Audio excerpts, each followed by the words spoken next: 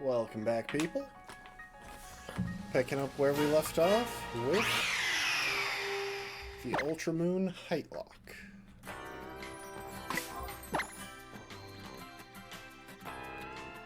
And if you recall, where we left off was right before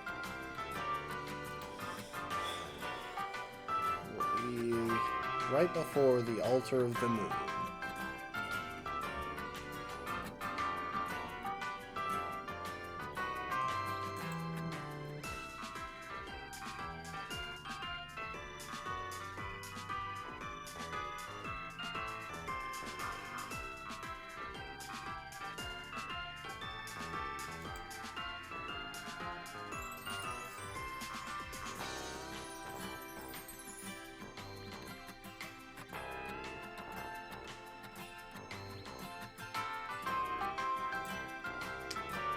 So, we're going to take a second, get our team together, because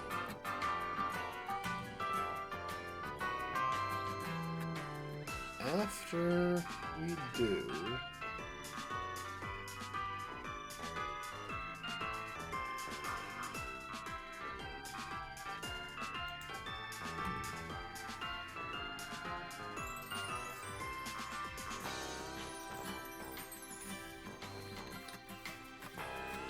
alright, sorry, I'm refreshing myself on Wikipedia real quick.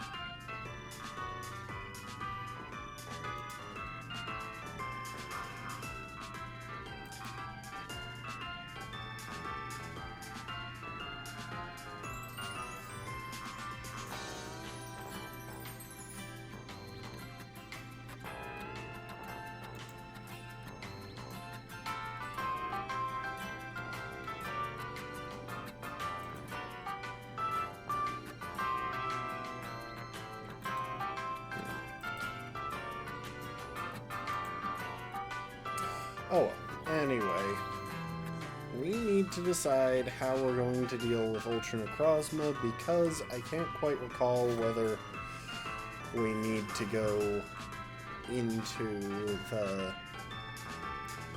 I can't quite recall whether we go straight into the Ultra Wormhole after fighting it. With that said, there are a couple of things that we can do ahead of that.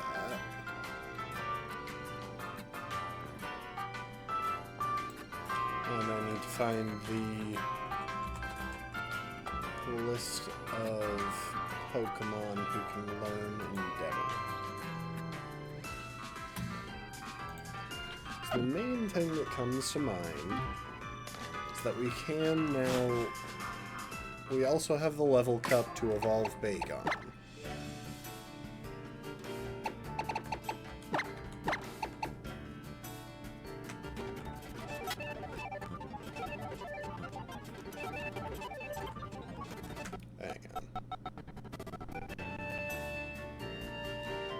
Do I care about anything in this thing's moveset? I want to pick up Crunch, Dragon Claw, and I guess we've got a TM for Flamethrower. Maybe Zen Headbutt and Double Edge.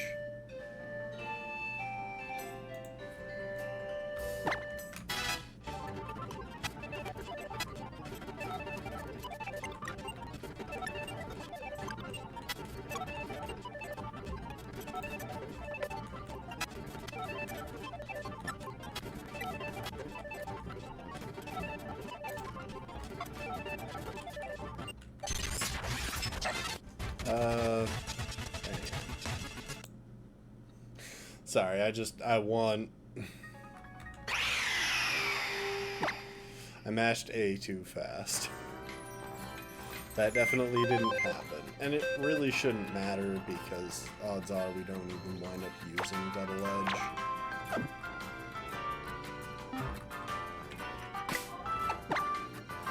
But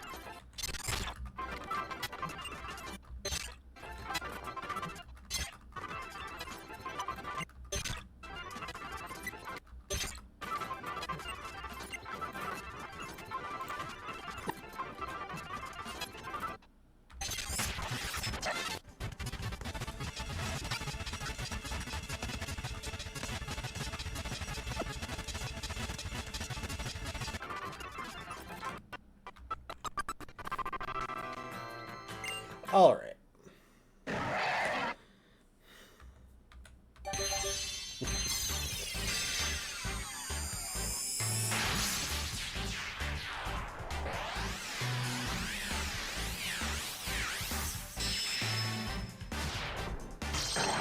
Welcome to South.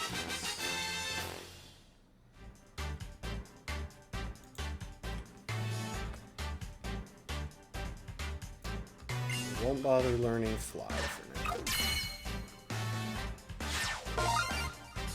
But I'm pretty sure I left Bagon uninvested offensively because I wanted to look at how its stats were lining up.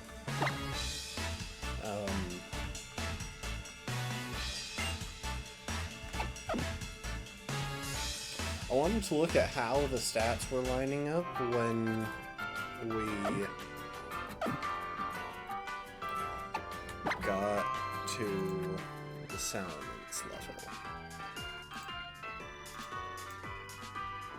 Yeah, so it's got full speed investment, but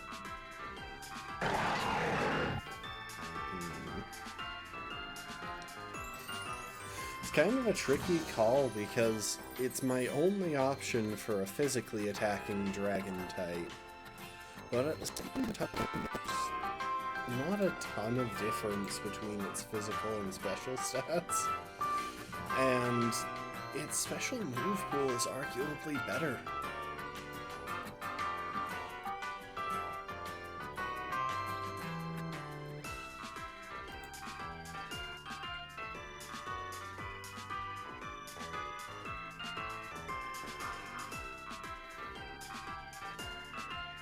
I guess it suffers a bit without Hydro Pump, which is only an egg move. I don't know. The thing is, this thing loves Draco Meteor. It's such a good pairing. And we can't pick up Outrage until the post-game, I believe.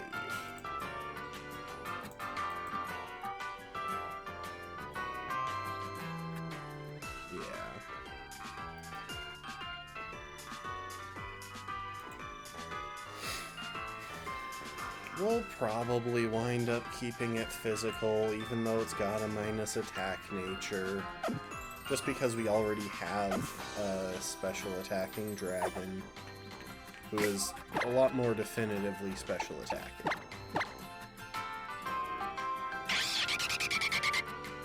Although, with max investment, we're hitting slightly less special attack than uninvested Salamence hits with with no physical attack investment and a minus nature, so who knows? I may reconsider that. It's not a pressing issue.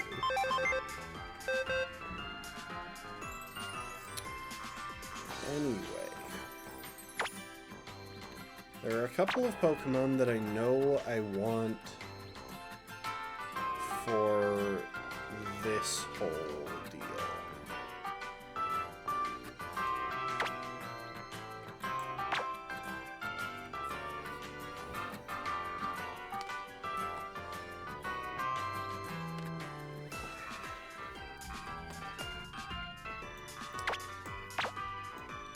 So, these four, well, these two are the bulk of what I want around for the Ultra Necrozma, or for the Necrozma-Dawnwings matchup. Admittedly, it should just be Murderer. Like, Murderer should be able to solo the thing.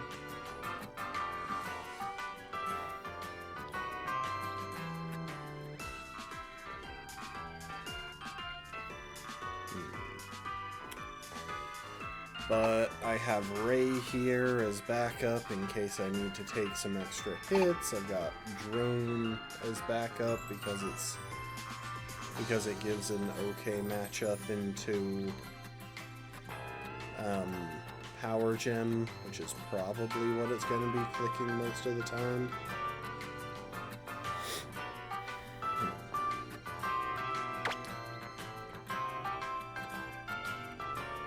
But the big thing is that we need to pick someone to sacrifice to Ultra Necrozma. And unfortunately, Ledian is already dead.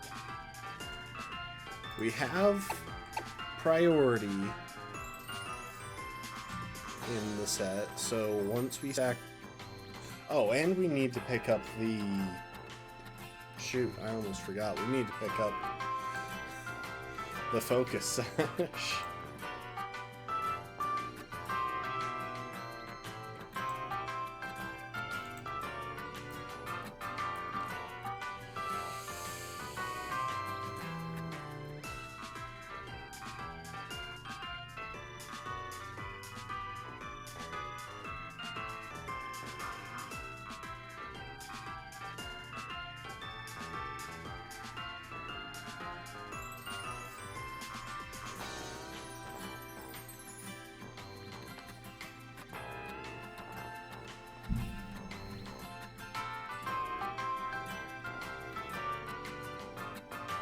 We need to pick up the Focus Sash, and we need to have someone lined up to use Endeavor. Now, there's kind of an obvious choice for who to have use Endeavor, because Dino already knows it. But I do kind of want to be a little bit picky here.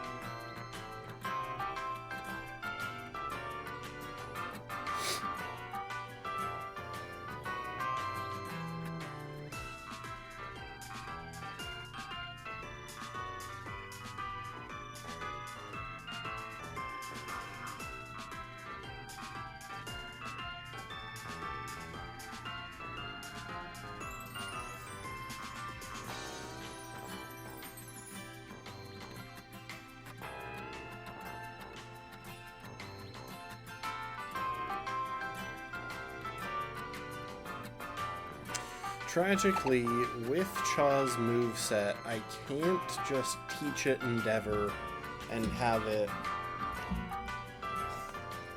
outspeed with the help of Unburden.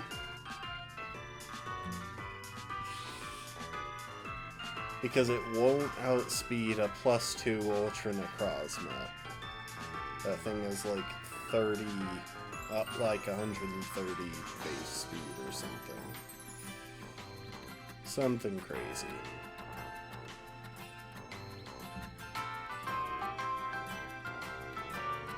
Yeah, I think we keep it simple and bring Dino along.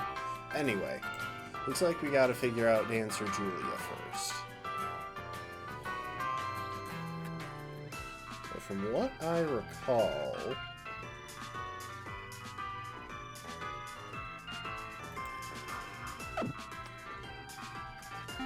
you know what, let's not go on memory. Let's go see who still needs to be battled. I know at least one trainer who we haven't touched yet.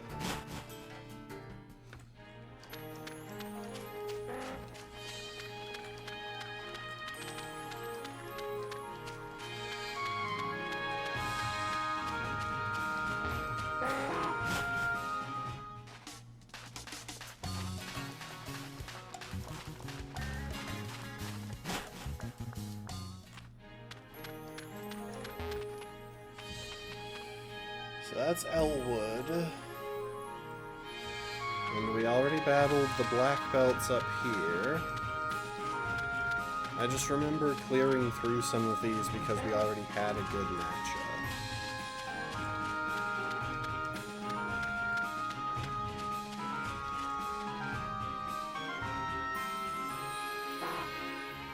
Lindsay, we already beat. And I'm guessing we already beat the cook. So, we need a team that can take on a lead Grand Bull and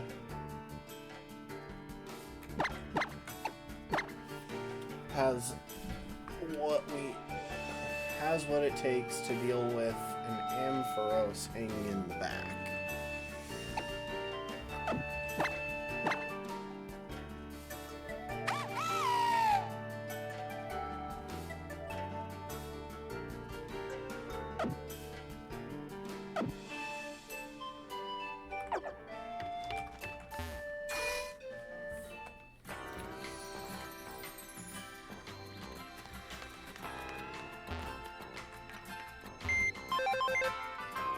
Okay, hang on. I have an idea here. It involves Phoenix.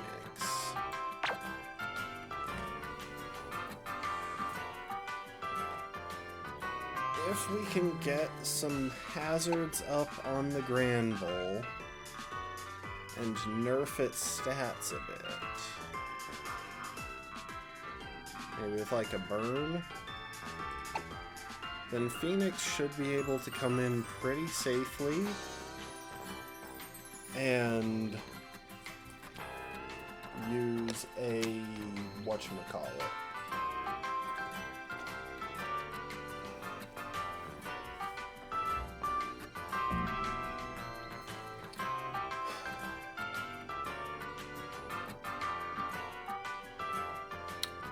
Use a ground-type natural gift to one-shot the Ampharos when it comes in.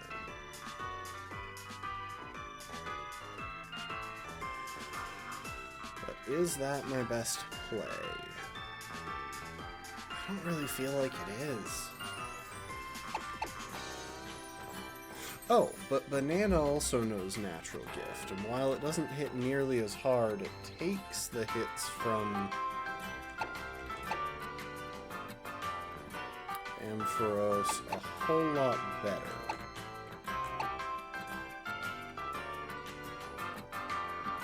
So maybe the play is to run something on you instead.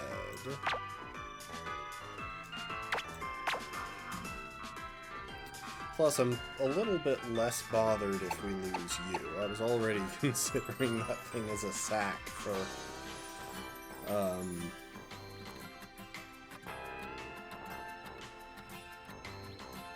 whatchamacallit.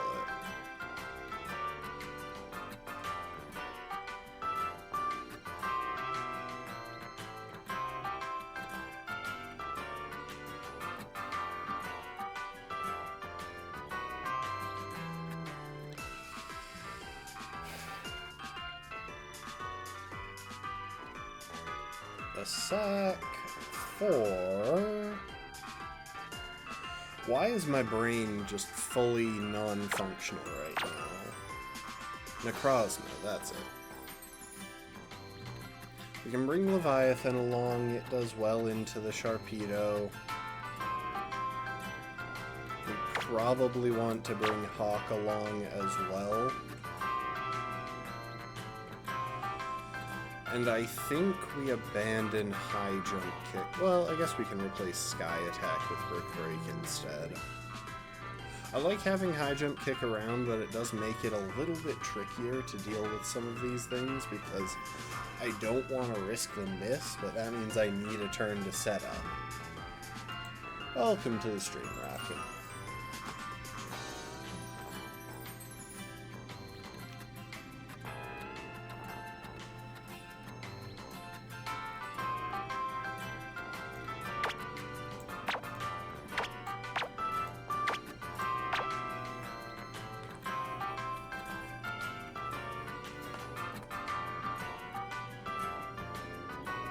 Layroff is 90 base power, which means it gets up to 135. So actually, yeah, anytime that Granbull isn't clicking, isn't facing Crobat or Skarmory, it should be clicking Layroff.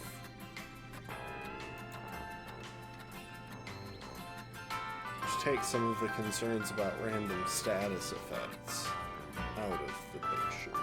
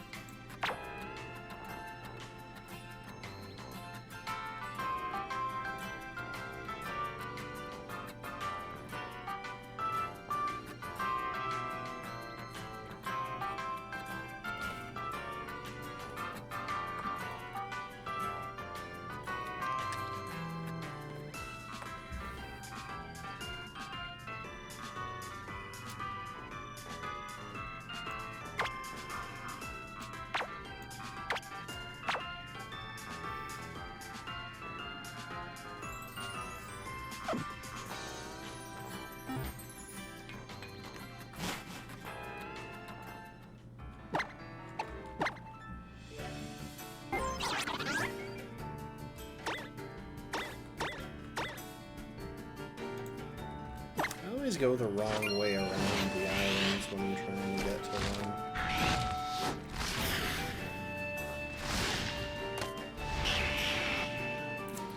Alright, Skarmory, we want Iron Head.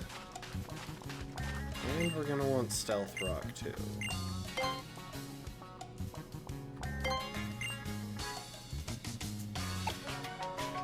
And we're gonna want Stealth Rock regardless, so that's handy.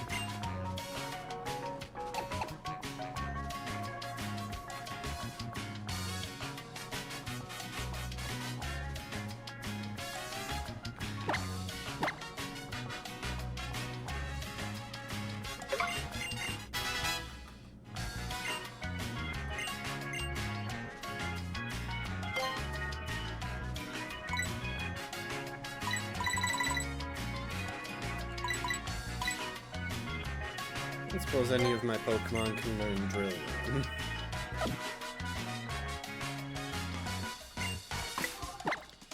Gyarados, do you already have Aqua Tail on you?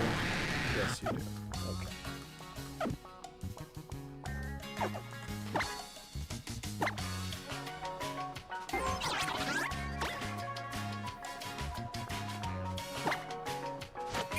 think this is where we pick up stuff. Skarmory kind of lives and dies on me as move tuners.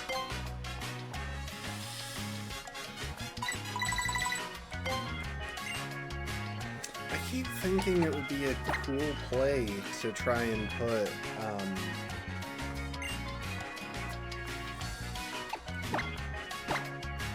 whatchamacallit.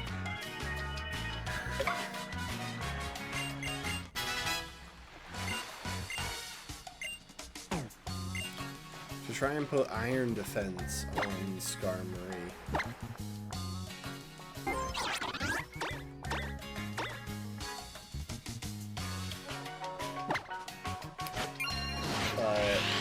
Like, as a secondary move to give it a chance to, like, set up sweep, but it doesn't work nearly as well in a generation where Body Press doesn't exist.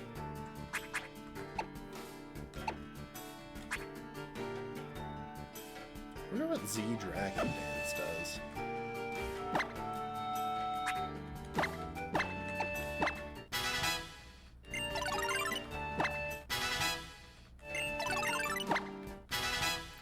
And go ahead and get everyone up to 50.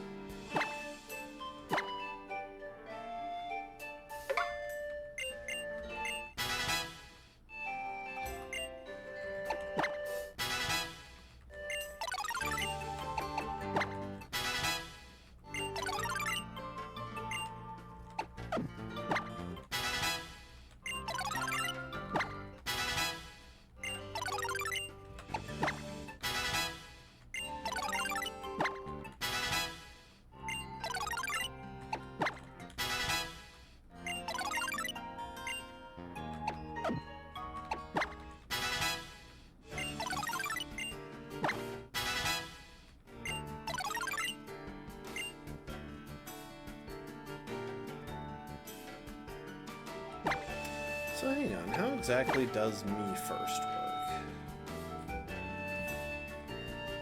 Okay, you have to be faster in order to use it.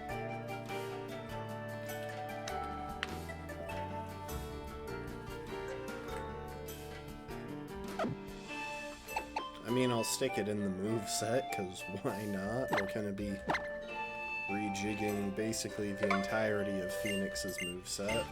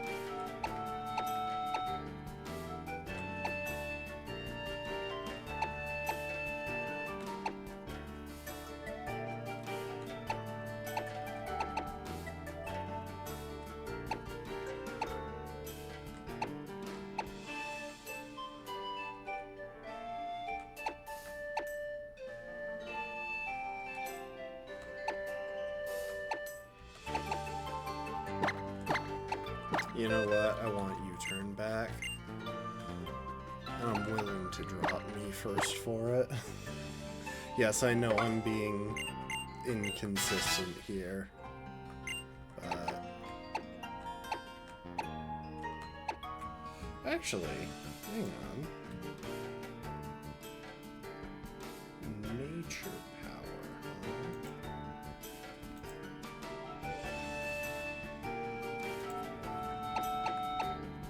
huh? 96.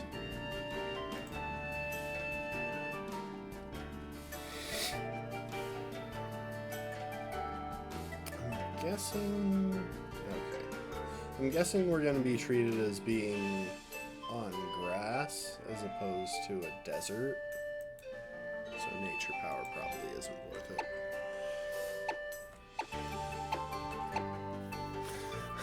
Calm Mind could be an interesting one. Just try and stat boost against the Ampharos, or try and boost up against the Granbull, and then sweep through the rest of the team. But I don't think it works because Ampharos won't be status, so we can't get it with a good hex.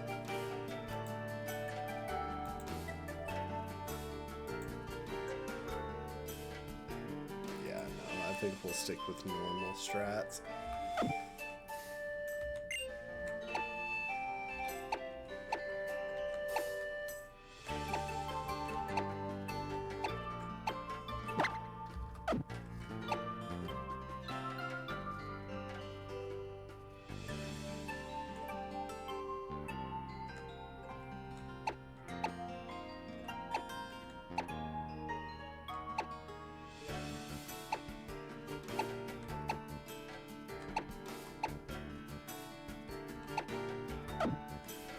All right.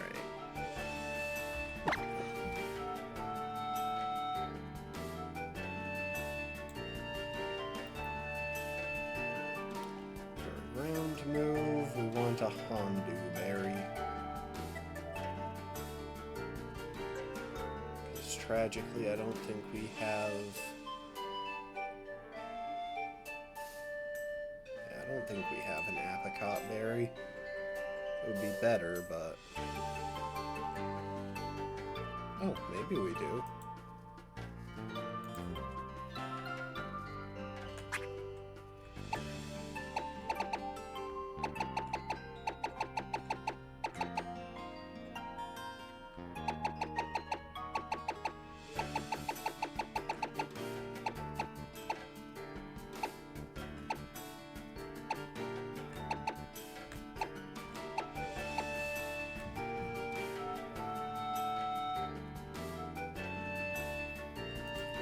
Why am I not showing one if it's saying that we have one?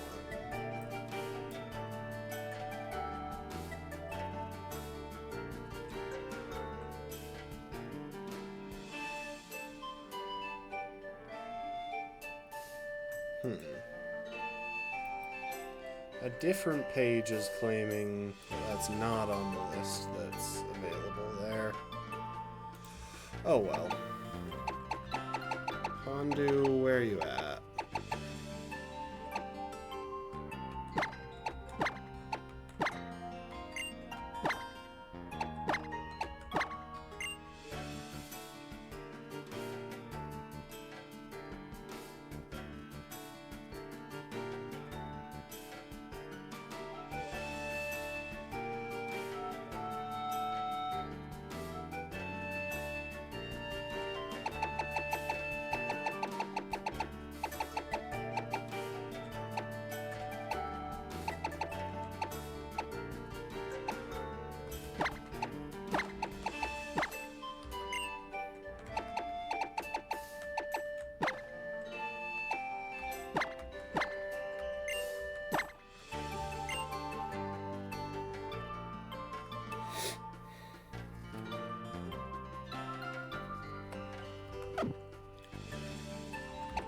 Sorry, this trainer is genuinely pretty threatening, and I don't want to screw this up.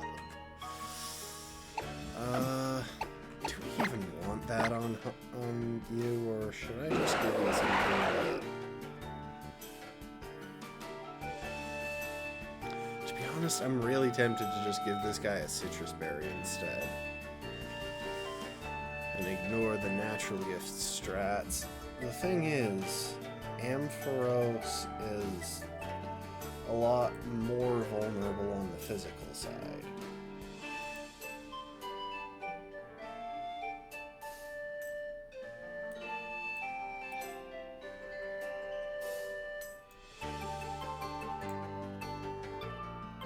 Okay, it's not that much more vulnerable on the physical side. You know what?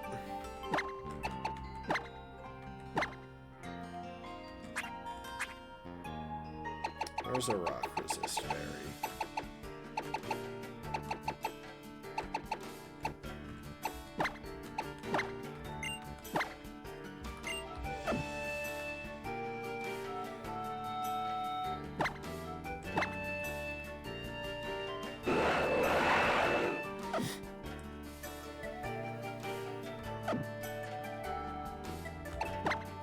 And where's the TM for Confide?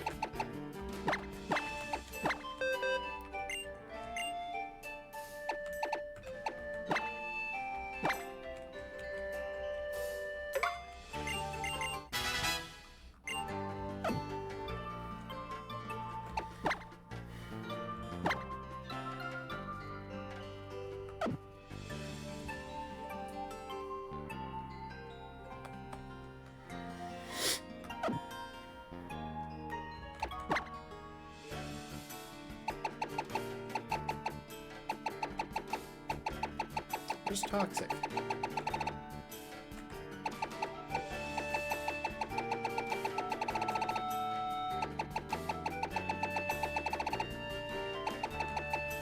There it is.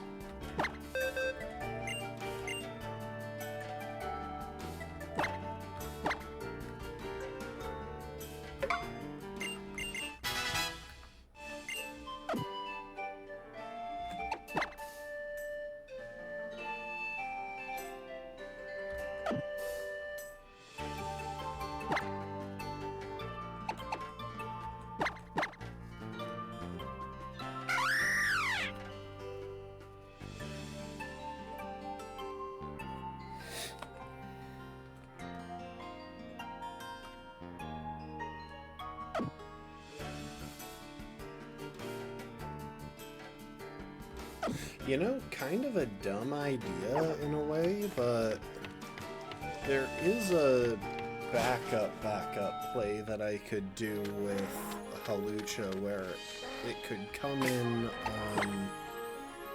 In fact, yeah, you know what? Where are my citrus berries?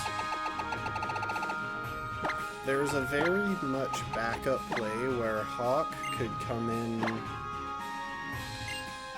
on a power gem that's targeting, like, Tropius,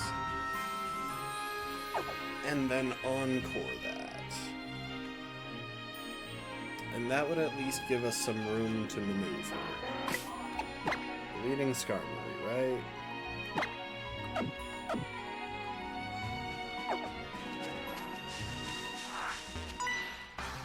We're not, but I realized why that is. We want to get off the burn first.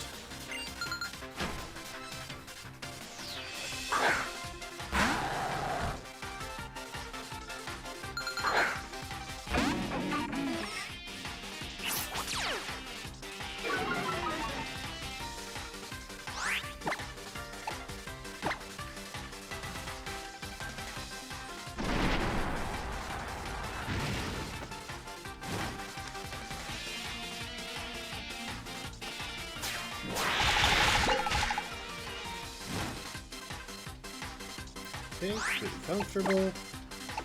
And bring in drone.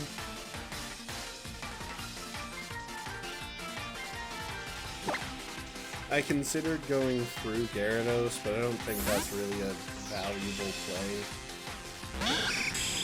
You know, it just now occurred to me that I totally could have set up on this thing with Gyarados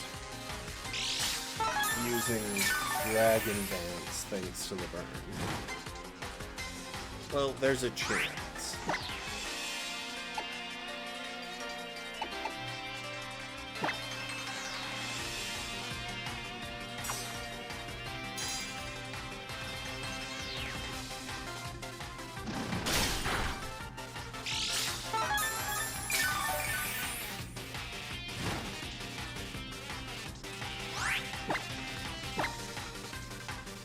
Now the risk here is that we get like Ice Fang Frozen or Thunder Fang Parried and full Parried into Oblivion.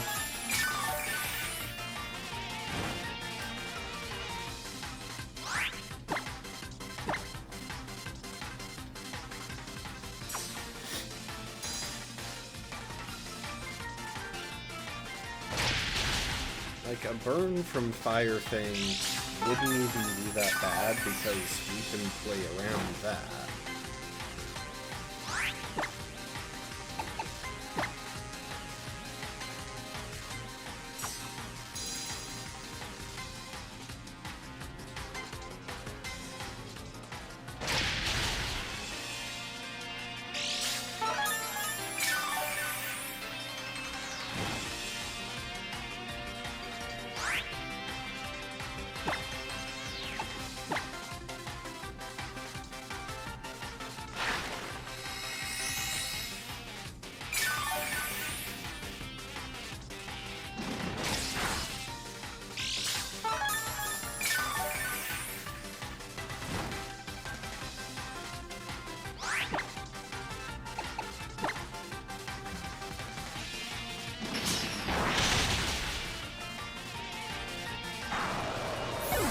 Okay, so Ampharos should lose a little over a third of its HP, which gives us just enough room to work with, I think. Now we go hard switch into Banana.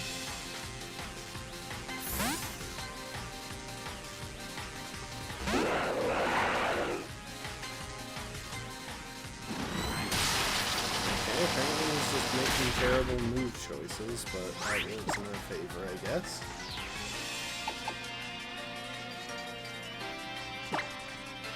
Got off a single Confide.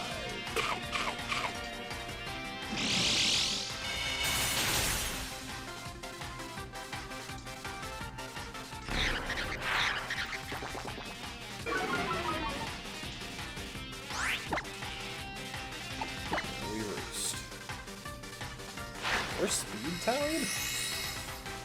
I mean, I guess that makes us slightly less... No, I don't even know if that's a positive for us. Yeah, okay, he's just choosing moves fully at random.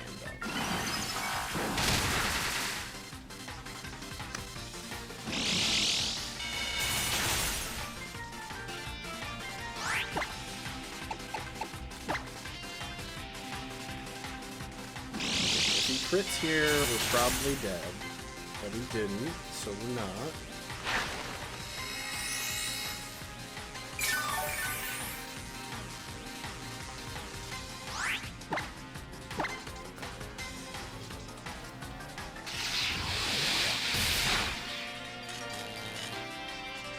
Just don't full para.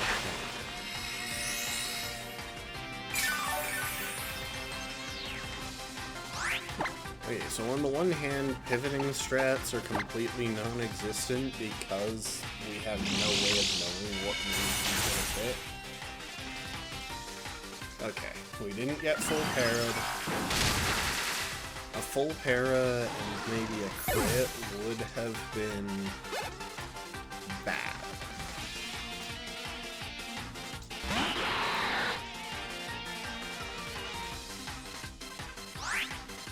Now, we can comfortably switch in Leviathan.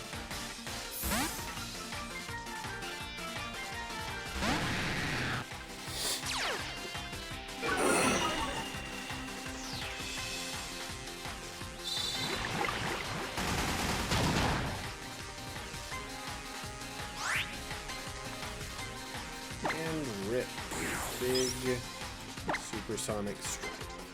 And I'm gonna save us some time here.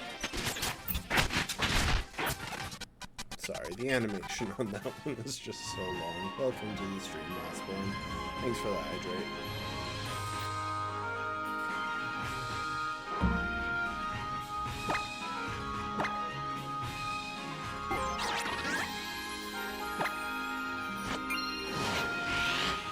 Alright, well.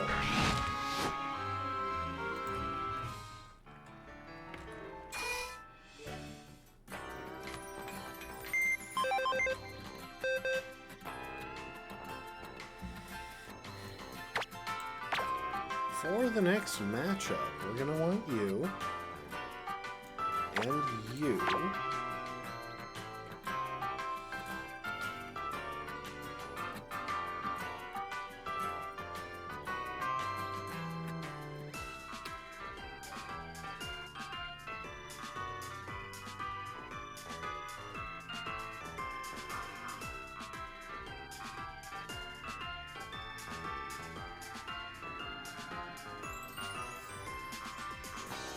I think we will also want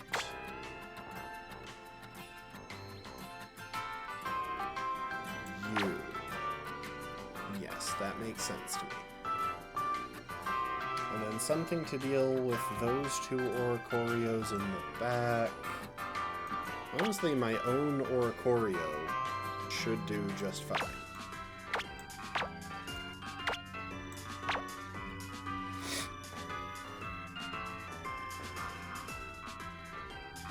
But if we get into trouble, we bring you two along.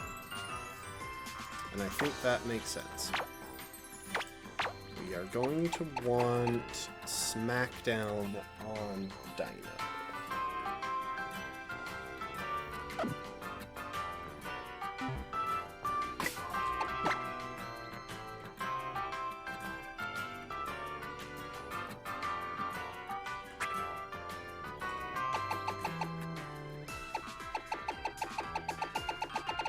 Because we want a 100% accurate move.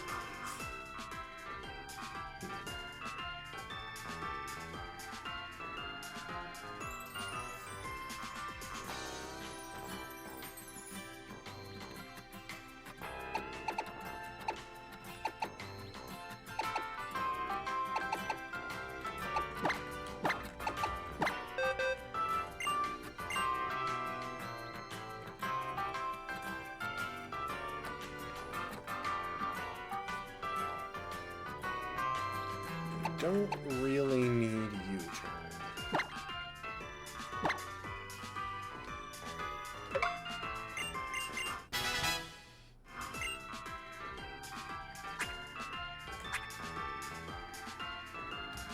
You know what? I'm gonna swap out Mandibuzz. I'm gonna swap out Murderer for Blimp. For a very specific reason. I think we want to paralyze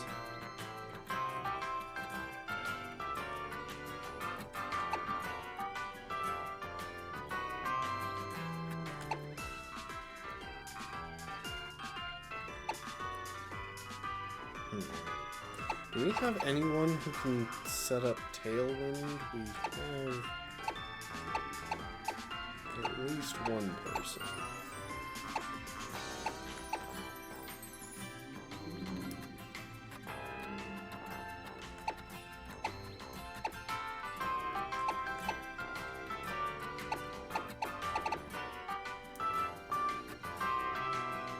You know what? Wyvern is actually pretty decent for that.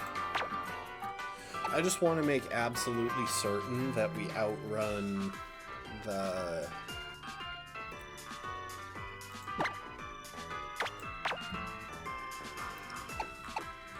that Dino outruns the Oricorios.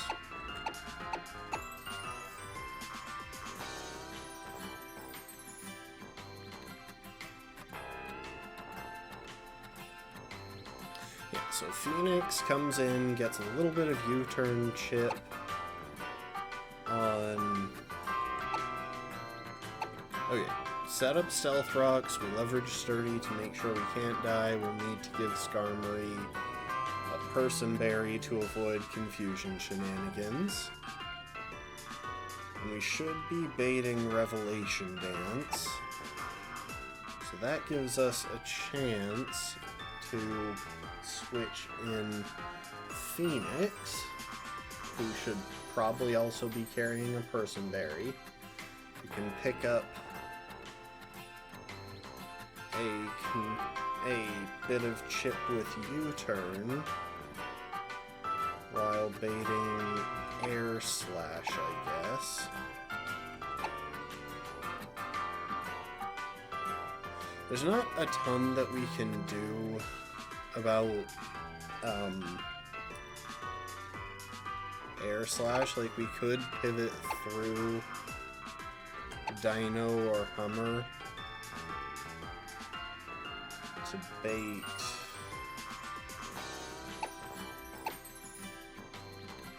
We could pivot through Dino or Hummer to bait Revelation Dance to give Wyvern a slightly safer switch in, but I think if we just go out of our way to have a bunch of Person Berries around, they're probably just gonna spam Teeter Dance. I have a suspicion here. We keep Leftovers on Ray, and we probably want Scald instead of Toxic.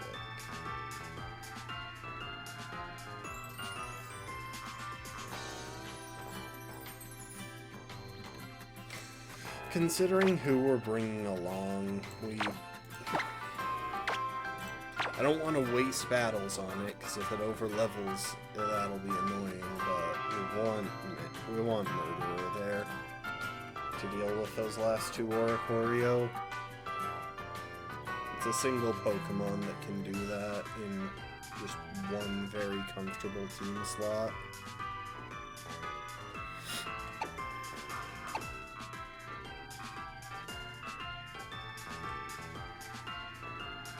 And I think we drop Nasty Plot for Roost. I just don't see us ever using Nasty Plot.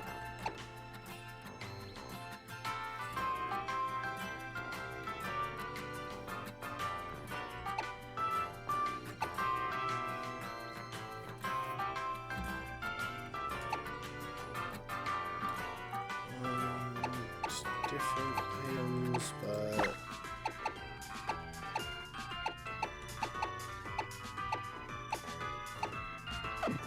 that team should do fine.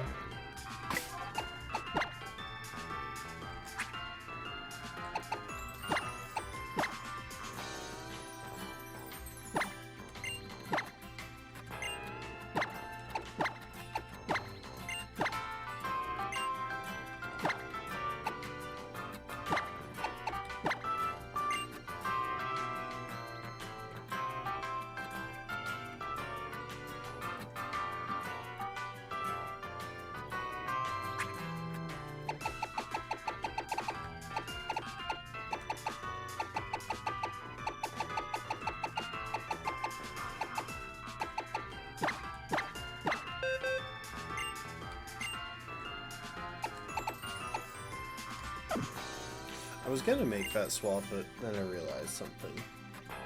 I won't go further into that.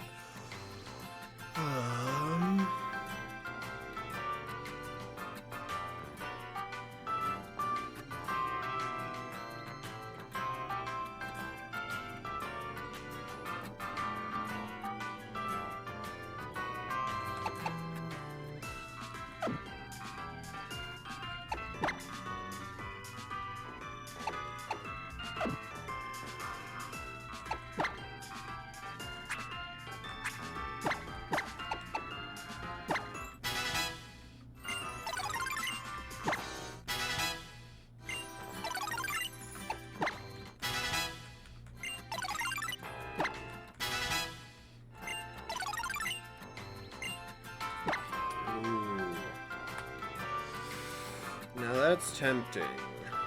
It's not good accuracy, but it's so much more power than Air Slash that it's hard to pass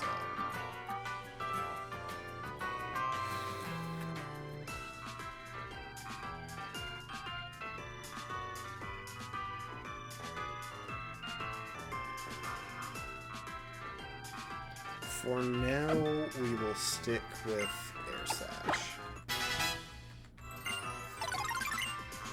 I would think differently if we still had a Pelipper.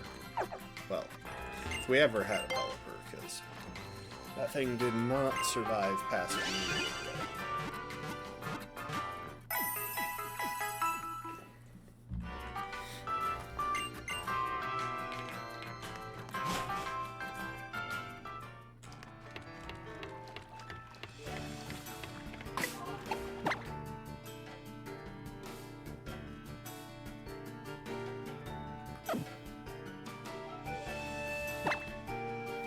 Okay, I taught you Smackdown, right?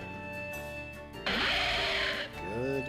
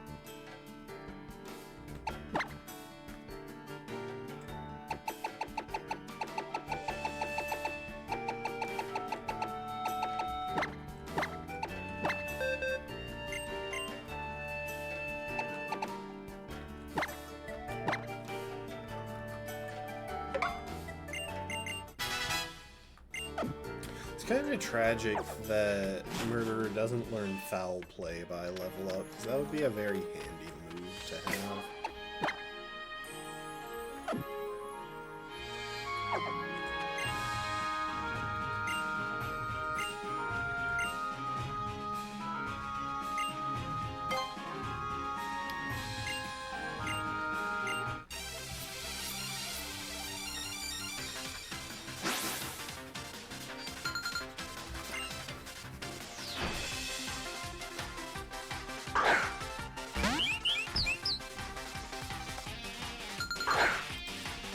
That her pixel sprite also had a great ball.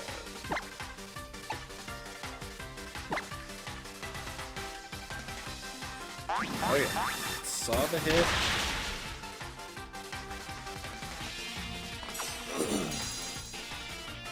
And now we have Stealth Rock.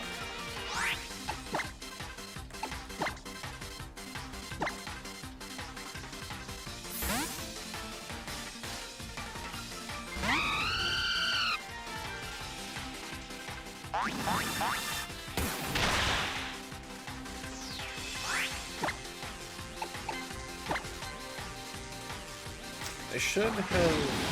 I wonder actually. Hang on.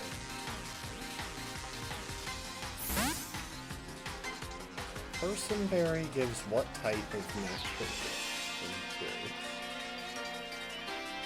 I didn't check. Ground. Yeah, let's use this in this fight. I was gonna say that could be good for the electric Oricorio, but it's not.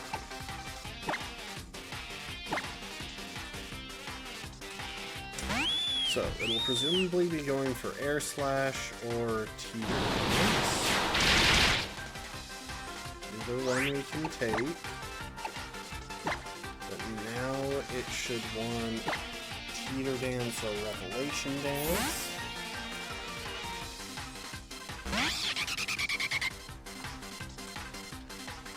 It's okay. Now what we're hoping for is that it goes for Teeter Dance again, because if it does, then we're guaranteed to come in next turn.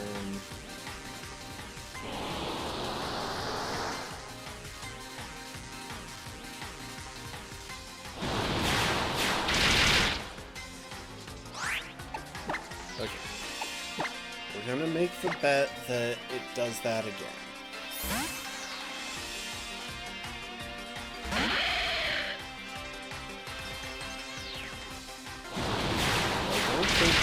crit would not... Yeah, a crit wouldn't have even knocked us into defeatist.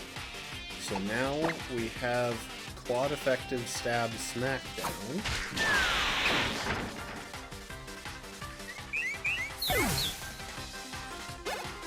And she should be bringing in the electric oracle. Both because its Revelation Dance should be read as electric type, but even if that's not the case, because it's the next Pokemon in Team Water. And since its Focus Sash is already opened up by the Stealth Rock, we can Continental Crush. The entire prep is about setting up this moment to make sure that this thing can't curb stomp my entire team of flying types. With its near perfect stats, high damage output, and perfect coverage into my team.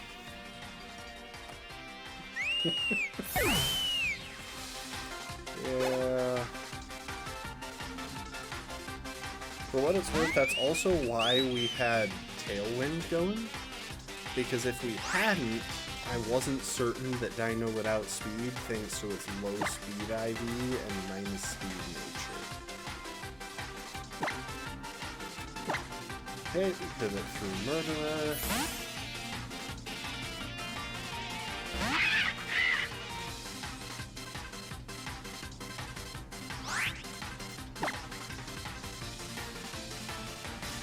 Actually, we don't pivot through Murderer. As much as I want to sweep them with Specs Revelation Dance, I think the smarter play is just to have Murderer finish this up.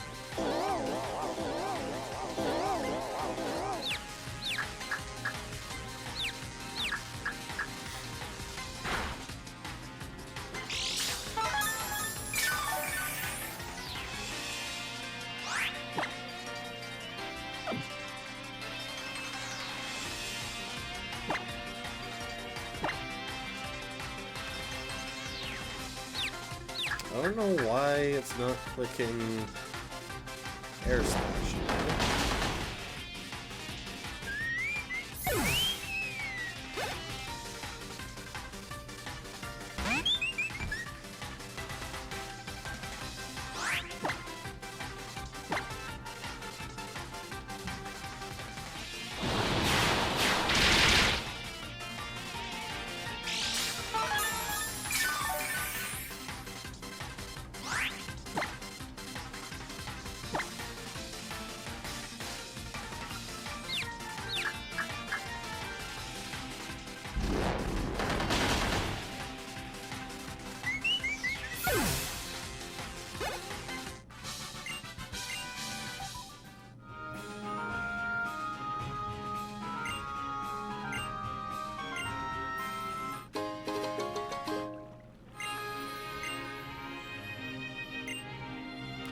Alright, we got the Focus Sash. Oh my gosh, that was so much work for one item, but we absolutely needed the item, so...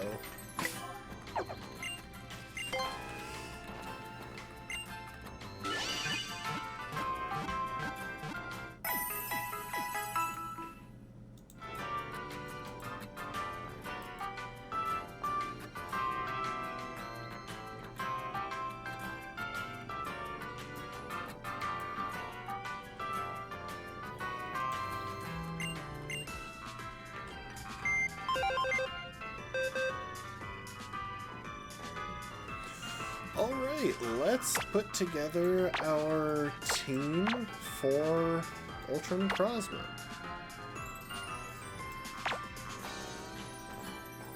Honestly, out of everyone that we could consider sacrificing, I think Banana is the right choice. But then again, no, it's not Towel. I'm sorry. Someone has to take the L on this, and I'm not willing to have it be Butter. I probably should. Butter at this point is largely outclassed by Nymph. because Nymph can probably learn Quiver Dance by now. Yeah, Nymph can learn Quiver Dance at level 52. But, first of all, almost fully accurate sleep powders are a nice thing to have around. And second of all, we've got alternatives to everything that Pogo brings now. Because we've got normal type attackers, we've got, we can put Dazzling Gleam on Xatu for fairy coverage if we need it. I'll double check that, but I'm like 99% sure that I already checked it. Yeah.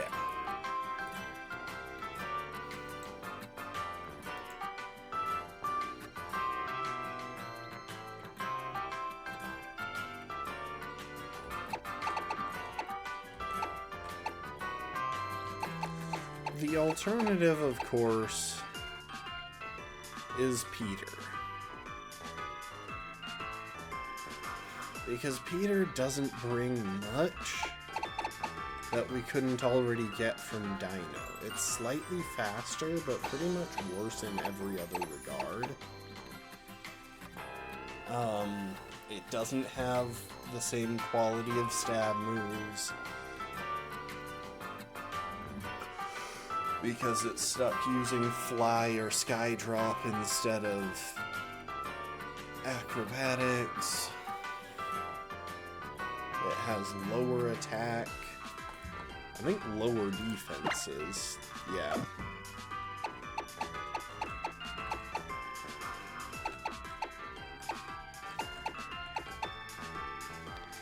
It has pressure, which I guess could come up, but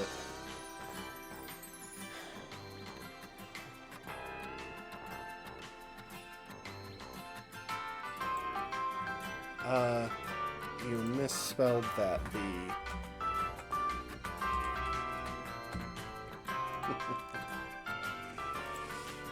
Welcome to the stream.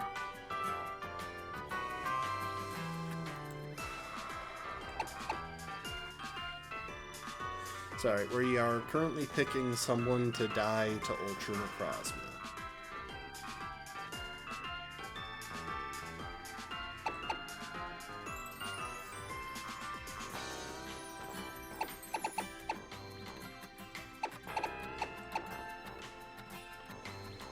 As weird as it is, I think Aerodactyl brings less to the team than Pogo does. Which is so dumb.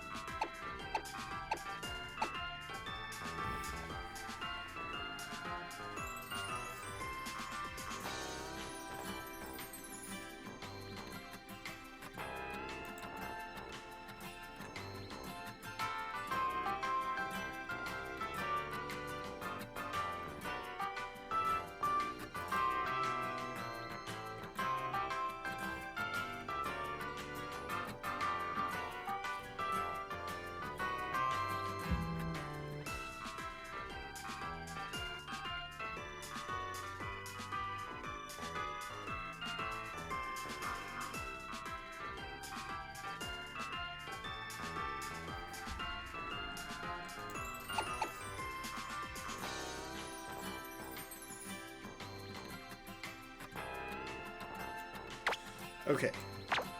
This is what I'm gonna do. I'm going to bring Pogo along because Pogo has potential use in the in the Necrozma Wings fight. Because if I run a Charty Berry on it, I can pick up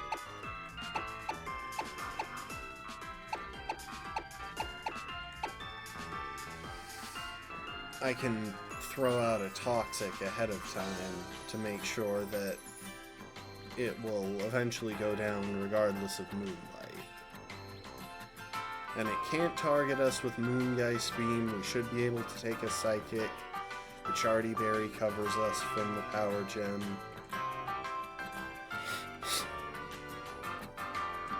Yeah, so that's a valuable roll.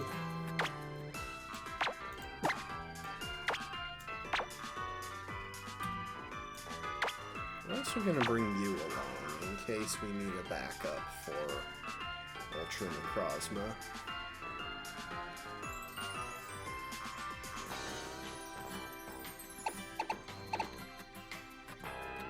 Do I have the TM for Dark Pulse? No, it's in Pony Coast. Yeah.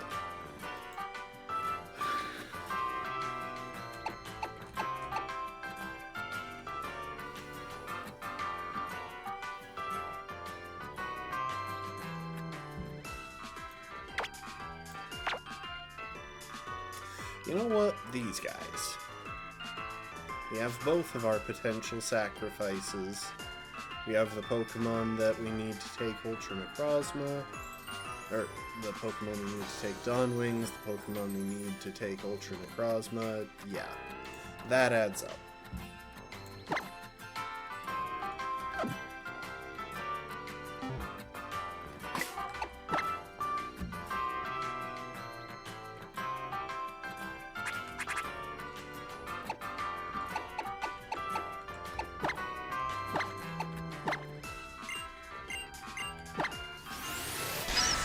And now if we wind up needing to sacrifice on both fights, we have the Pokemon to sacrifice on both fights.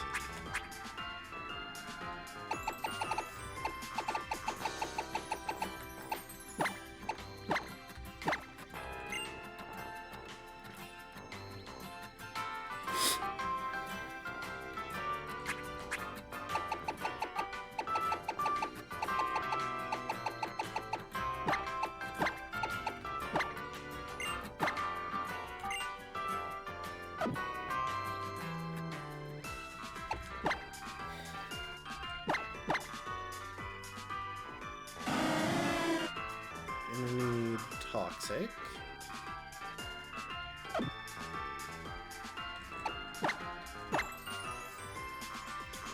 You should be fine as is. We just have you around for Sucker Punch. Why do I keep exiting?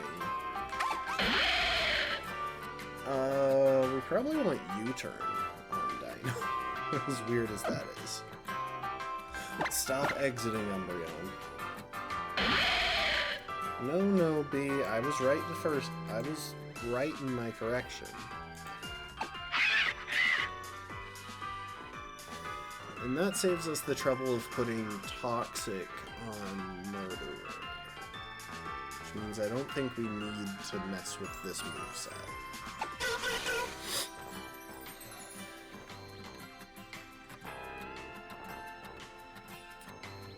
Go ahead and put Skull back on Ray.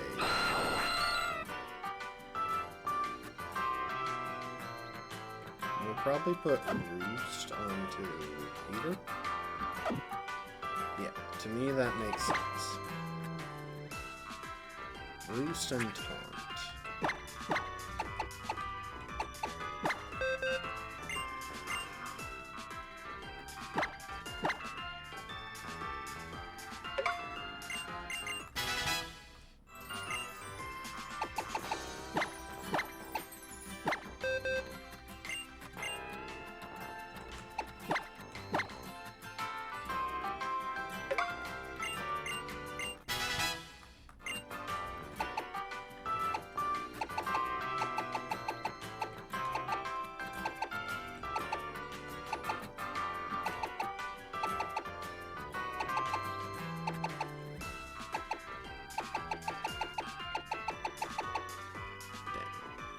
If I could have, I would have put Torment onto Noctowl.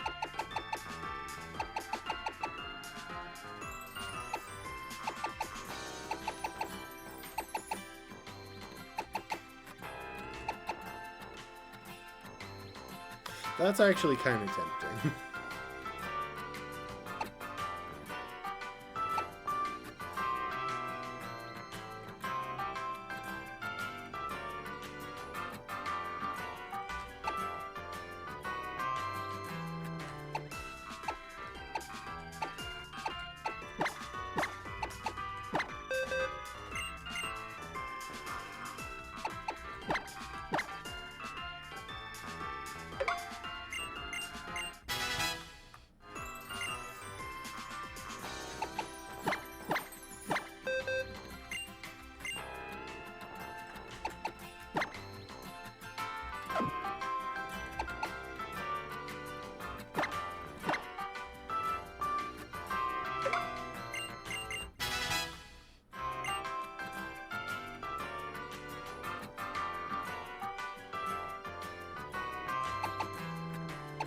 You know what? I changed my mind about Scald.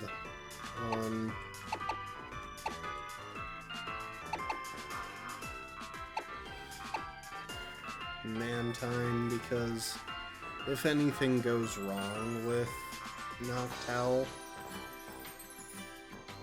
then our backup Toxic would be Mantine.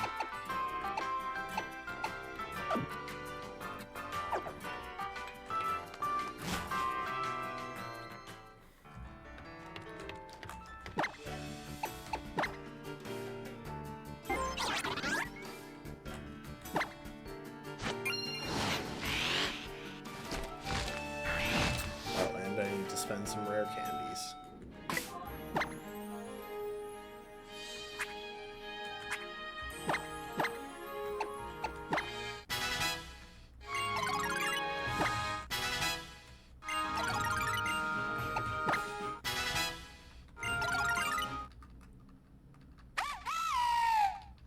No, Owl, we've been over this before.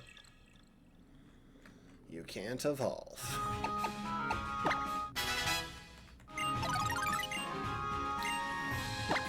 But I'm not willing to pass up Hydro Pump.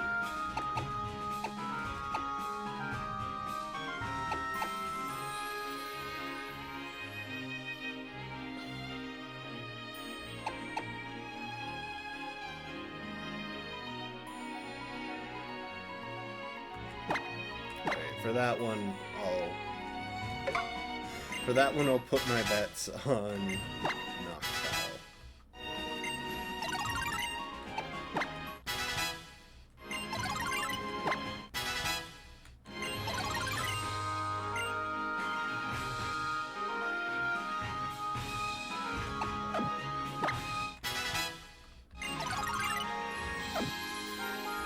You know what? That was dumb. Scald is a better option than Hydro Pump. Alright. Toxic is closer to top.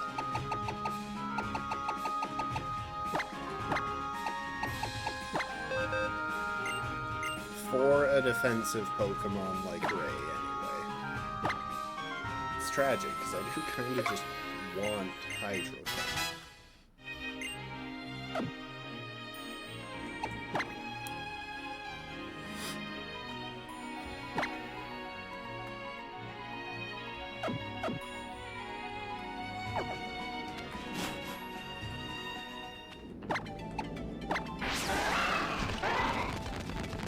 It's still weird how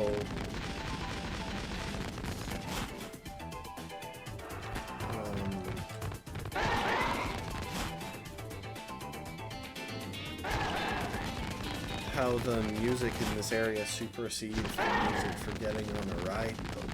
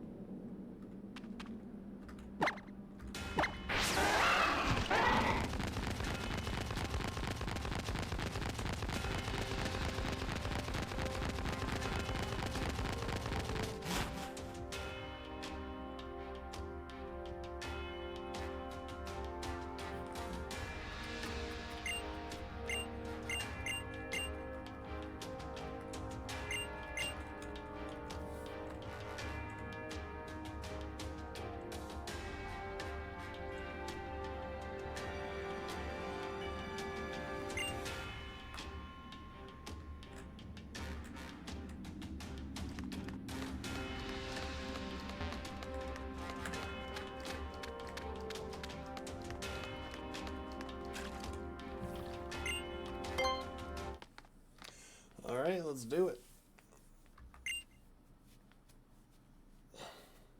I wonder, does this forcibly set in-game time to night? Because if it does, then I can probably head off to...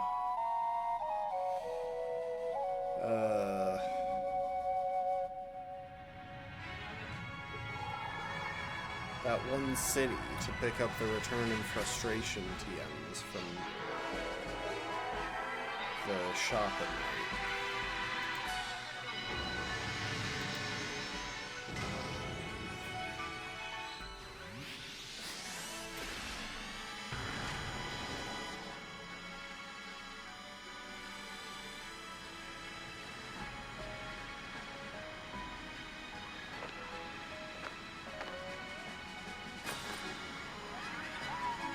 Sorry, Lily, you lost the bag. Probably should have been wearing, you know, both straps of the backpack instead of having it on one arm as like a purse or something. So I really don't think you were wearing that thing correctly.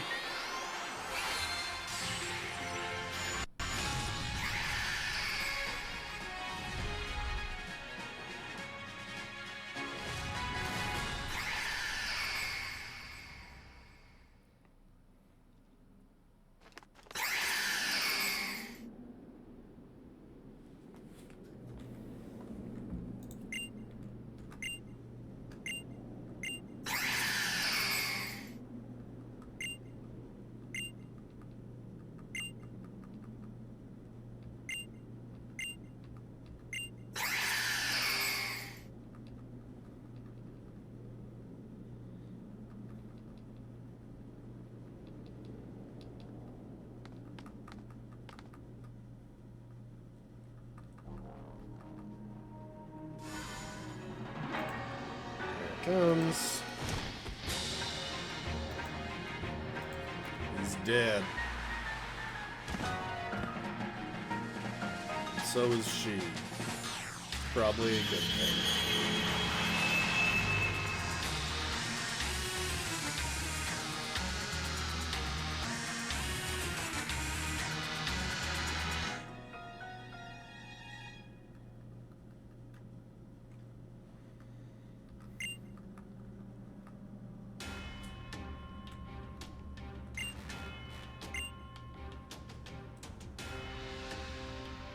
The funny thing is that that's its weakest form. What the crap is with my pose?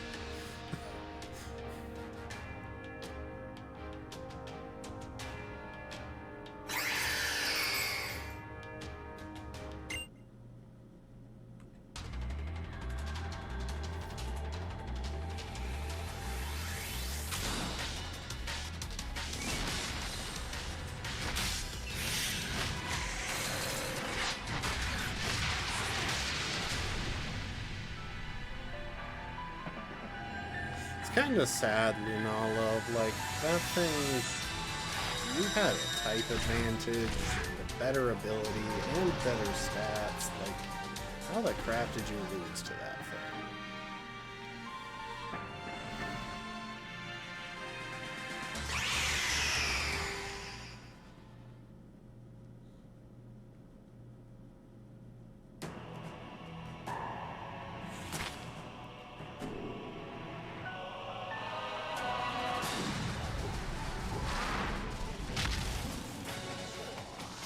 It's still funny how they seem to go out of their way to show up in the places where their opponent has the best matchup into them.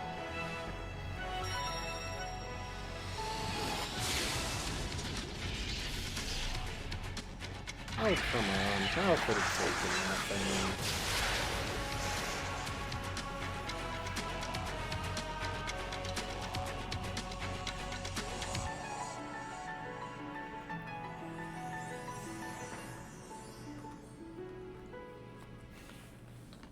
We're gonna be here a while.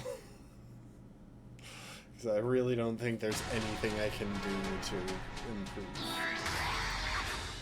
Well, like, I could hit speed up, but come on. The cutscenes in this game are actually pretty good.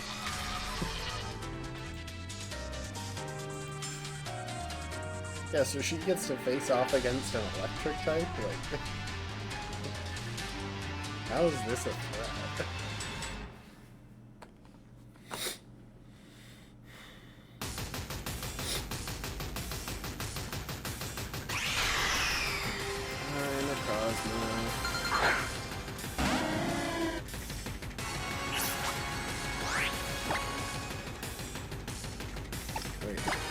Start with a protect just to see if this thing has intelligent move selection.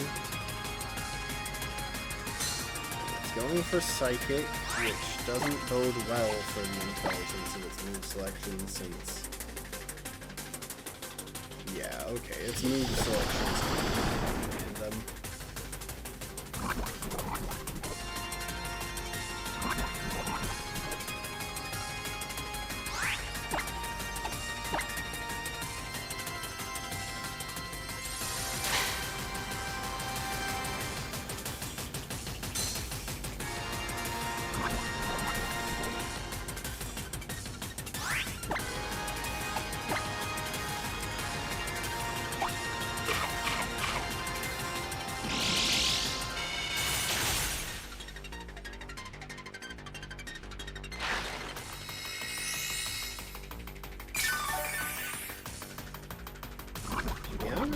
Pogo could probably just stall this out, if that's how much it took from the nerfed power gem. We can probably just keep clicking boost. Although it does seem to have figured out which move it needs to be using.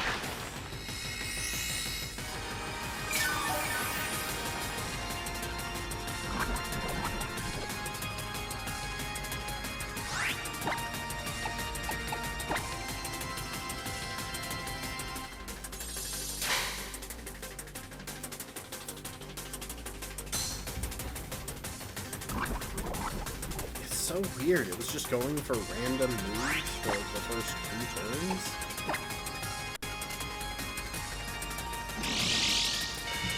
Even if it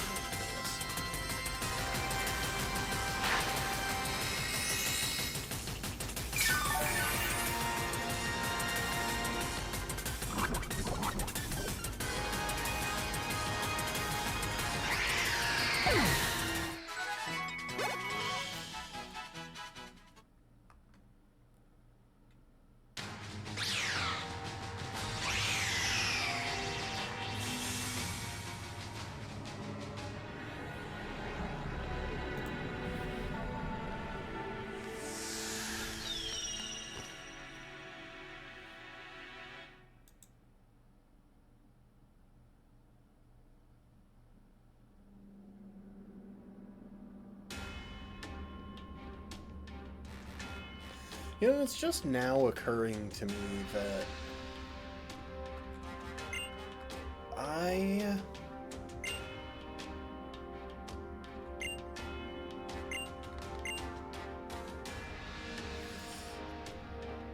never realized that we, like, fully caused this. All we had to do was abandon Lucamine and Guzma, and they would be stuck in that world, but we wouldn't be reached. No, that would destroy Ultra Space, and we are supposed to care about that.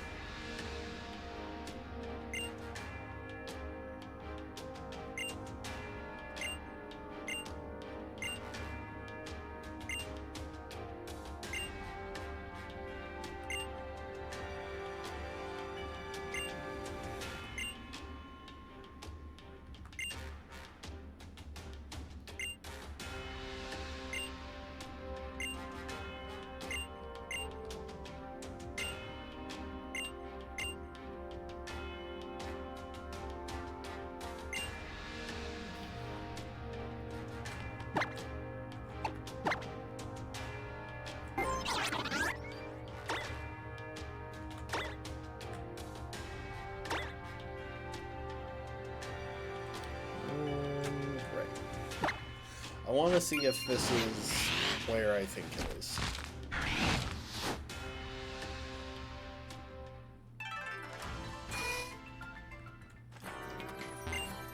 Okay.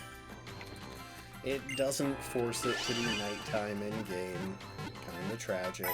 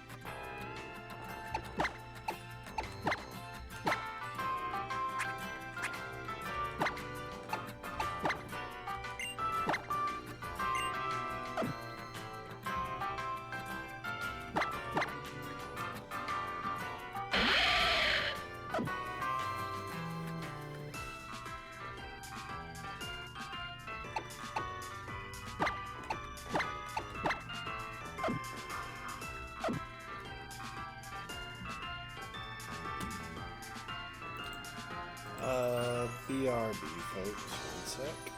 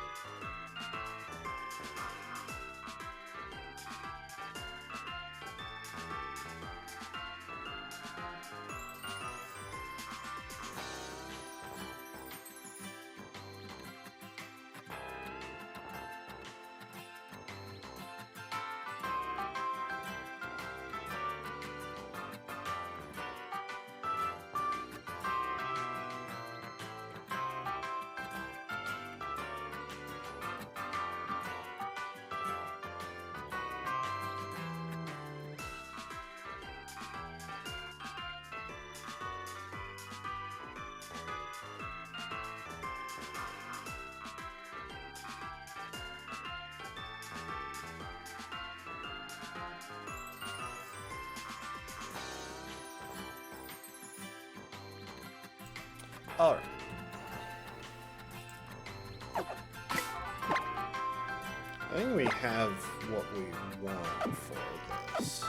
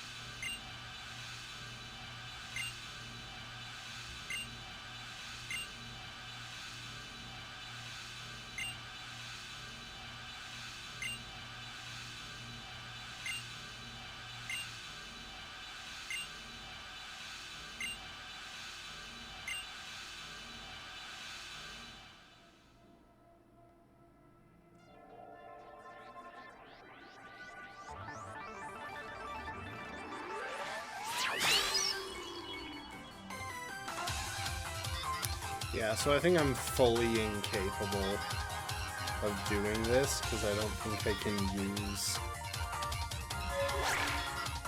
motion controls for this step.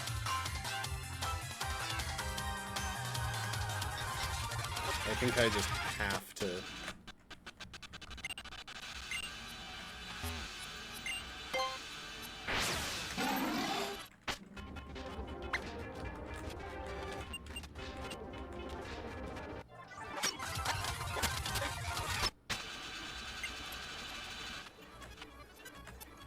Wait a sec.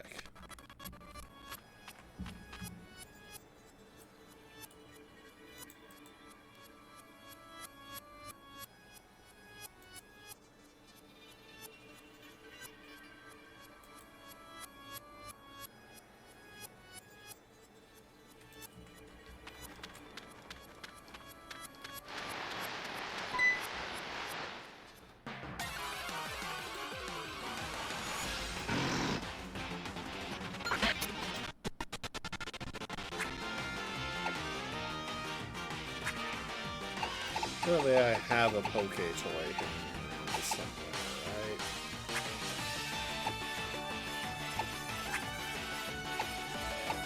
There you go.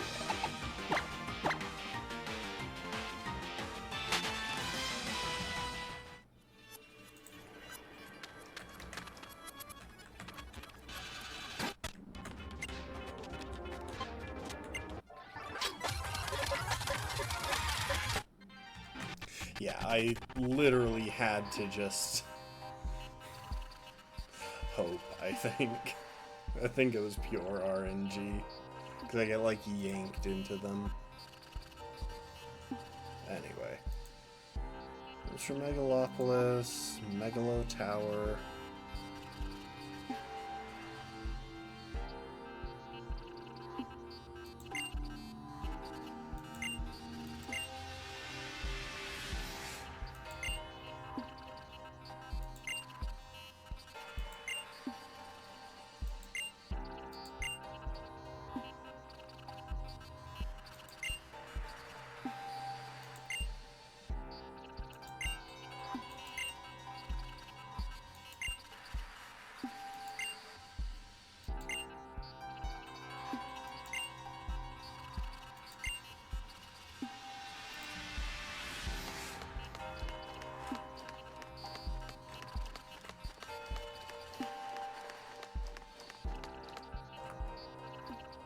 So apparently some of the Ultra Space places are accessible prior to the post-game.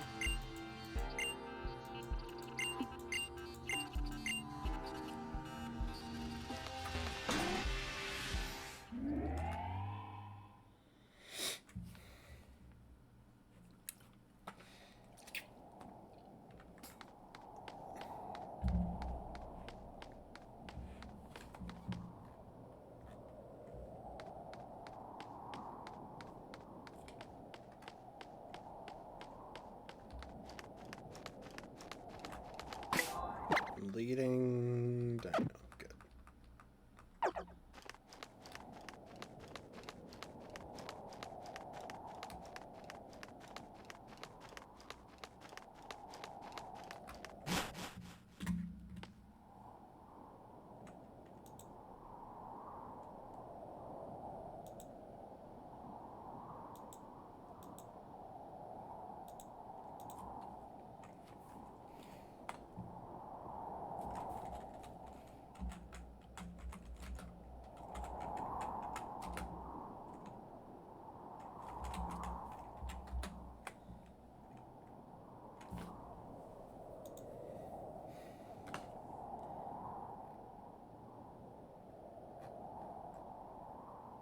Oh, for some reason I thought it got +2 to all stats.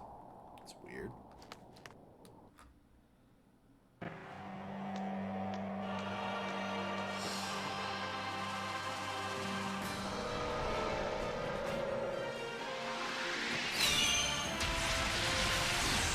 Oh, looking at it.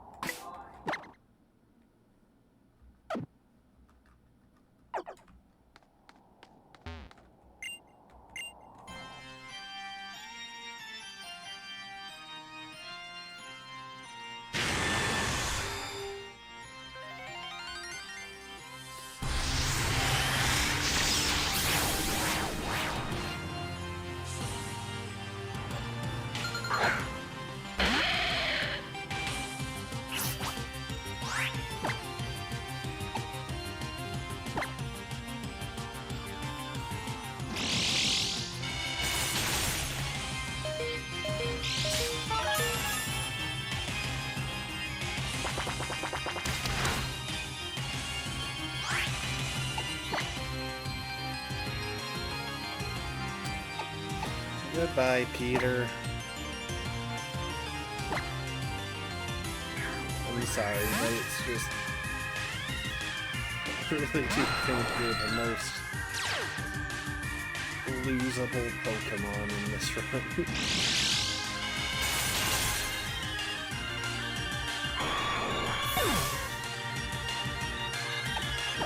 Alright, Owl.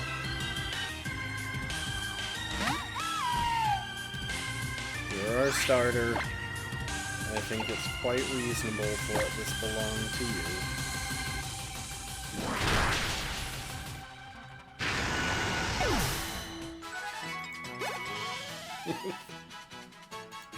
That music.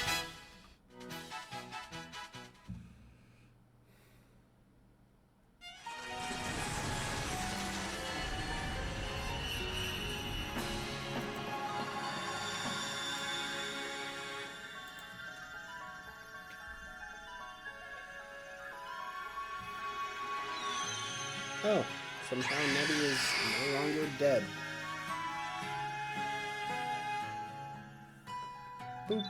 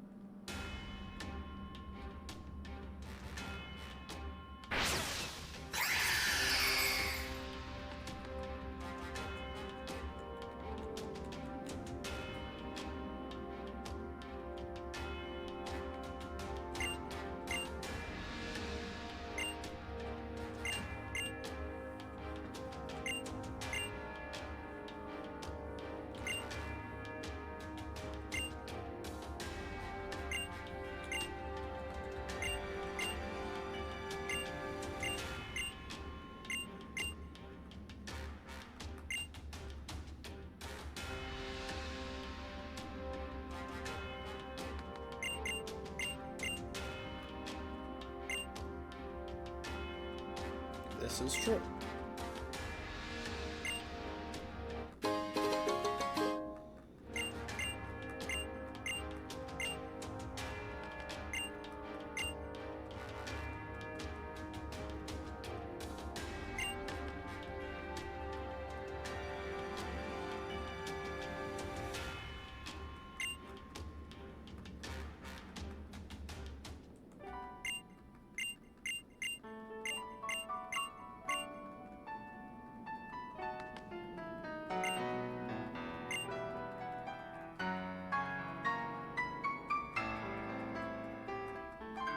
And she continues to live with her abusive mother. Hooray!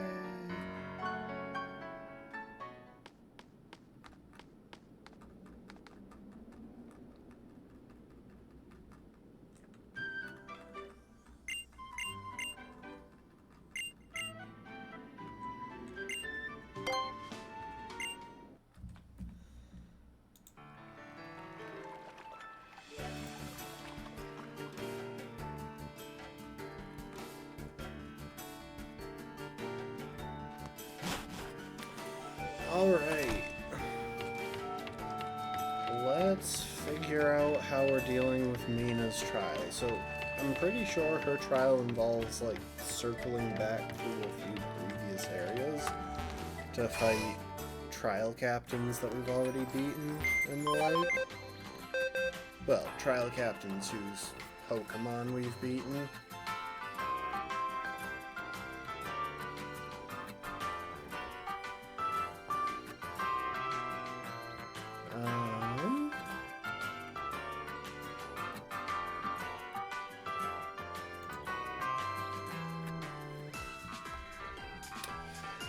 Alright, let's line up our team. To be honest,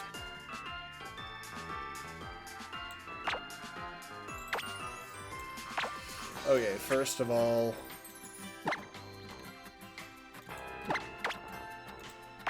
Peter, you have joined the Fallen, but out of them, you were by far the one Pokemon that I didn't want to become one of the Fallen.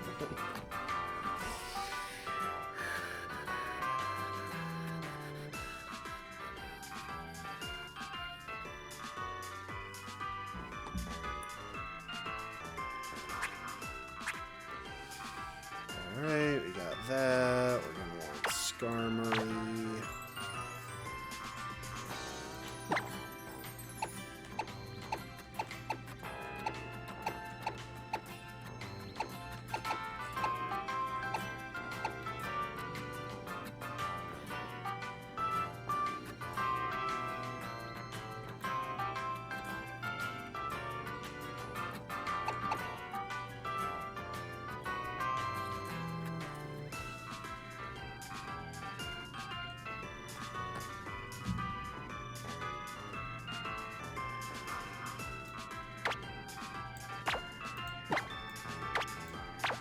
Bring Gyarados along, because there's at least one interaction where it does alright.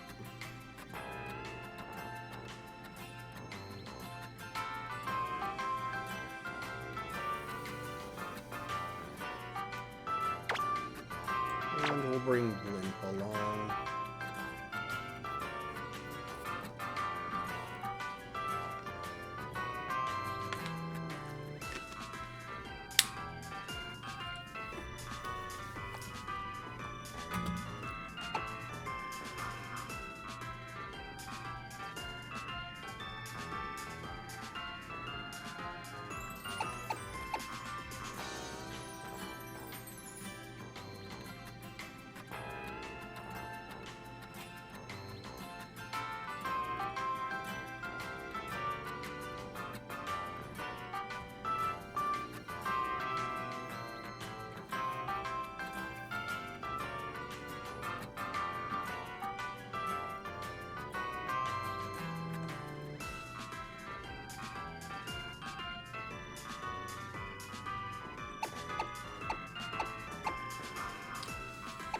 I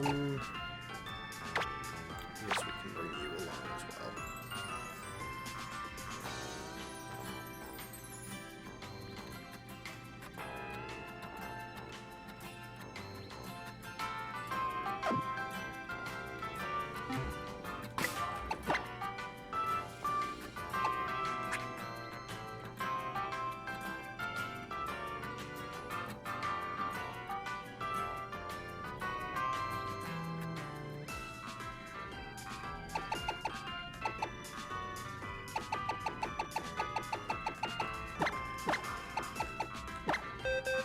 I want U-turn in there. I don't really think I care.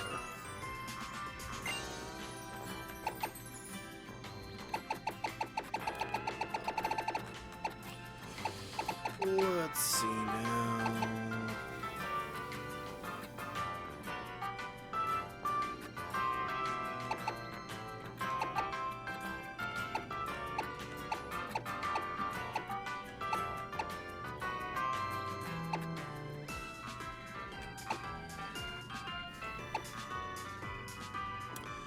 I could put Flame Charge on, but I'm actually not going to.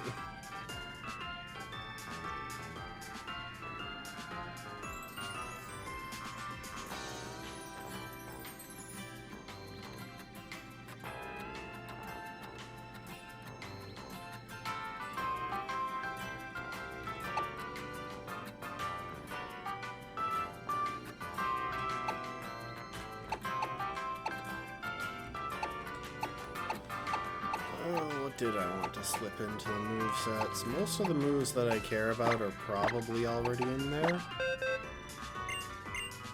Go ahead and get T-Wave and play some Toxic.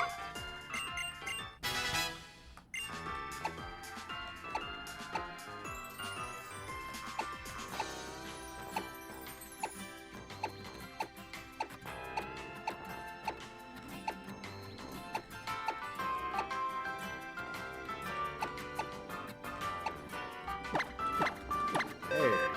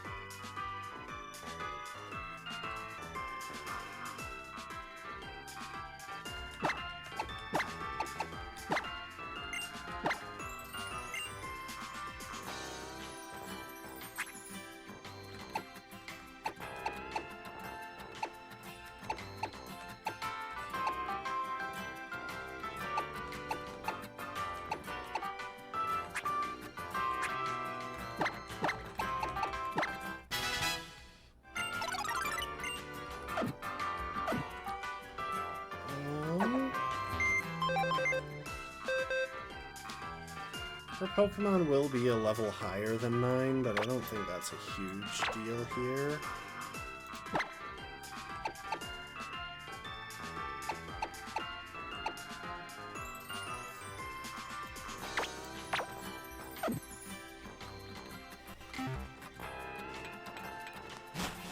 Alright. Should be good to go. So my plan for this is fairly simple. Although I probably... that is the other thing that I need to do. Hang on. Where's Will-O-Wisp? There you are.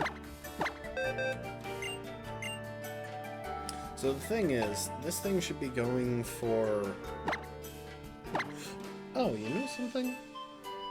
I just realized that Nature Power gives me a shot at a stronger Fire-type move, which is kind of interesting. Like a stronger physical Fire-type move than Flame Charge.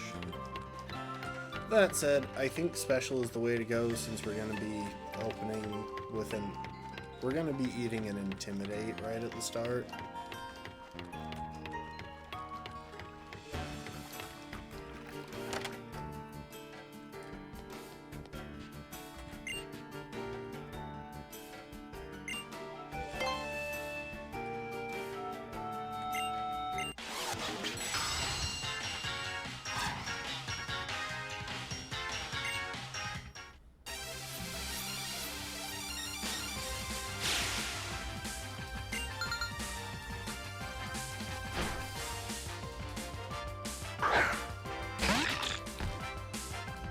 Oh. You know, I just realized she has double Intimidate.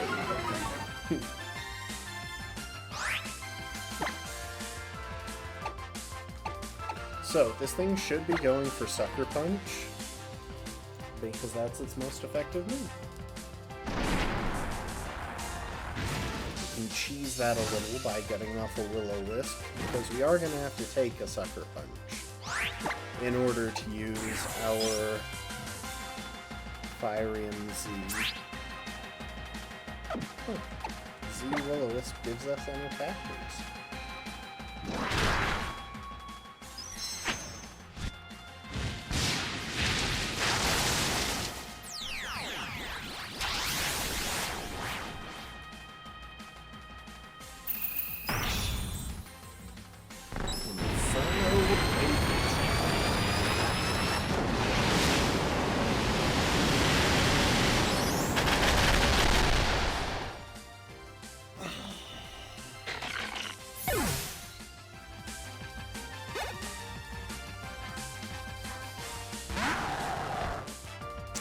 Now, this one we want to get out of the way, because this thing knows Stone Edge, and that will absolutely kill Phoenix from probably full health, even maybe with a Charge Berry. Or a Charge Berry. On the other hand, we can somewhat reasonably come in on this with Leviathan, thanks to our max HP investment and Intimidate and Charge Berry. I'm so tempted to push my luck here, but that was just a pivot.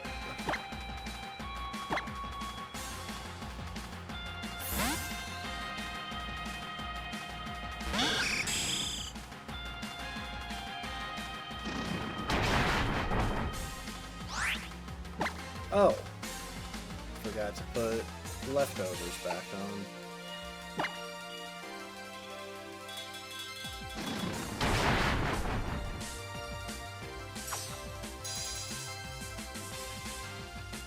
I thought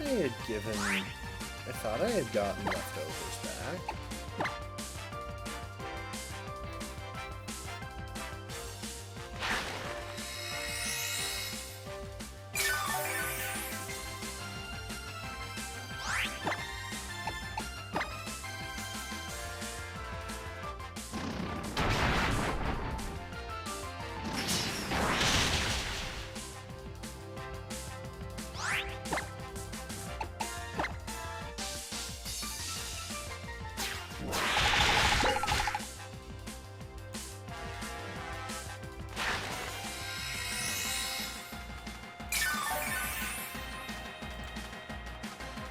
Oh, for some reason I thought that Stone Edge had 10 PP. It only has 5. Well, in that case, we are very free to head back to Drone, who has a chance to proc Flame Body.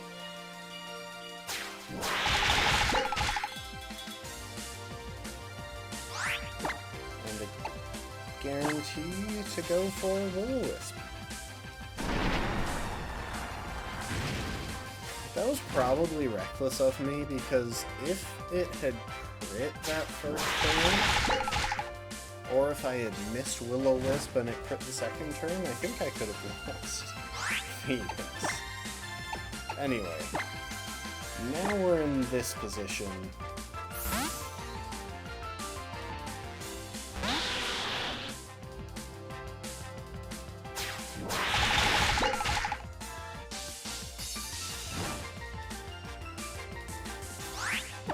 And I can start ripping cross poisons into this deal.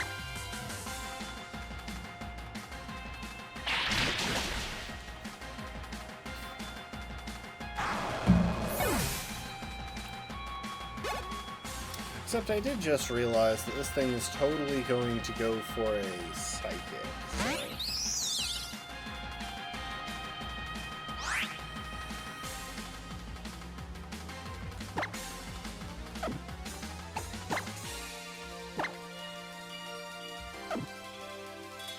You know, if I had prepped with a Psychic Resist Berry, I could go after that thing so easily.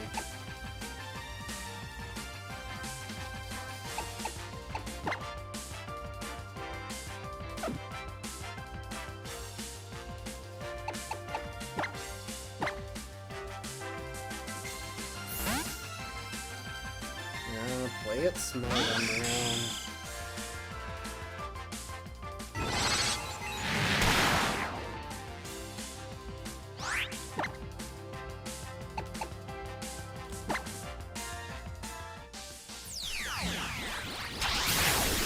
The Therian Z move.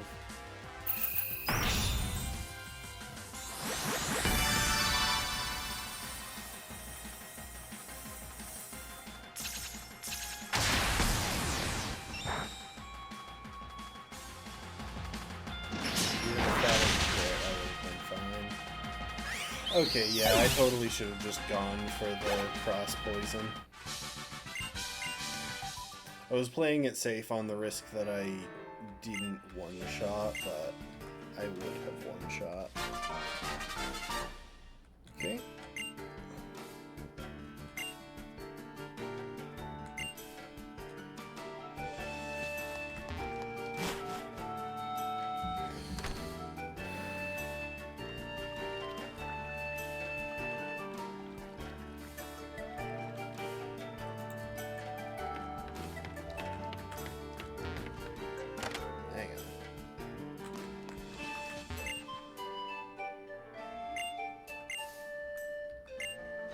Lima first.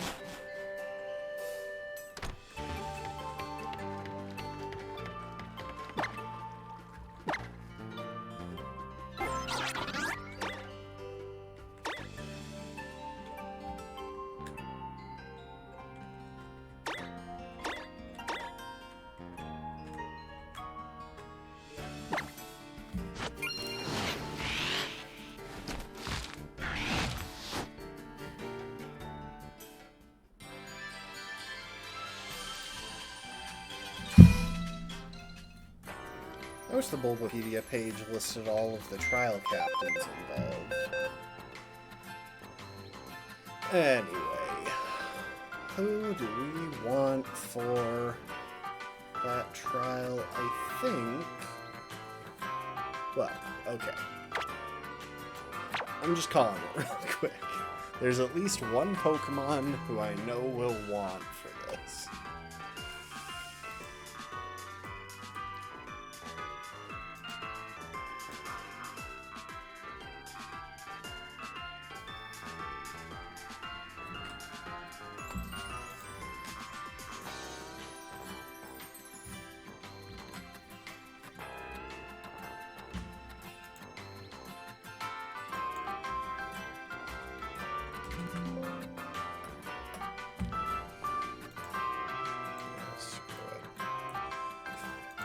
The tabs that I have open for this run are not running very well.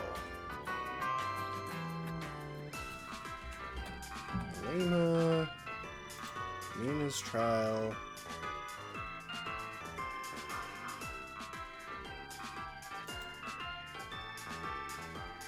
Gumshoe, Smeargle, and Kamala.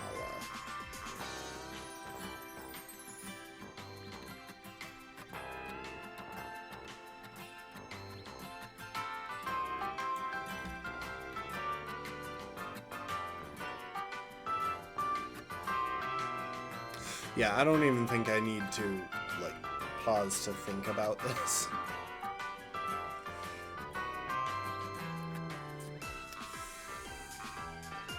Okay, we'll bring you in case we need some pivoting.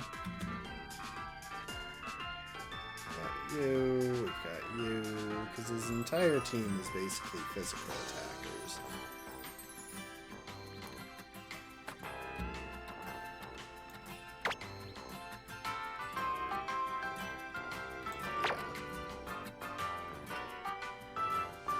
It should be fine.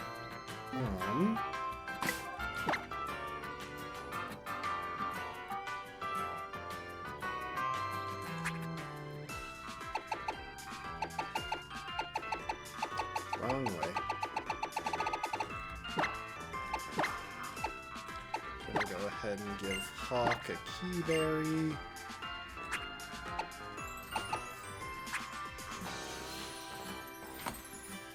What to give Salamence, though? Maybe the Expert Belt?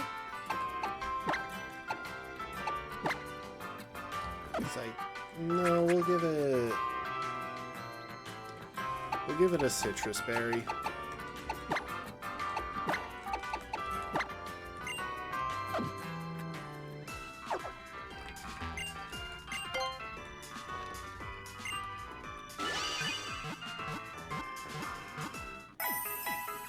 Did I ever pick up a zoom lens?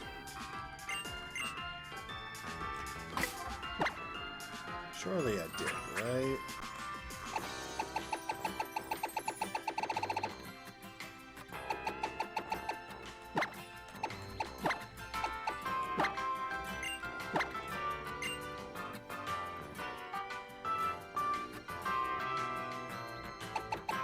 Where are the leftovers?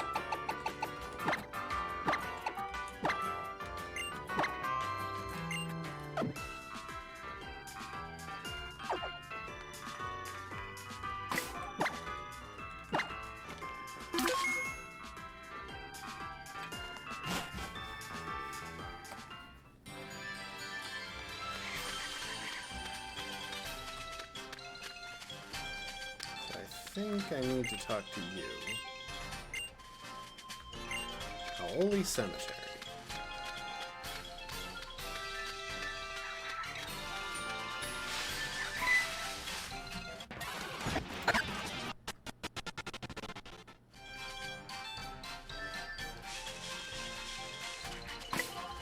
You know, I almost forgot about the one other thing that I want to do to prep here.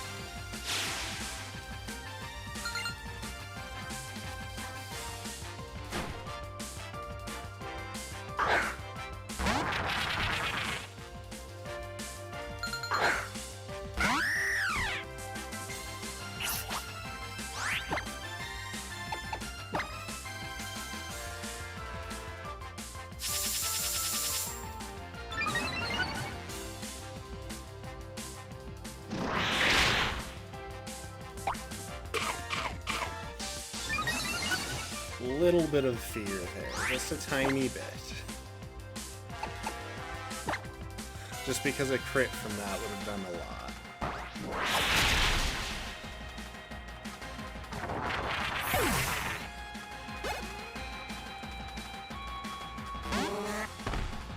But I couldn't guarantee that he wasn't going to go for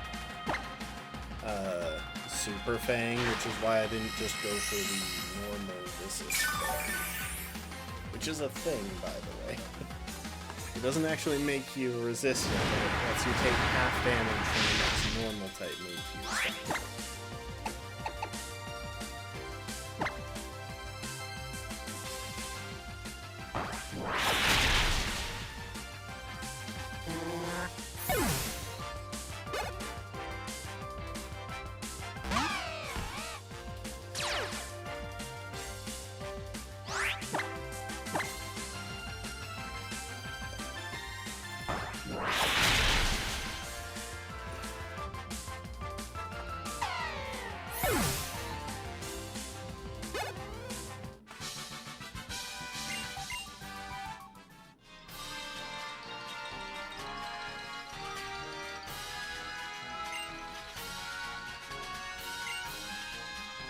Orange petal.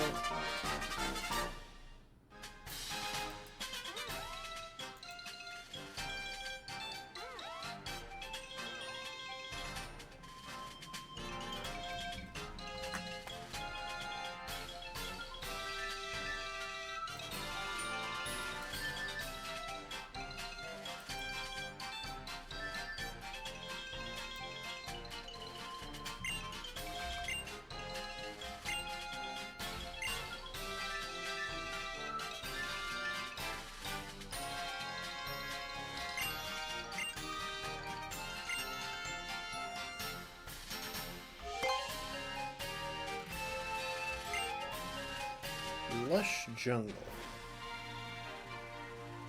Alright.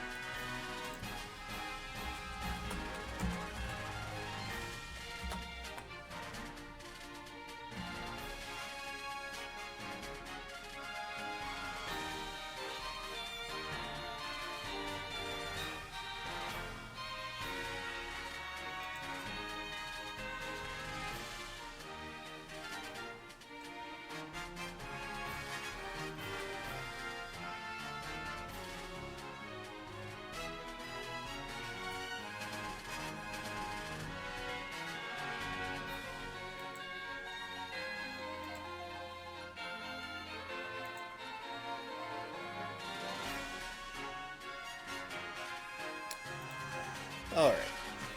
Sorry, I had to get the right battle pulled up, so it looks like I'll be fighting Lana while I'm here. Now, her lantern is kind of scary, to be honest.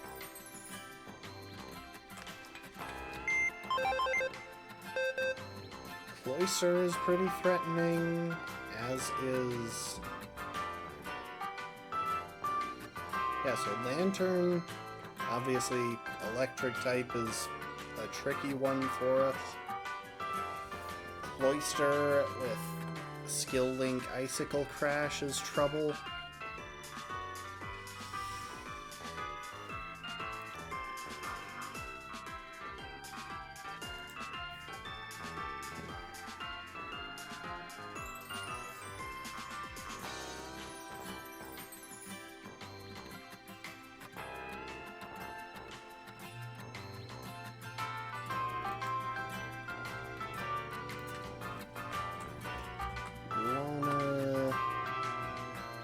She does have max speed on her lantern. Otherwise, I would slap a Yachi Berry on...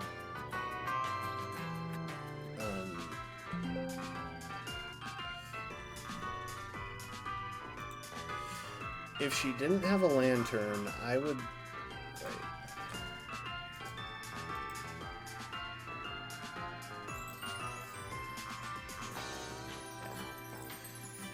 If her lantern wasn't likely to outspeed it, then I would probably just go with Can, slap a Yachi Berry on there, and go nuts.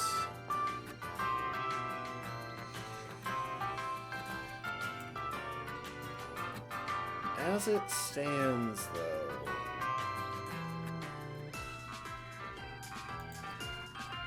I think Gyarados is the play into the Cloyster. Because regardless of how well it can definitely take a single 5-hit Icicle Spear and give me a switch into Skarmory, if nothing else.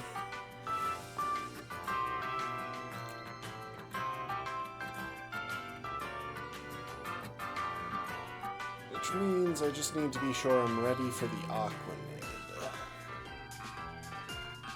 So, if Aquanid comes in on Gyarados, if I find I can take the Cloyster 1v1, which I kind of doubt.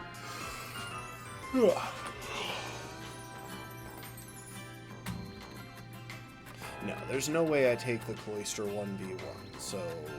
Aquanid is going to be coming in on Skarmory.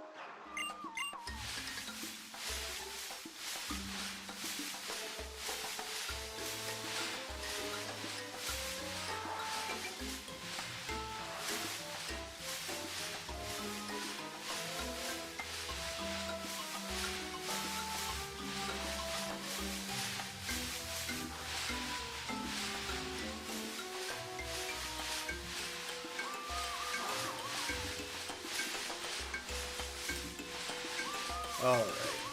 Sorry about that, I have no idea when my audio cut out. Hopefully it wasn't too long, but... You missed some strategizing, but I hope it should all be fairly obvious once I do the battle. We're about to fight Lana.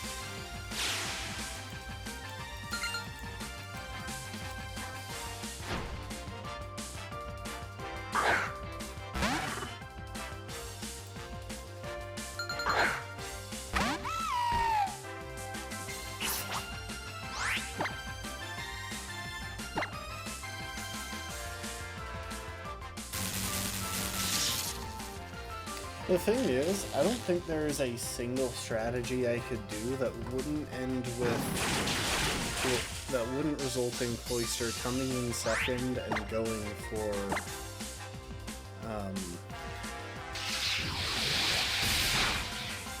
wait, Icicle Crash? Oh. Okay, skill link doesn't come into it.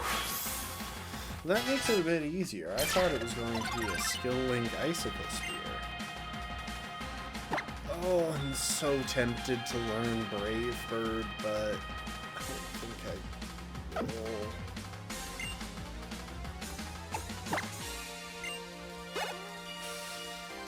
I can visit the move reminder.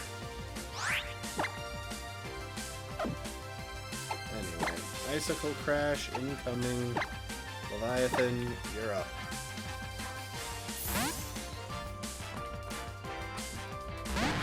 She can go for spikes, but it doesn't matter in the slightest.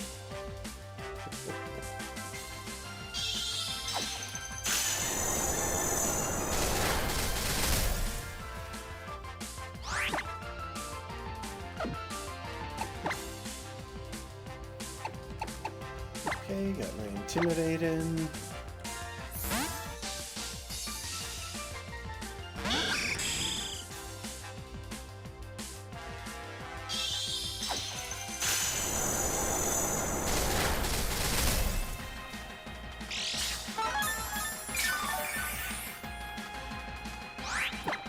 Drop a Stealth Rock.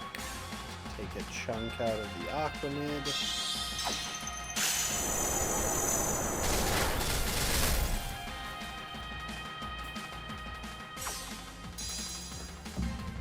Now I could wind up getting perpetually flinched here, and that would be bad. But I don't see that as all that likely.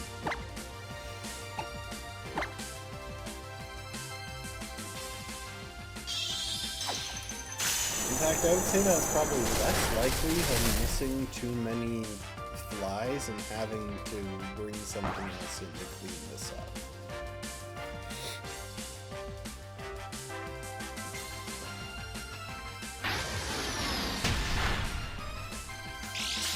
Fly doesn't do that much damage.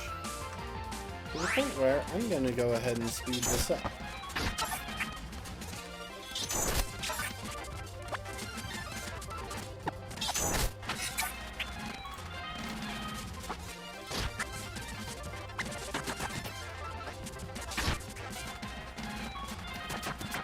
I think it's out of Icicle Crash, otherwise it wouldn't be doing this.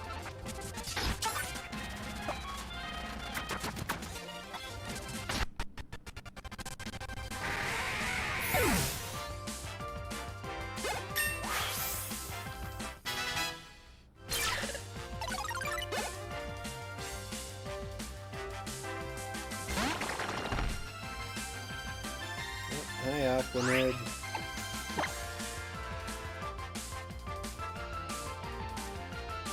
So I have full health going into this, which means it can't one-shot me even with Liquidation. I think I just stay in and use Fly, because, well, it can't one-shot me with its Water Bubble Boosted Zenith. That's what I meant.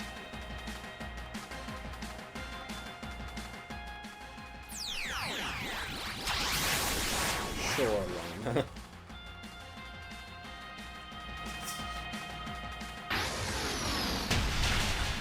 That would have been a terrible time to find out that I was wrong and that hits in the semi-invulnerable portion of the move. Anyway.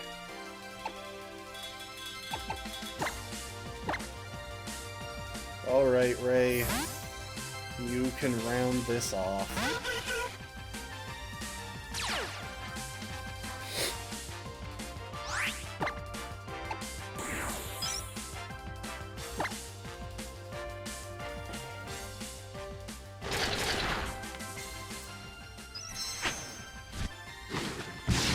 The thing about Aquanid is that it isn't actually that strong when it's not clicking a water type move. When it is, Water Bubble is a busted move, or a busted ability, and it does some crazy stuff.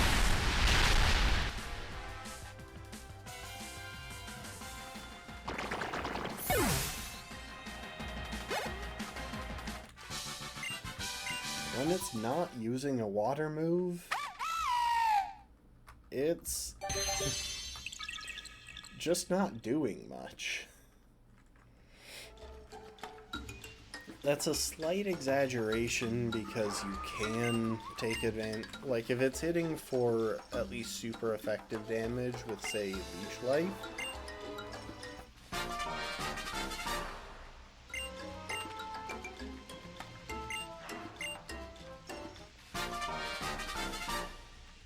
at that point,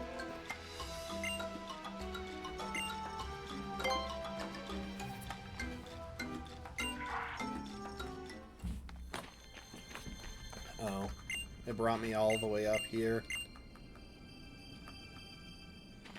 Well, now I have to go back.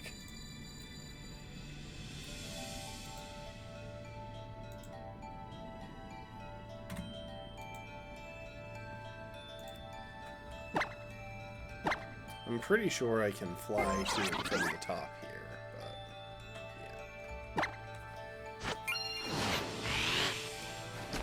yeah. Alright, what are we looking at for Kiawe?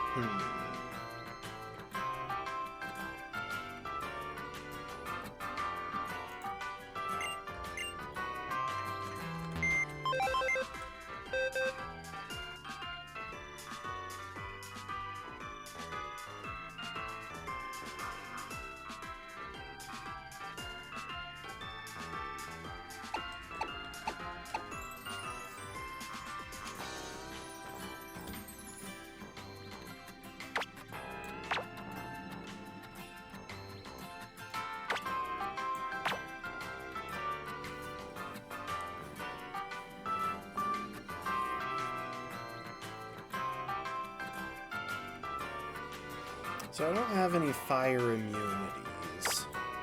I can still go ahead...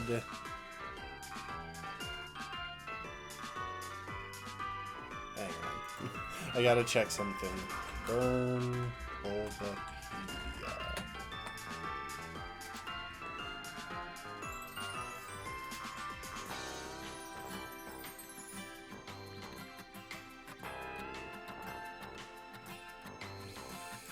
You know what? As much as I like Stealth Rock, I don't know if I'm willing to risk. I don't know if I'm willing to risk losing Skarmory to me being wrong about the order that Leftovers versus Burn activates.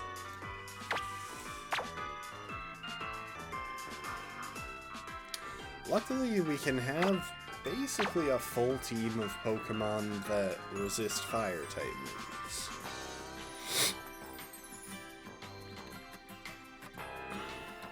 And we even have a Pokemon to bring along who is immune to Marowak's Shadow Bone. Not that Marowak should be that threatening, because it doesn't have a thick club.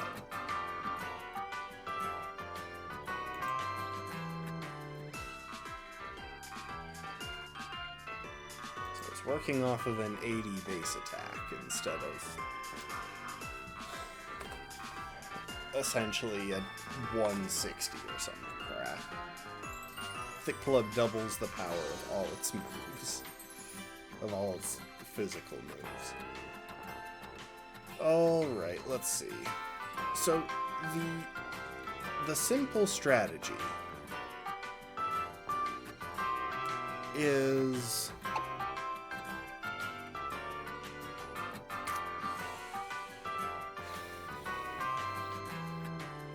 The simple strategy is to set up Stealth Rock, pivot through a couple of Intimidators, and start setting up Dragon Dances with Leviathan in order to pick up KOs. The rest of the team is mainly just gonna be there for backup. We want a Lumberry on Leviathan to give us some insurance against a random Flare Blitz burn, or Flame Body from Talonflame.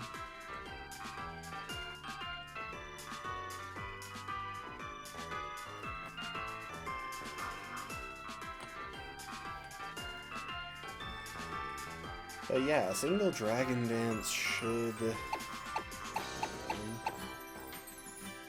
We need 2 Dragon Dances.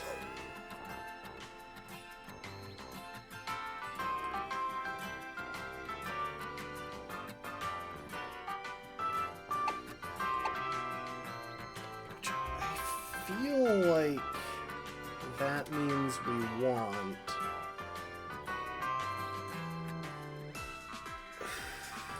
See, I'd like to be able to Wish Pass to it with Xatu, but I don't think that's a good idea. We have enough depth on the team that we don't need to worry about this too much.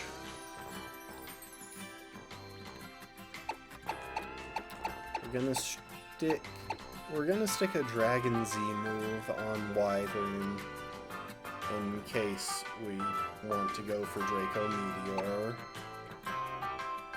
Got a Citrus Berry here. We can throw in some rock or ground coverage in place of Dragon Claw, pretty much. Oh, I need to invest in attack on Croissant as well. I haven't done that yet. Maybe I'll go 10 vitamins of attack and 10 of defense. That feels like a good balance there. Yeah.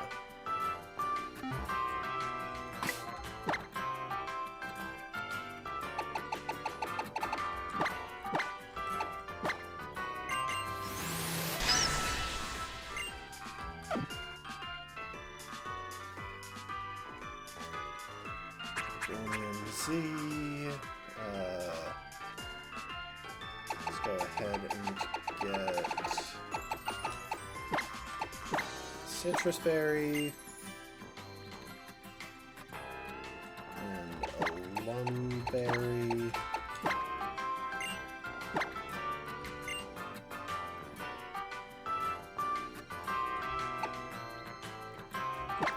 And another Citrus Berry.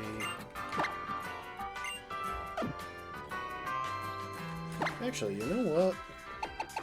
Noctowl, you can have a Key Berry.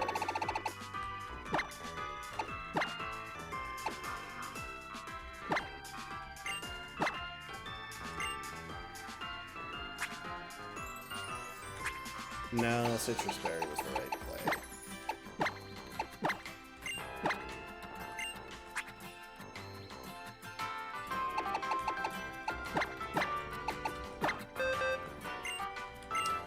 You know what? I might regret this, but I'm gonna go ahead and drop Double Edge. I'm gonna go ahead and drop Zen Headbutt, actually. It's just not that good of a move.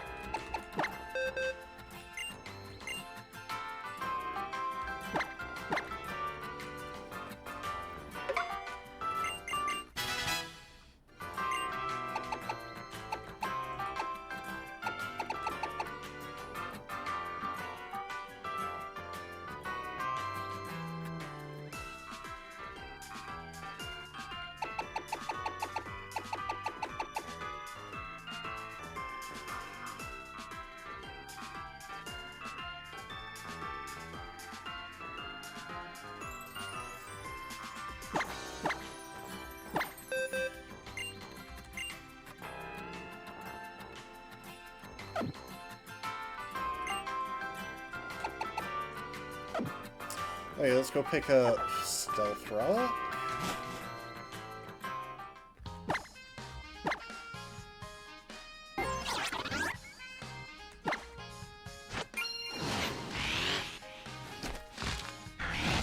After that, we should be good to take on this match.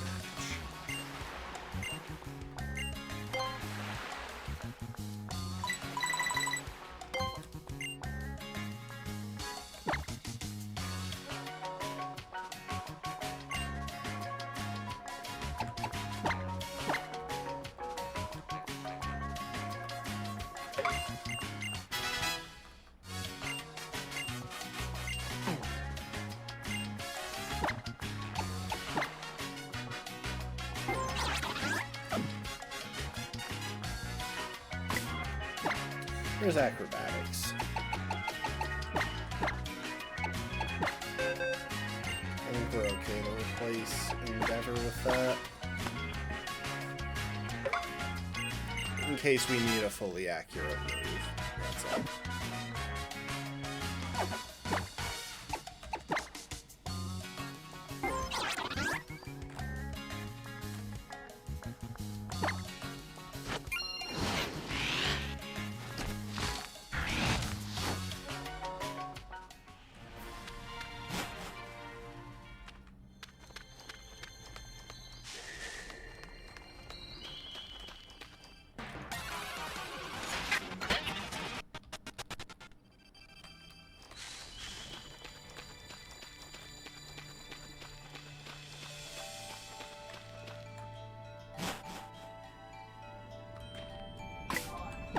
I almost forgot again.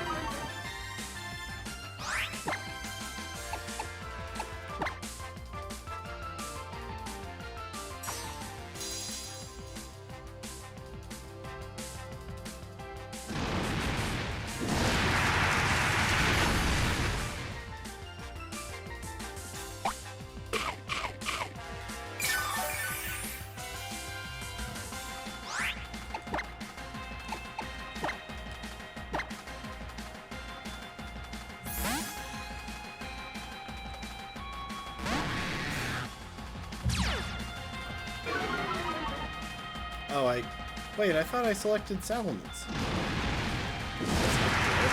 I'm gonna have to switch Leviathan in an extra time.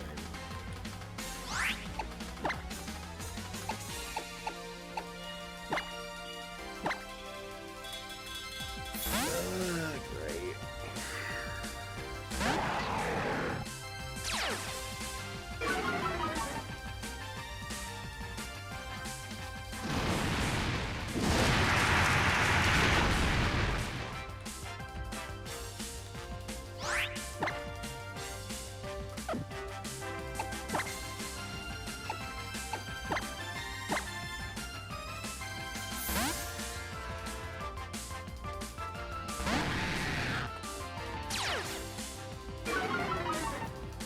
risking crits now.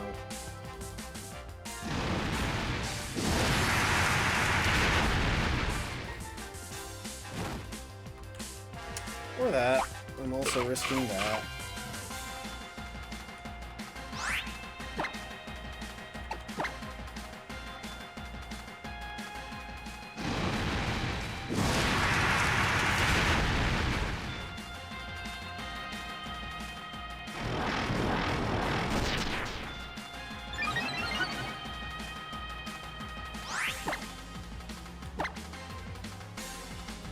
It's my own dumb mistake for accidentally switching in Leviathan instead of Silence. I could have sworn I clicked on the right one, but I was wrong. Also, if I get burned again, I'm kind of screwed.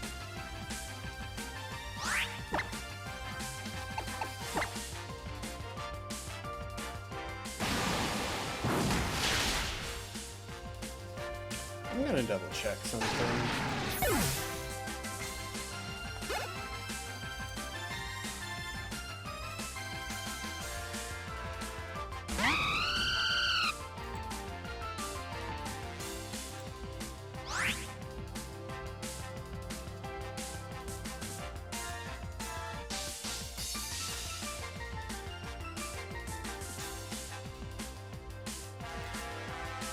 Yeah, so Talonflame came in and it has...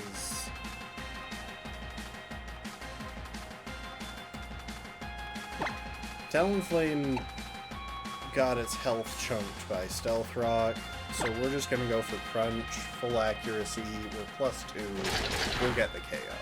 We might get burned, in which case we won't be able to stick around for the Marowak fight.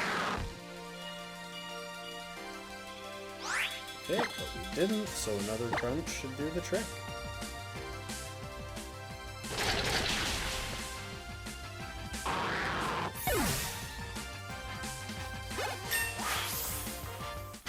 Nicely done, Leviathan.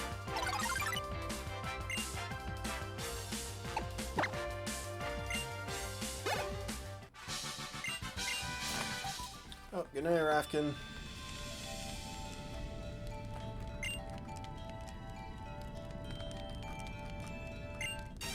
Right. I didn't actually remember that this was a thing, but...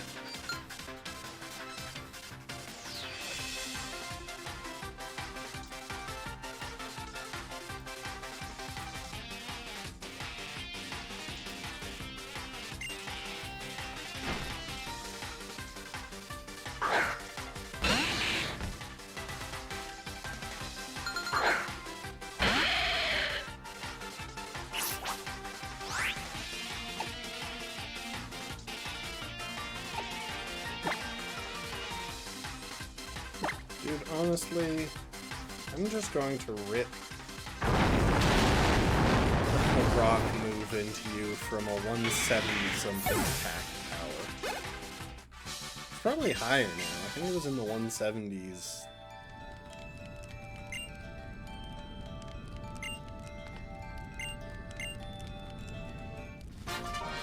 Like 5 levels ago or something. We're probably pushing 200 by now.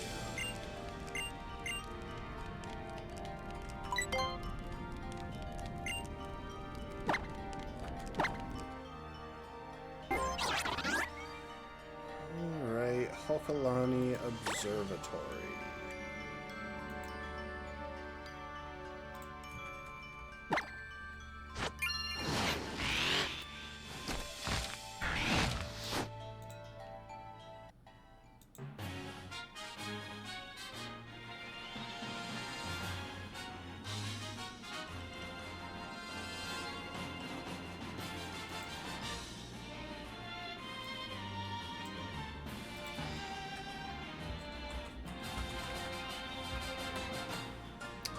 Sophocles. Huh. Huh. Okay, maybe it's not Sophocles in this one then.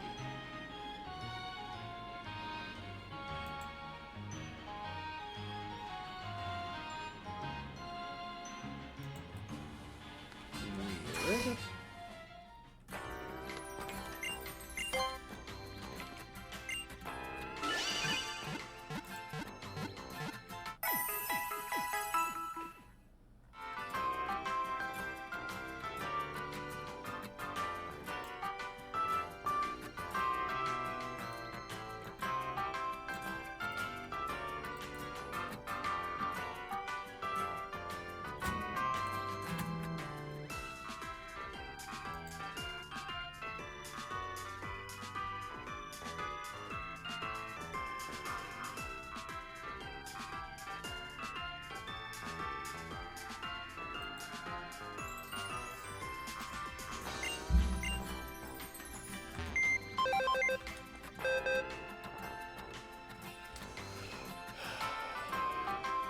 Alright, I am just going to pursue the thing and then decline to battle once I know where the crap I'm supposed to go.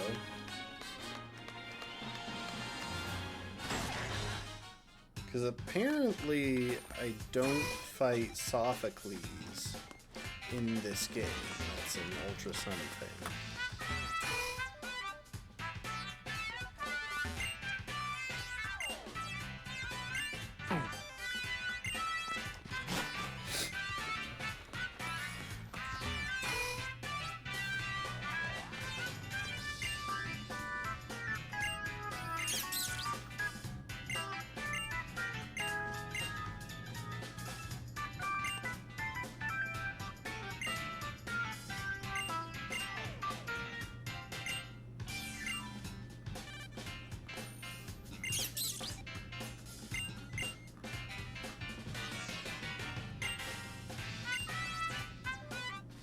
Oh, it just gives it to me. There's just no battle.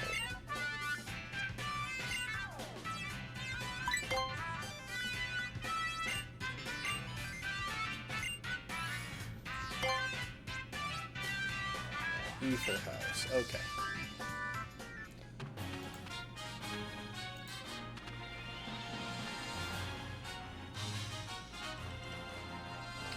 Right, so it's Nanu that I need to fight, I think.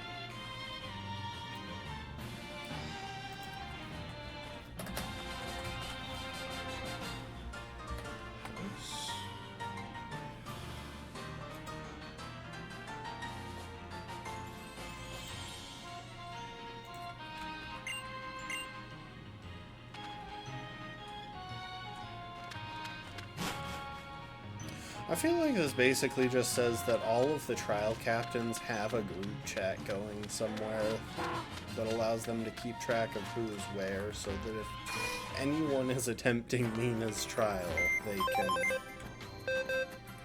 take him to the right place.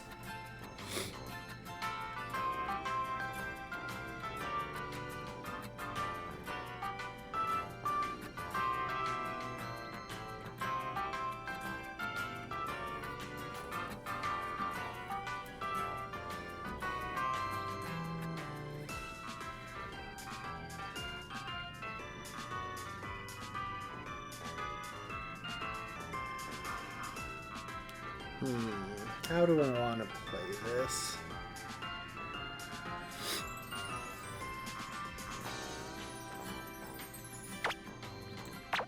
Screw it, I'm going with the classic. I can put Confide on you. Maybe on you as well. And on Drone.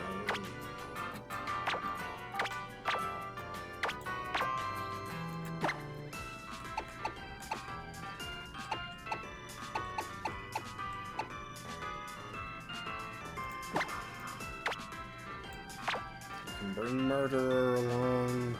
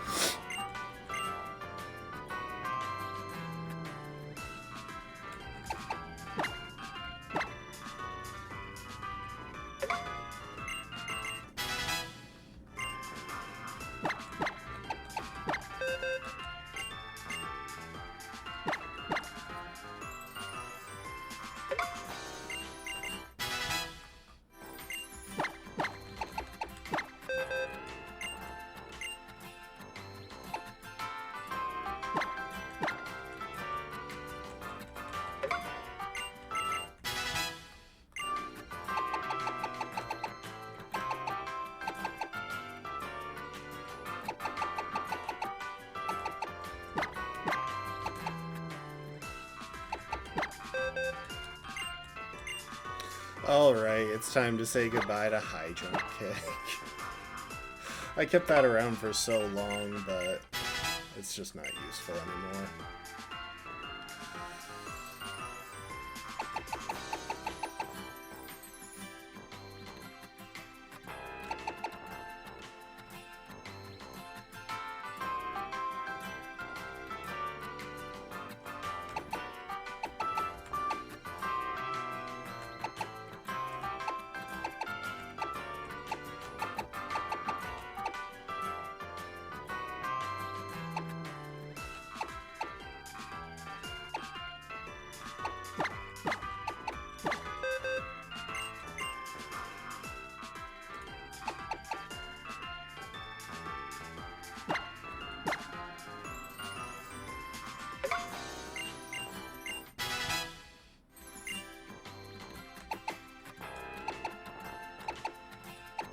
You know what's funny? If it could learn Calm Mind, Noctowl would be a genuinely good option for this fight.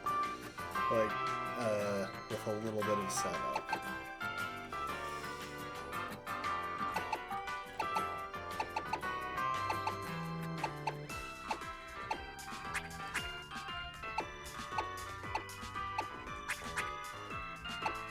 Alright, where's Bugsy?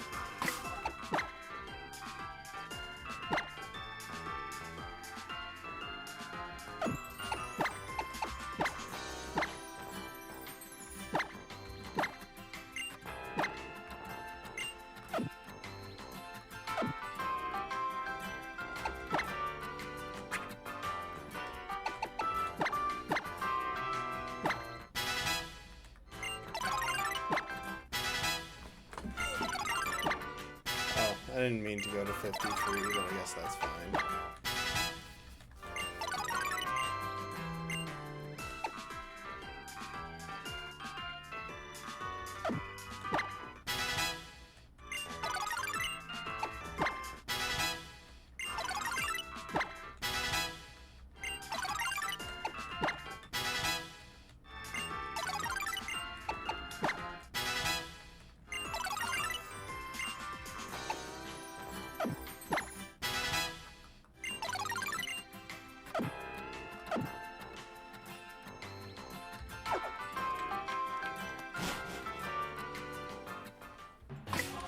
So unlike the last time I fought Nanu, I'm gonna be stuck with acrobatics to clean through his team. It should be fine, but it does mean that it'll be a little bit harder to KO through the Persian. Last time I leveled up to learn High Jump Kick after beating Sableye, which was nice tech, but I don't think we can make it work this time.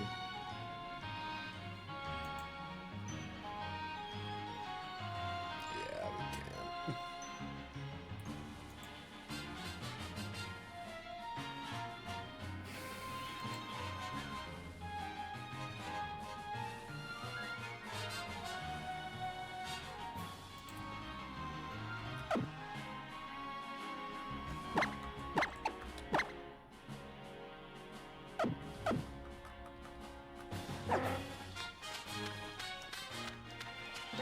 Alright, we should be good to go.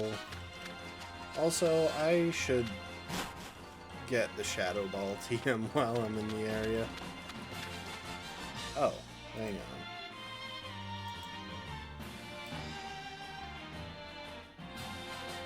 I don't have to, like, battle Guzma here, do I?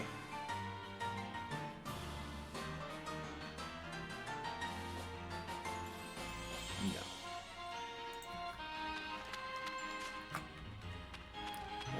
plasma.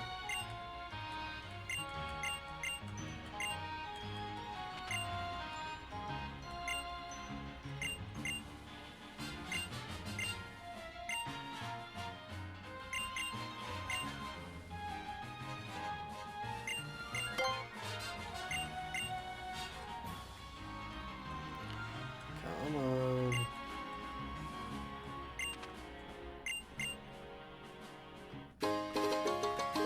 Grip Claw. I think that like makes moves like Whirlpool last longer. I don't know.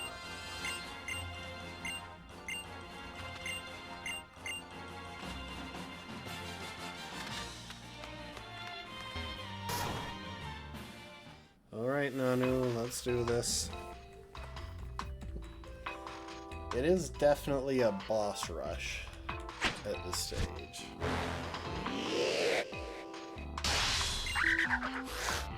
I don't know if I've ever used the Dark-type Z move in this run.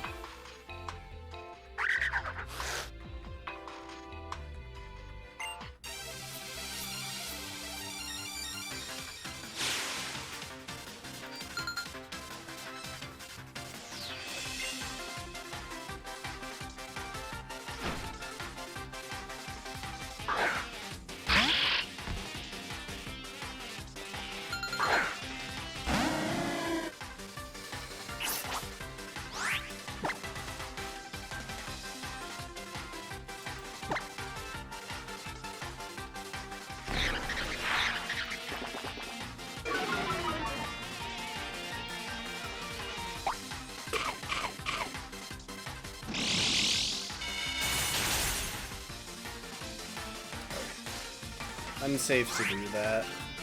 A crit would do about 3 times that much damage. A crit would do about 5 times that much damage, because I kind of forgot about the Confide stat drops, but I have the space I need to work with.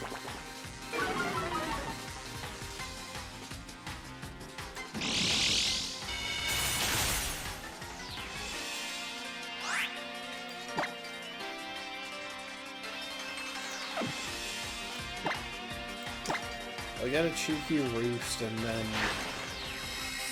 swap my next Confider in.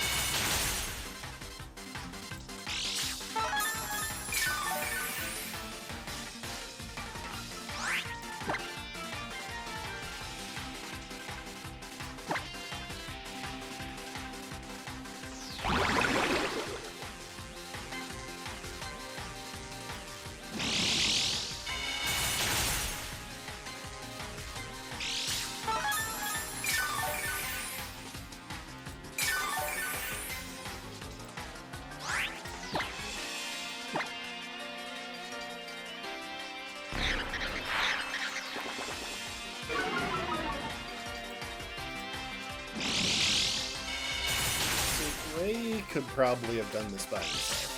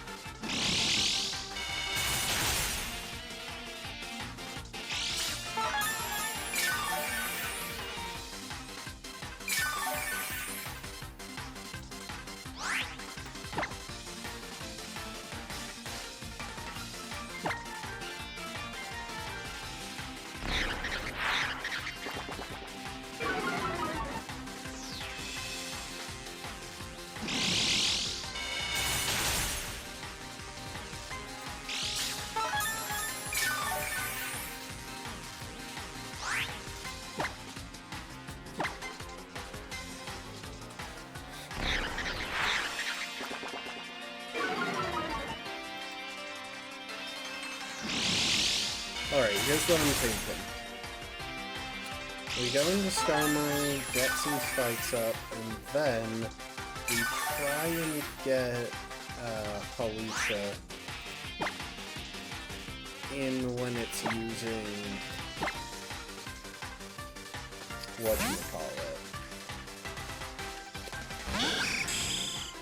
When it's using Dark Pulse.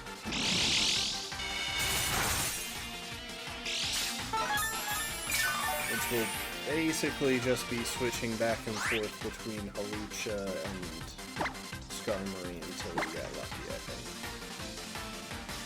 They're the same base power.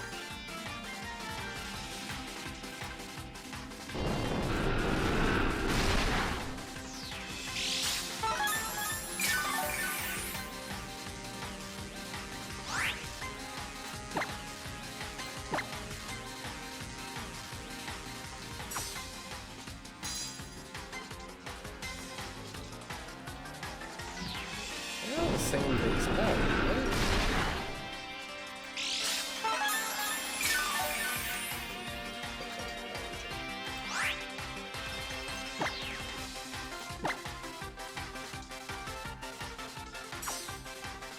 Yeah, they are, so I don't know why he's just spamming. There we go. Okay, so he is choosing random.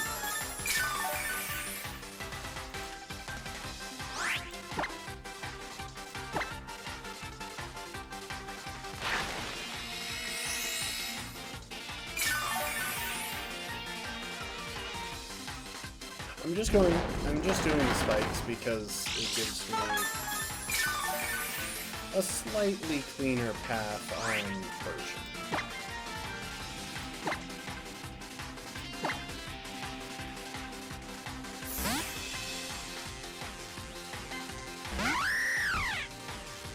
Dark Pulse, damn.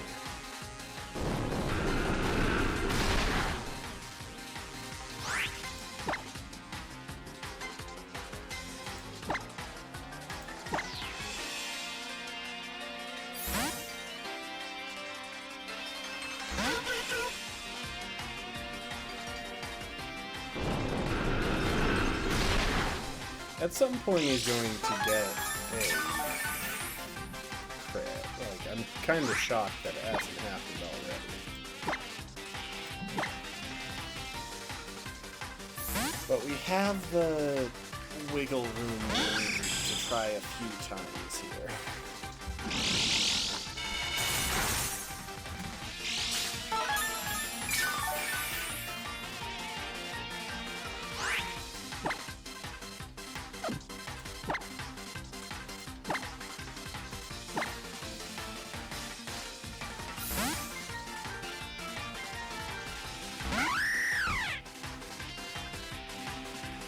Dang it, dude.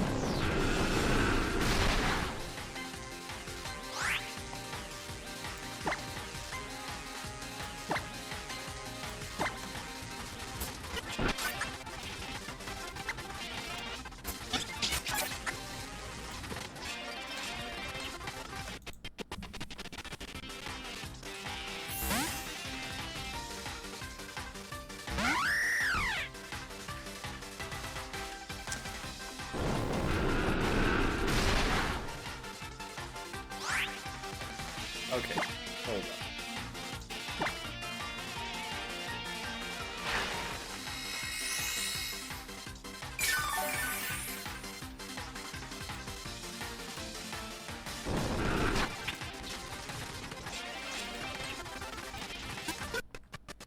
I've got a different idea.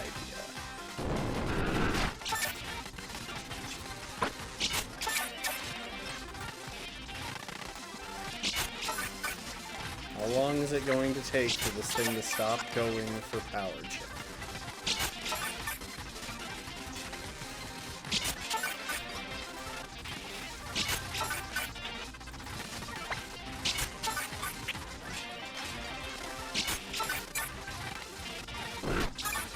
Okay.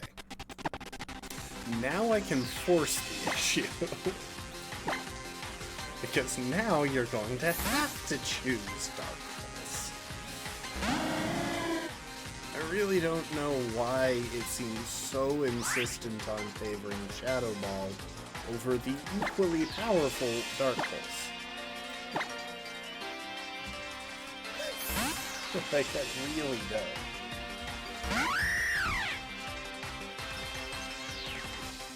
There we go. I should have used PP up on Encore or something.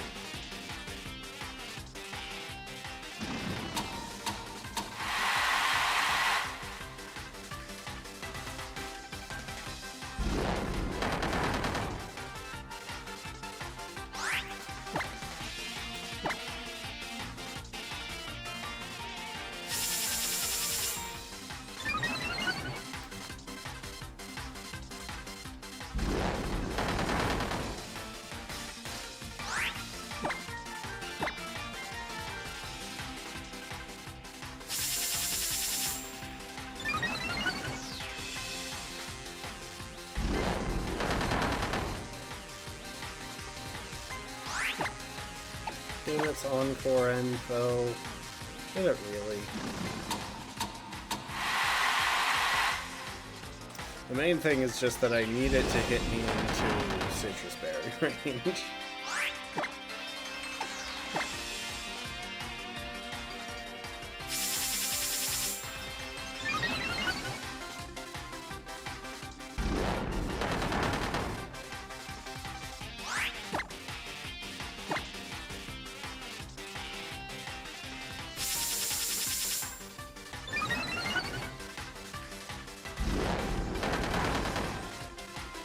I really expected to see a crit right there, just because that would be very much my luck.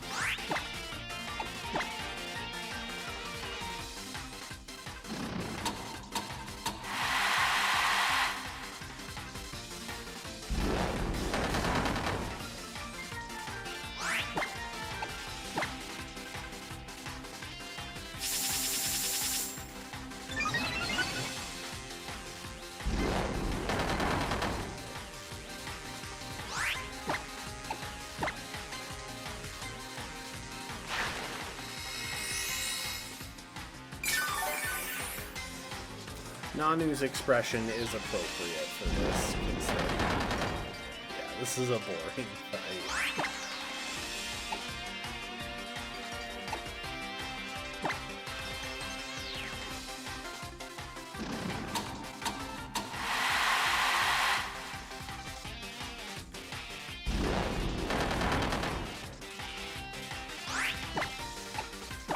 One more Home Clause. One more Roost, and then we will be good to speak.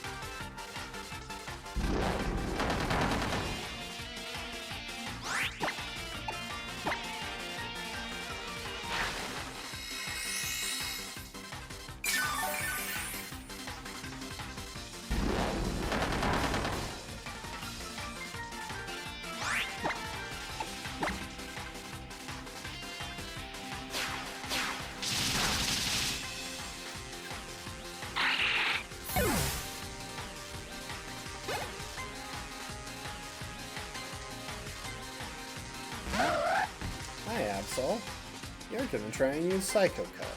It's not going to work out that well for you. Honestly, your only move there would have been to go for Sucker Punch with hope for a crit.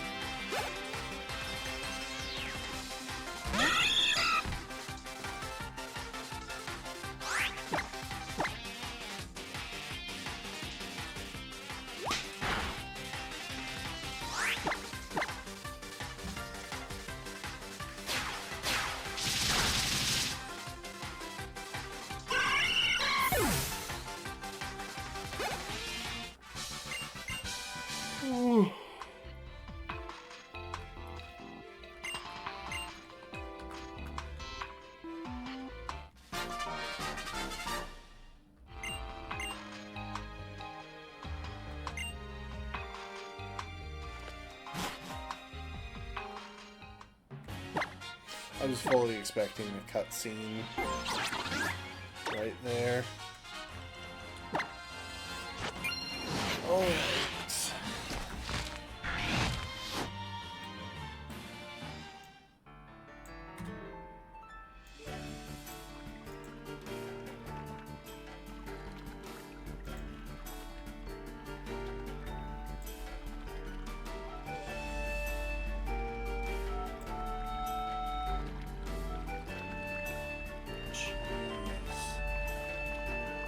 wish they actually just made some refusal illegal. Like, it's just noise pollution.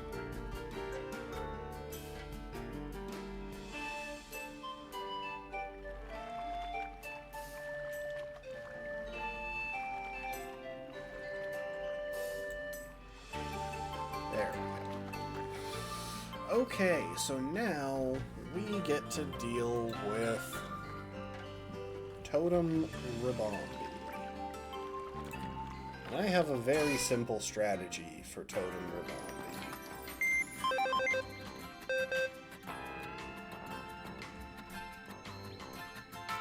That strategy is Poisonium Z Crodat.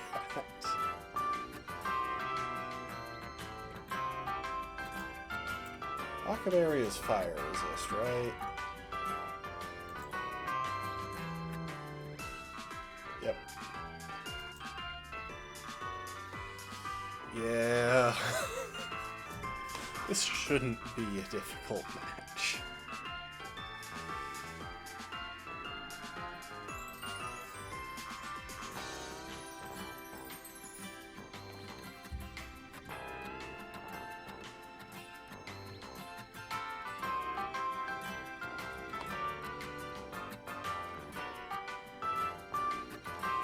But who do we bring to back it up? There are a few Pokemon, and the reasons might not be obvious right now, but don't worry, they'll make sense.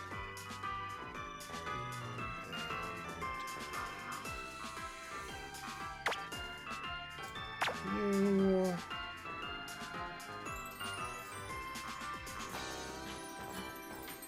And I guess you... No, we should keep someone around to sack if we need to.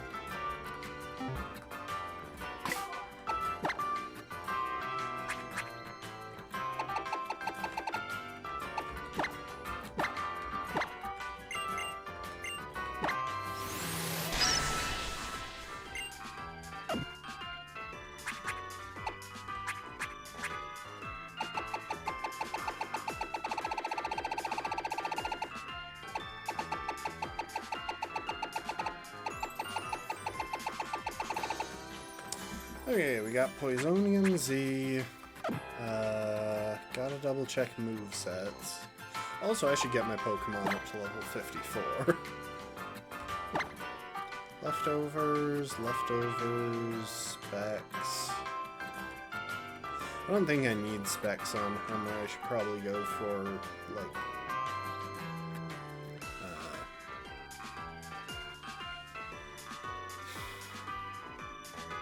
citrus berry or something.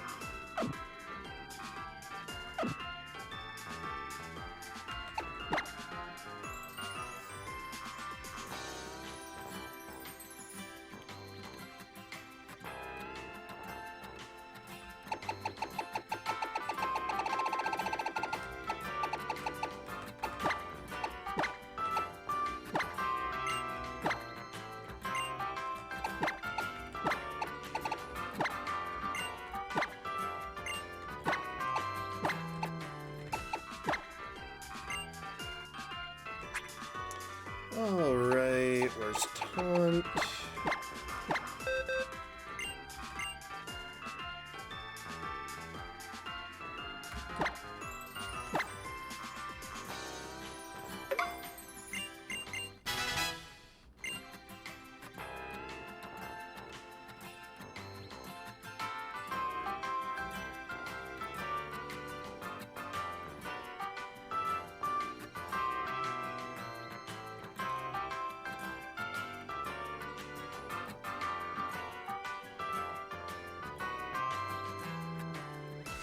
Do I have the TM for Thunderbolt?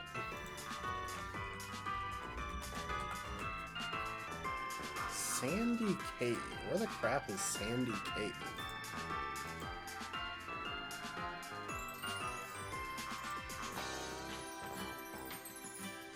Oh! Shoot! I didn't realize I still had more to do there.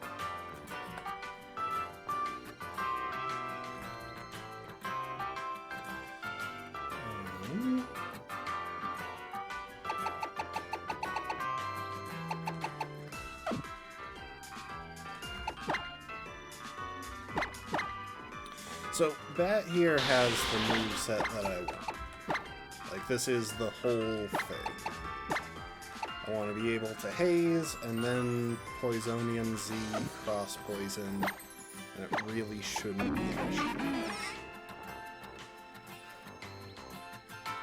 You, I want Thunderbolt on. You, I want to put Scald back on, and you're probably fine. I guess Protect would be helpful, but it's not really a big deal.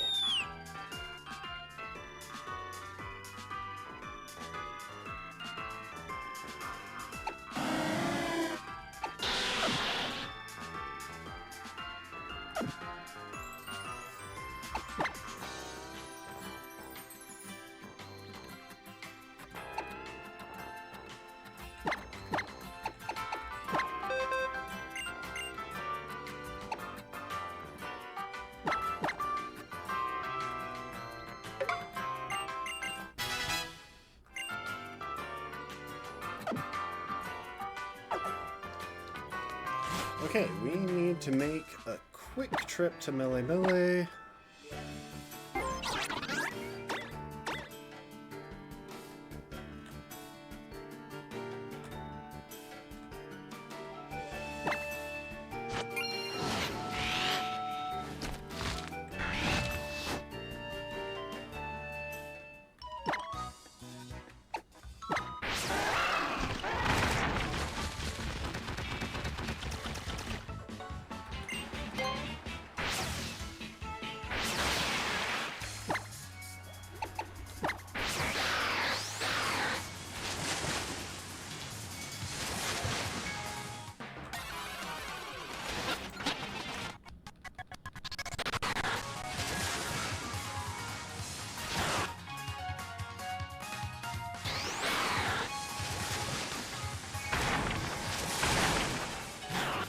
I assume they had to get a Swift Swim Sharpedo for this, because if they didn't, then her thighs would be shredded.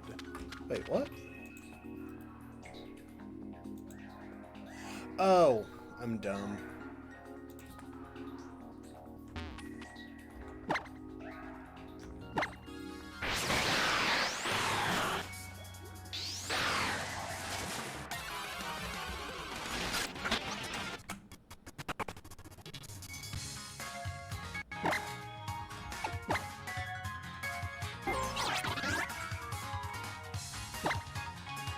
It's the cave off of Big Wave Beach.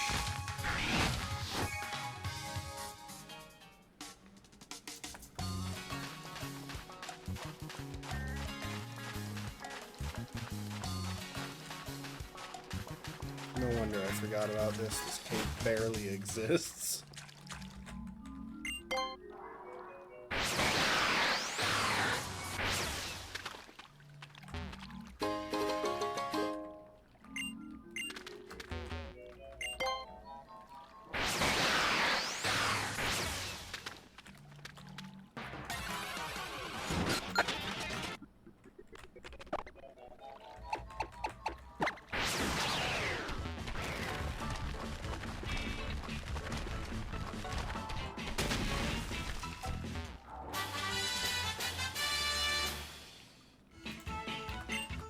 Also, apparently the light clay is in here, so...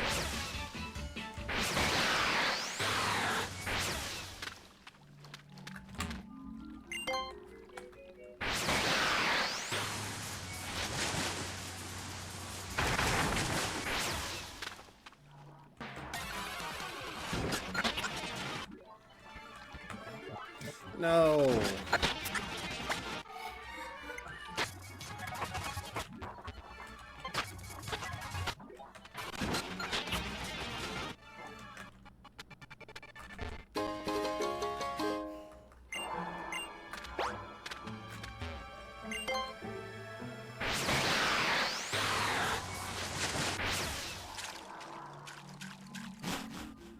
There we go.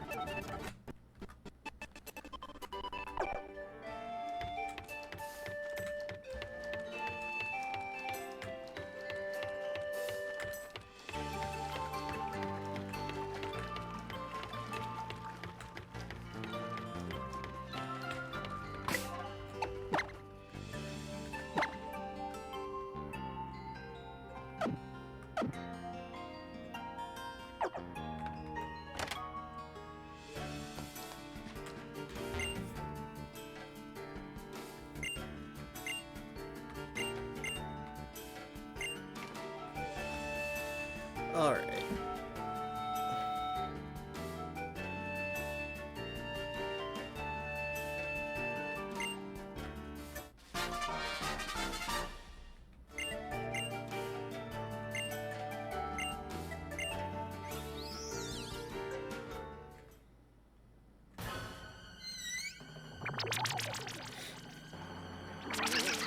You'd think her parents would be concerned about her just inviting this thing, this massive bee, into her house.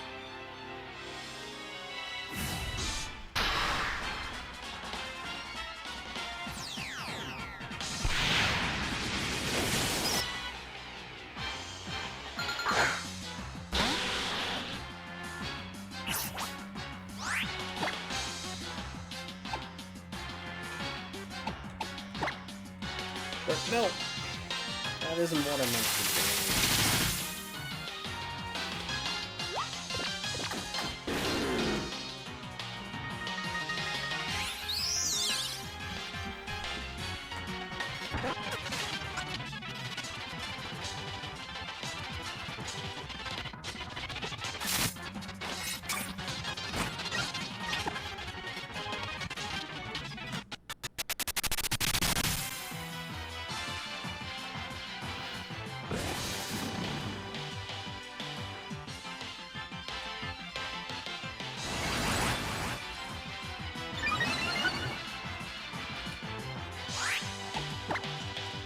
Well, now I have to redo my plans a little bit, but I can make it work.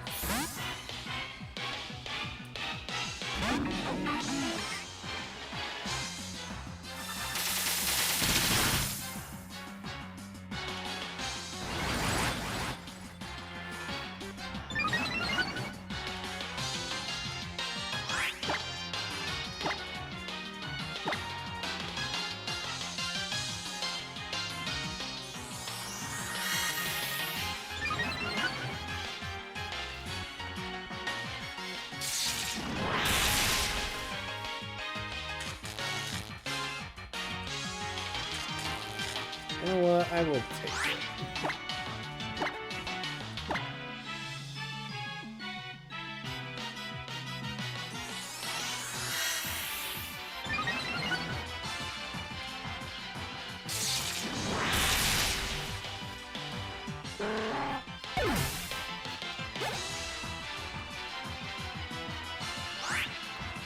Now we get a nice slow baton pass.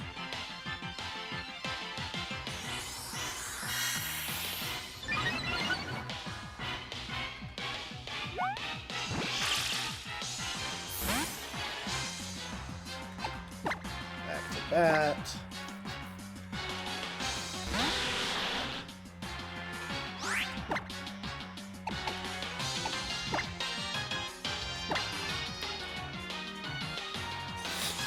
Okay, and it let us get away with boosting.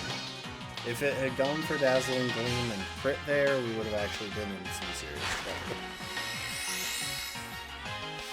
All because I misclicked the first turn. Hooray.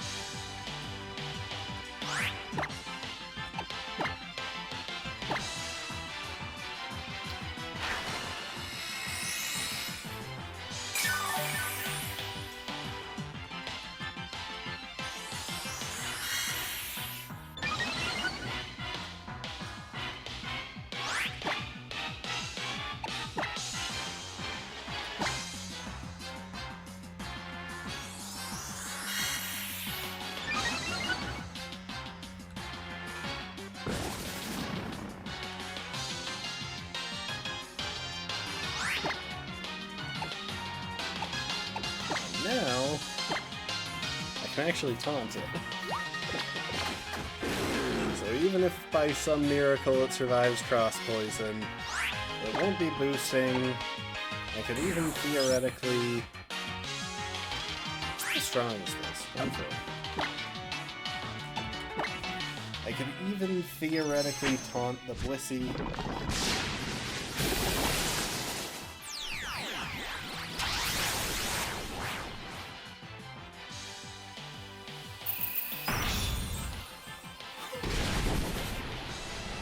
I almost threw so hard.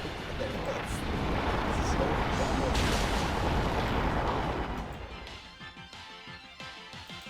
Okay, that was the final Totem Pokémon.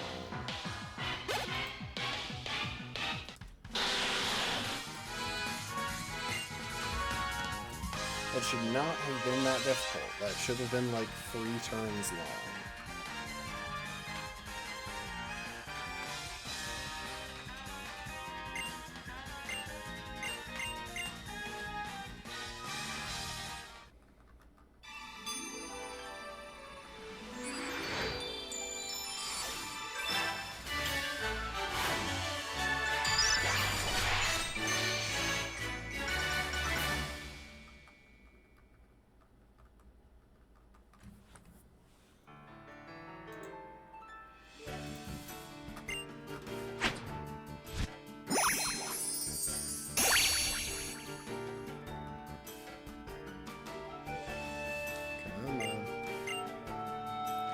Let's go. Alright, so I believe Hapu's Grand Trial is going to be on Executor Island. I think we're about to be informed of that.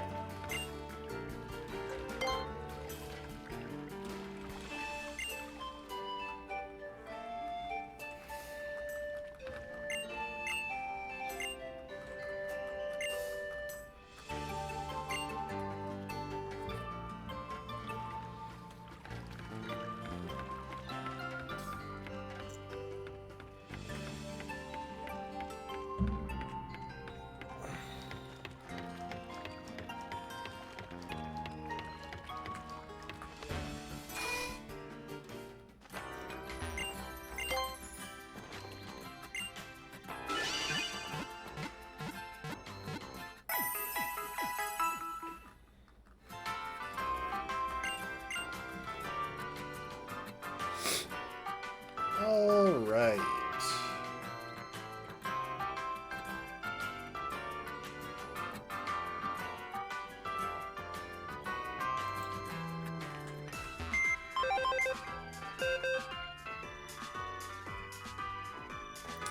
So, for Golurk.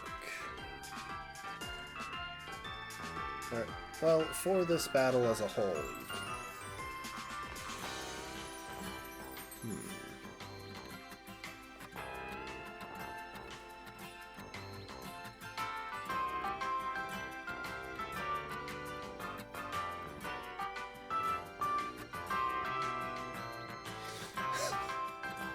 It's kind of funny because there is a tricky thing going on here. Now, we don't have to worry about her Z move at all, but we do have to worry about whether Golurk can get up Stealth Rock. That's one concern. Which I think we can deal with by leading Crobat to taunt it, and then bringing in Can on Shadow Punch. The Gastrodon isn't really a threat because we probably want a Grass type in the team regardless. I'm thinking we go and get Giga Drain for Banana.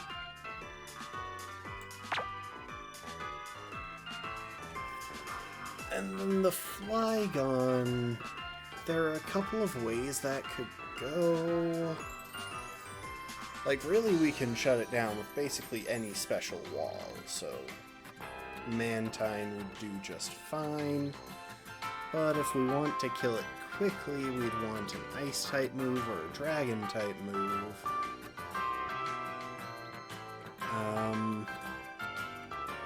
And to get either, we would have to go kind of a weird route. Also, Ice Beam is on Mount Lanakila.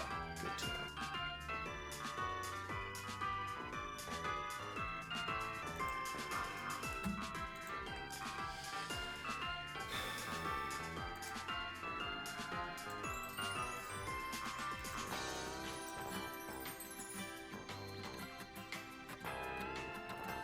Alright, Hapu. I guess the big question is, do I want Drifblim or Skarmory around for the Mudsdale? So if things go poorly leading up to it, either one should theoretically be able to turn it around. I think we just keep Skarmory, to be honest. Forces her to go for, like, Payback and Heavy Slam, or Payback and Double Kick, neither of which will do meaningful damage to us. If we wanted to go with Blimp, we would need Dark Resist Berry for the Payback, just to get off our Will-O-Wisp, and that's less reliable.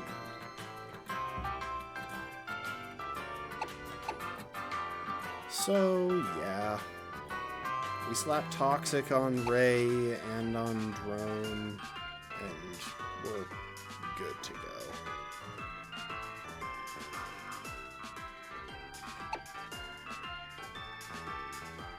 I wish I could fit Tailwind in somewhere, but sadly, it isn't meant to be. Technically, depending on when Mudsdale comes in, I could use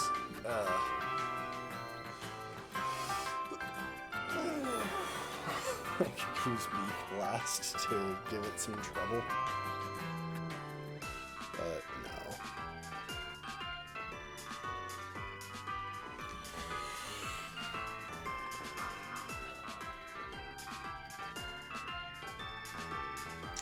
no. Want Roost back on there. Energy Ball.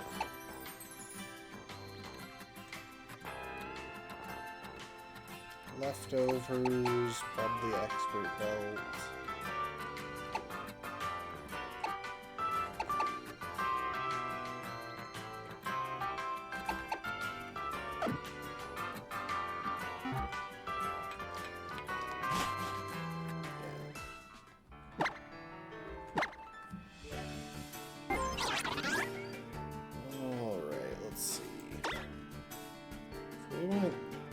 Drain, that is Akala.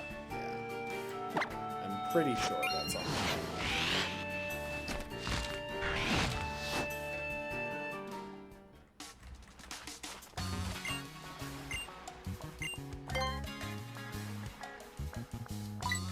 There you are. I probably should have done this a while ago, but it was never a pressing issue. Alright, Tropius, this is your moment. This is the thing that you can do sort of okay-ish.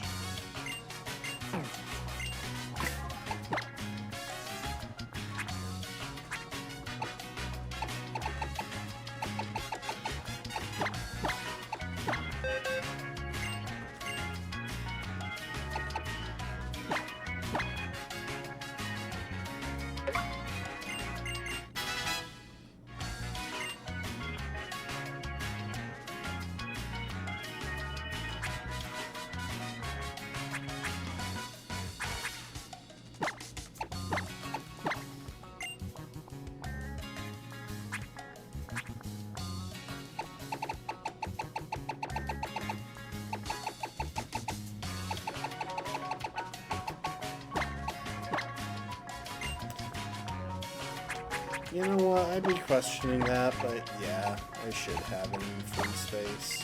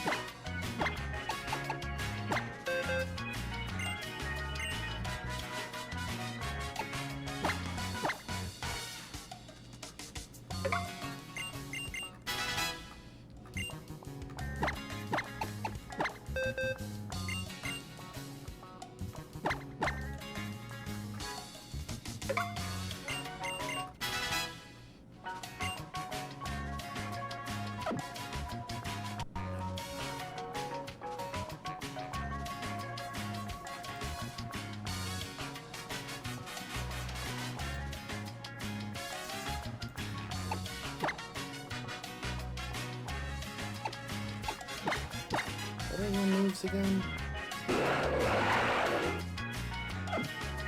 The 5's not really that high value. I wonder if you can rank on that.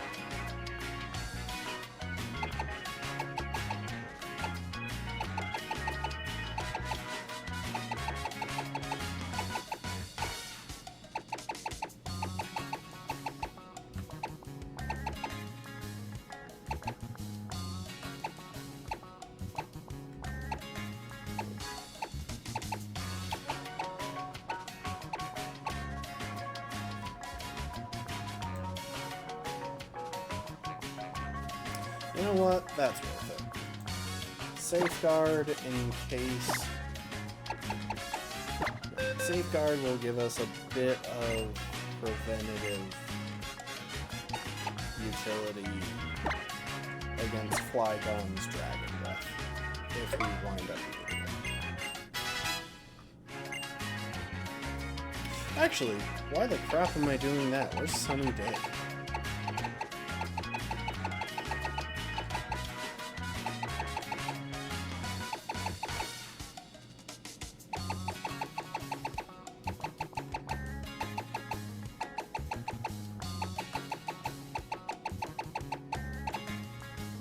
Where do I get Sunny Day? It's in Royal Avenue. Apparently, I never bought it while I was there.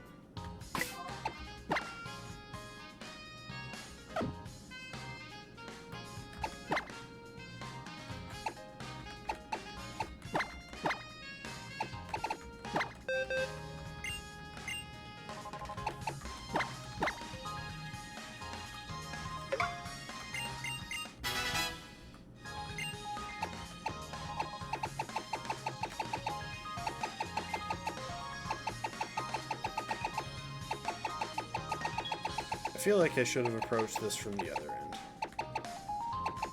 There you are.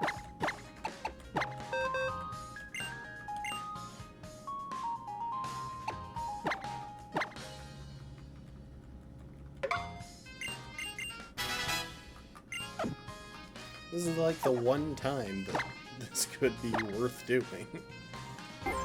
Especially since everything on Hala's team is so insanely slow that I might actually outspeed them with just a chlorophyll boost without any speed investment. Well, that's not even true. Flygon will still outspeed me, but I was never planning to take on Flygon with this thing anyway.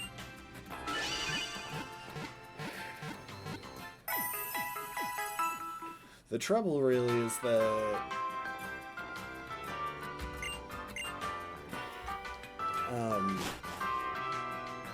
Flygon is...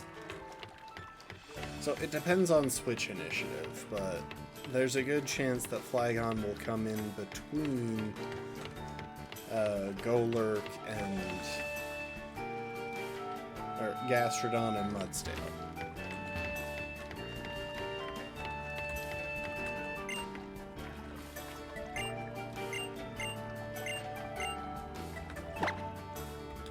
Wait, can I just fly there? No. Okay, maybe I have to go to, like, the bottom of the island or something. I can't remember how we get it there. There it is. That you have... Taunt... Oh, I should give you a different item.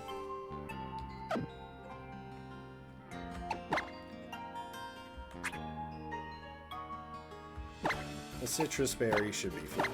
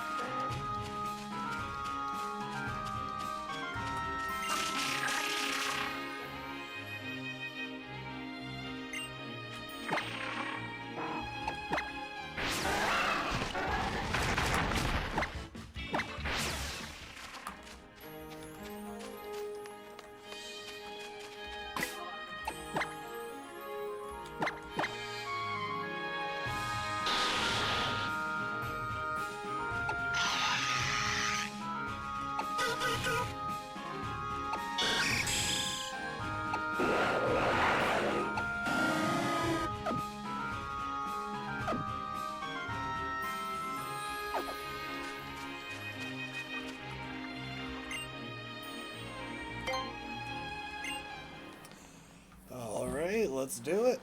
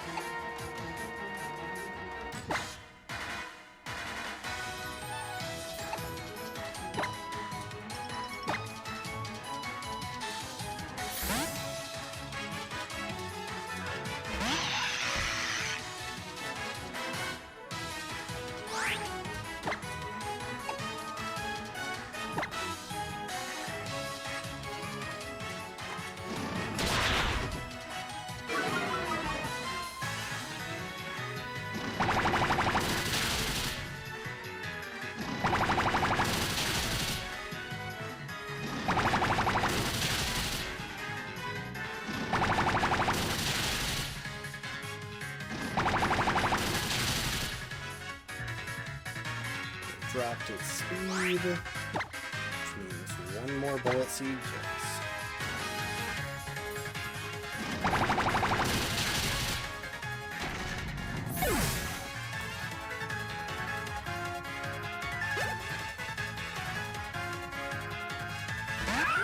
Okay, that's actually kind of handy, because that gives me a chance to boost. In fact, I can probably just click roost until it misses in muddy water. Depending on how much damage this is. Oh! Yeah, classic crit.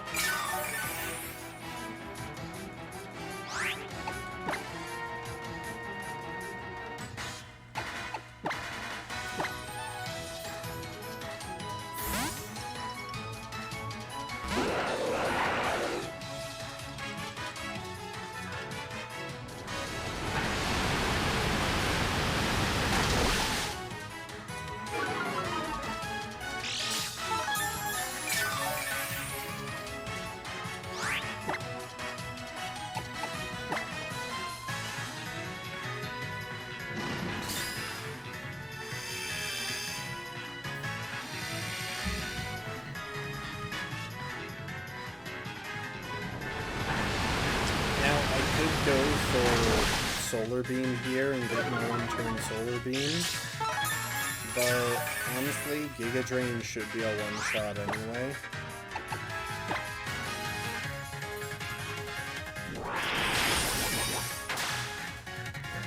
It wasn't.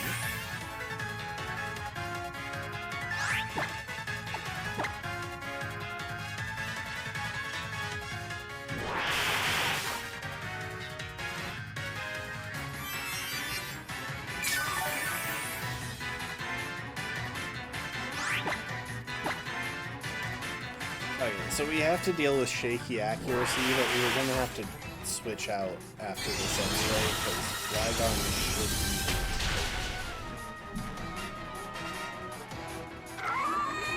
should be favoring Dragon Breath over Payback. Yep.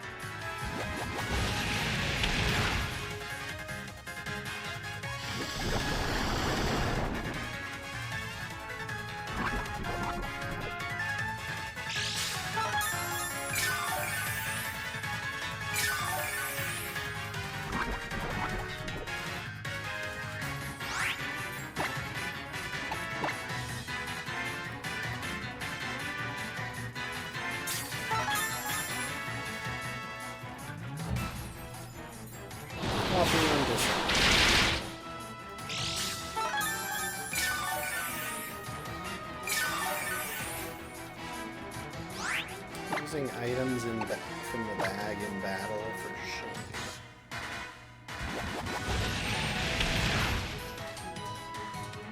I'm also shocked that I haven't gotten paralyzed yet.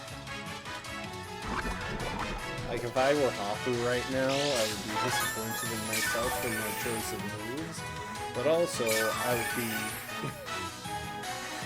really irritated at the lack of a single para in like 6 turns of Dragon Breath.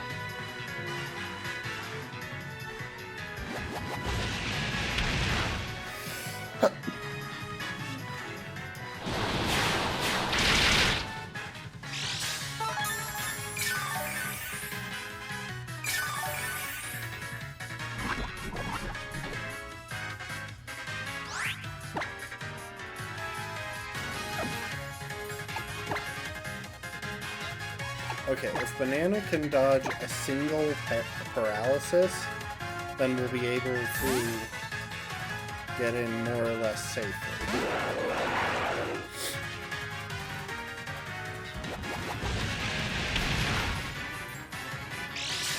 I am truly shocked that didn't paralyze.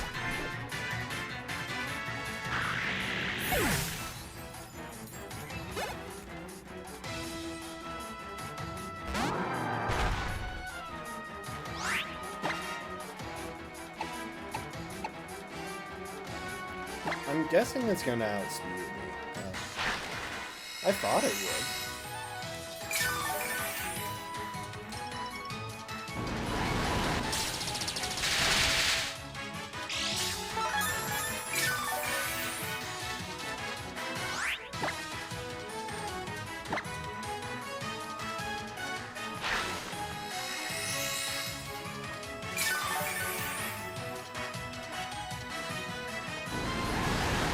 Does Payback get the power boost if you go after, or if the user moves after the target? Well, in that case...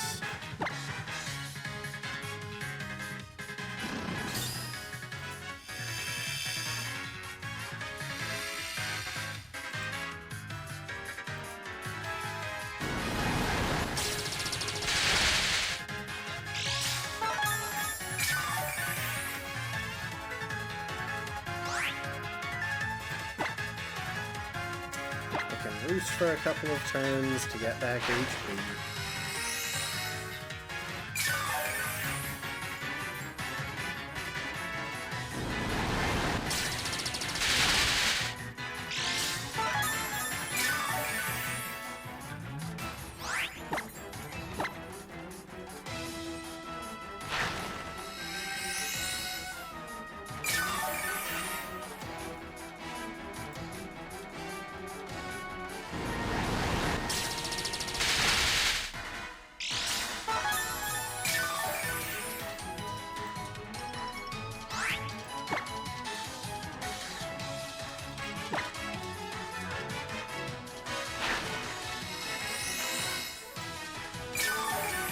I'm not just randomly clicking moves, by the way. I want to be at as much HP as I can in case this thing gets a random crit.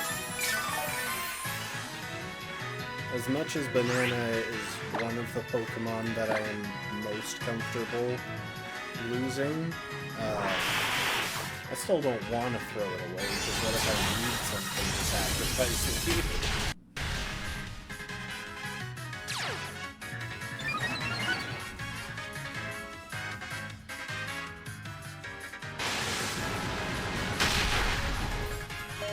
Oh, wow. I think it's out of Payback as well. But... okay, let's clean it up a little.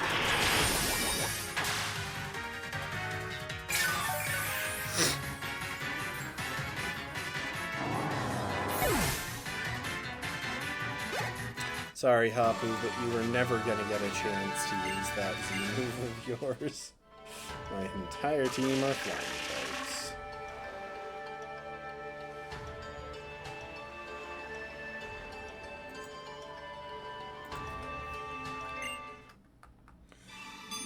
Alright. Alright. I think I can say with complete confidence that Tropius did worse than Dartrix would have.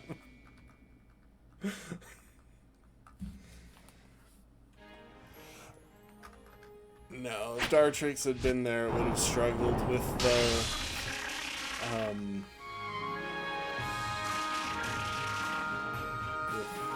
what's it called? The horse.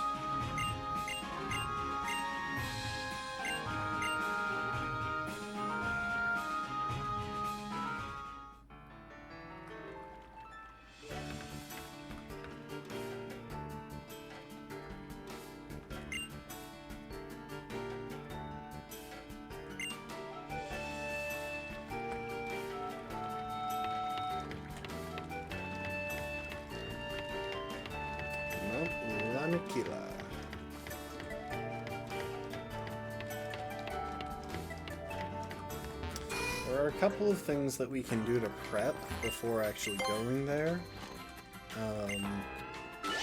The main one that comes to mind is that I never did pick up the flame orb.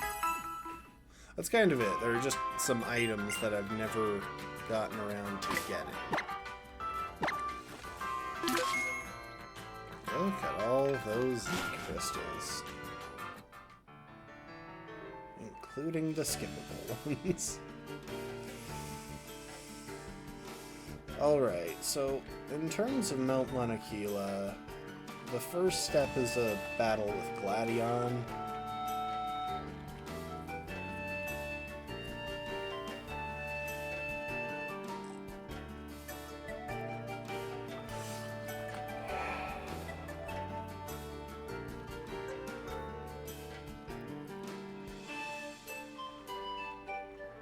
His Silvally will be holding a fire memory. Oh, what I wouldn't give for a wide lens. Just to make Rock Slide more accurate. So I could seriously bust through most of his team using just wide lens Rock Slide. I mean, I guess the exception is Lucario, which is a pretty big exception.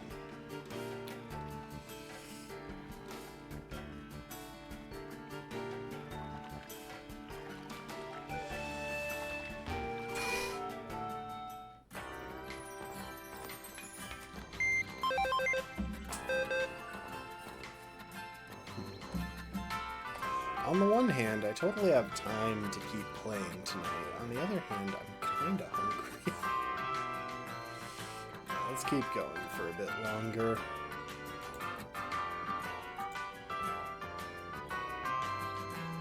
You know what?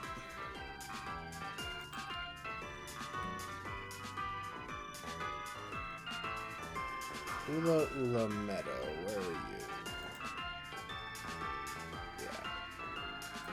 You are where I could pick up the flame orb.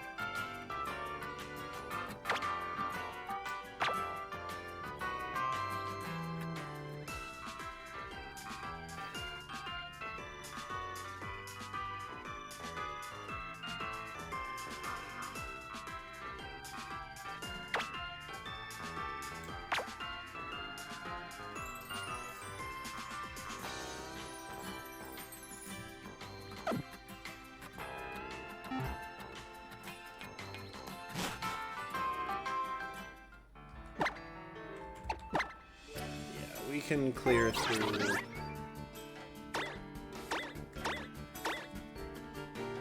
Ula Meadow pretty easily. Everything there is less than level 40, which means we've got 10 plus levels on them.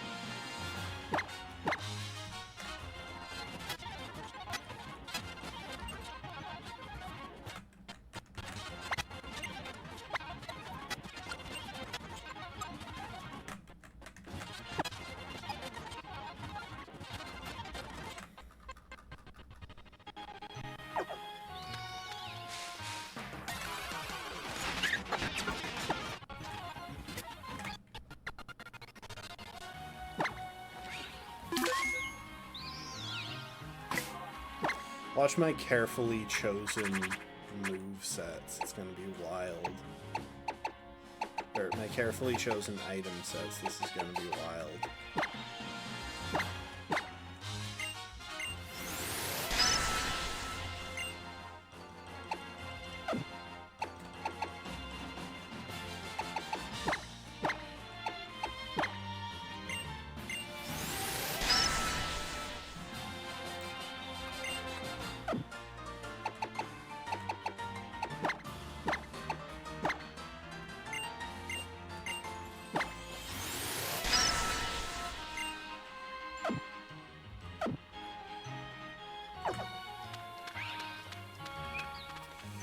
Alright, let's see. First step is actor Meredith. Have to find her.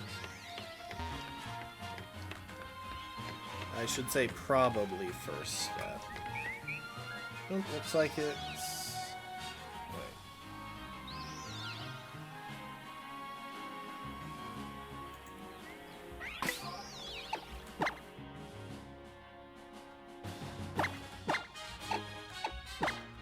Looks like it's Dancer Morel first.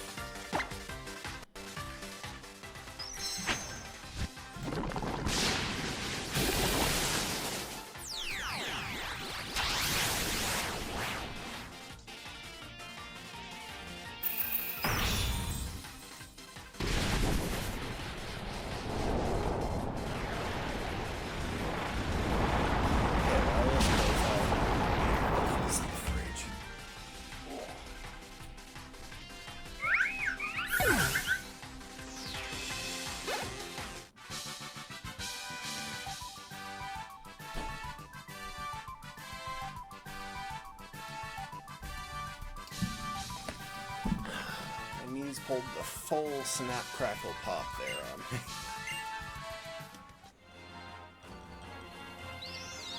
Okay, last Riley.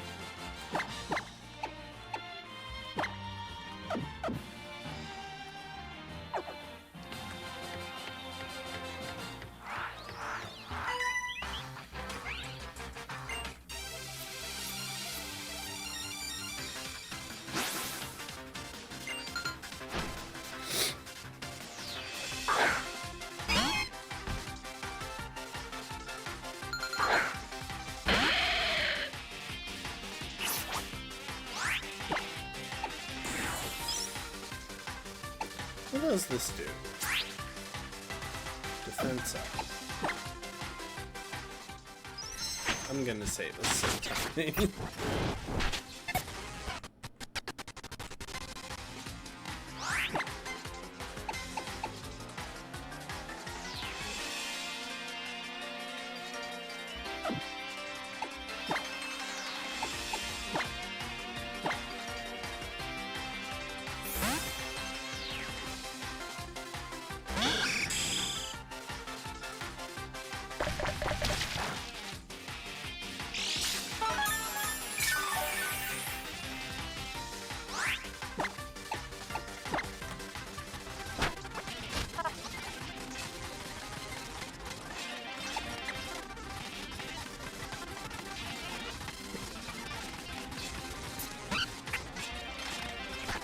I shouldn't have actually done that. I should have just stayed in and taken its hits. I had the defenses for it.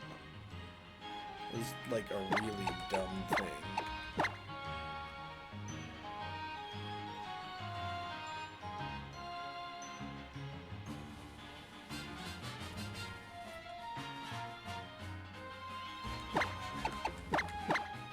I shouldn't have taken that away.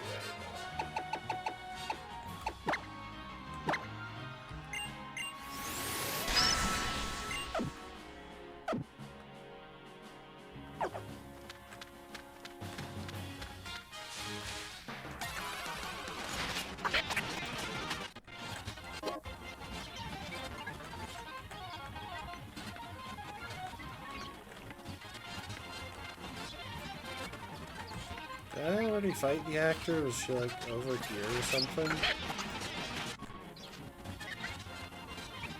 Maybe she just doesn't spawn yet.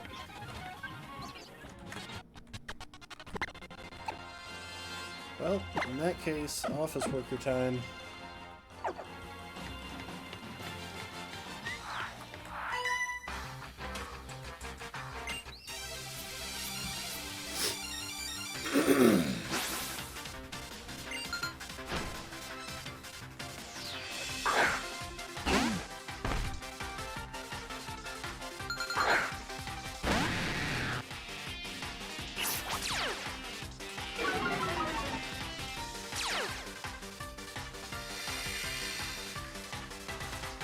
See, I know you think that the harsh sunlight will save you. I promise it won't.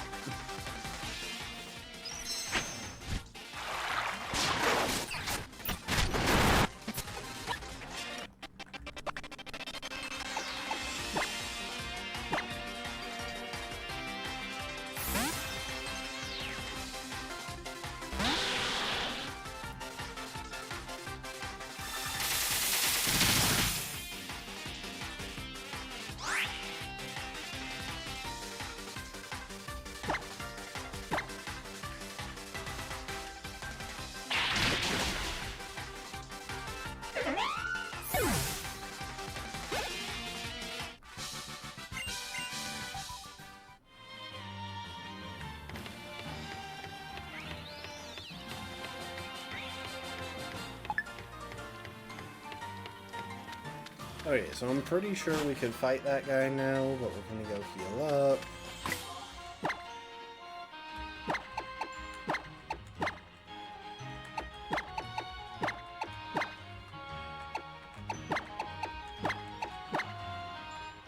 And probably...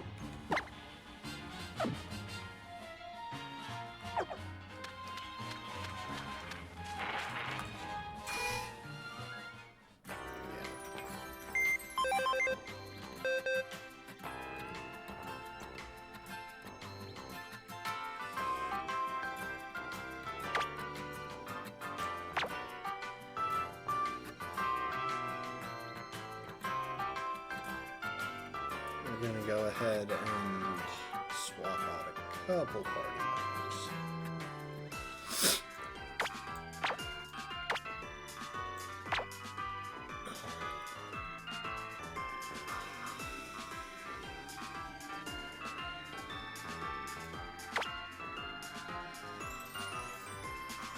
Actually, we'll keep you around.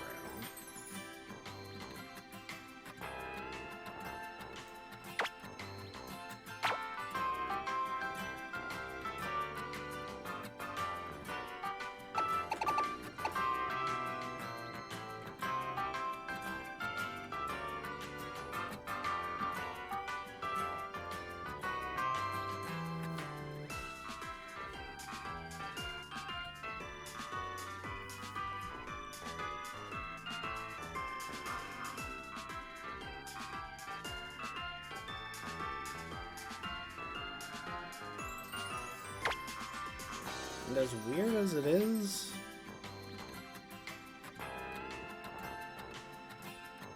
yeah, I think you have more value into this fight.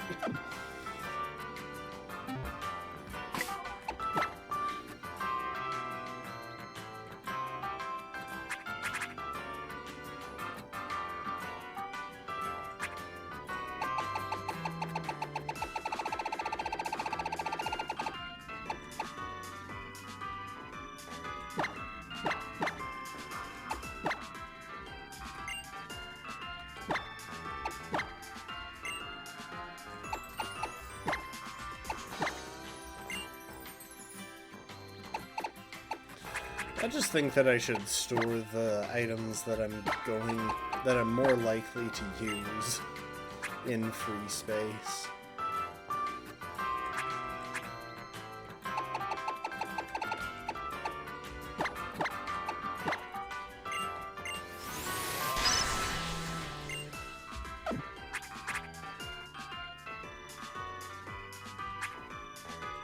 Where's a U-turn?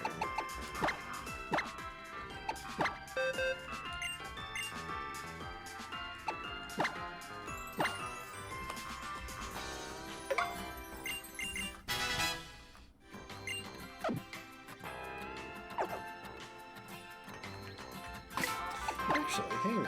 What ability do you have, Bat? You have inner focus, right? Yes. Oh, I love that Hariyama won't even be able to fake me out.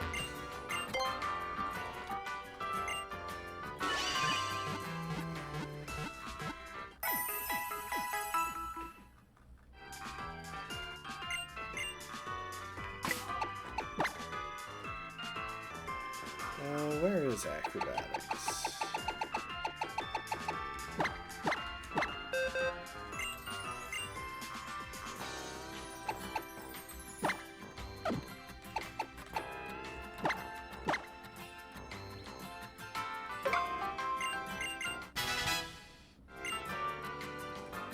I should put U-turn back on you as well.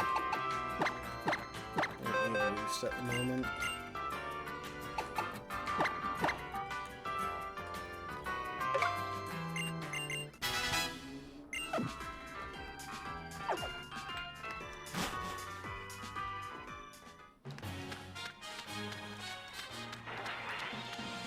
Truthfully, all of that planning is completely irrelevant now that I realize that I can't be faked out on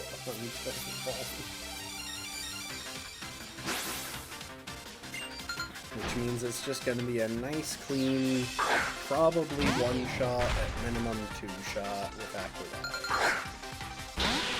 I don't know how both these made this hard.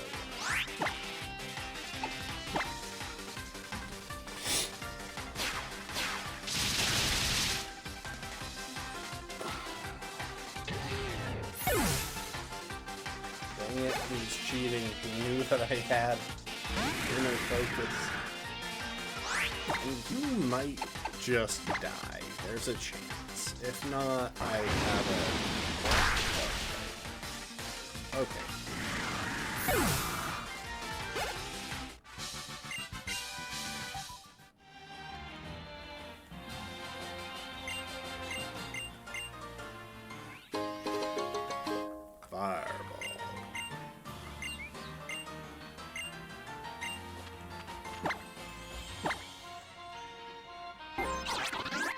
Okay, I got that. I do want to fly to Tapu Village, but not to actually go up Mount Ranakira. There is...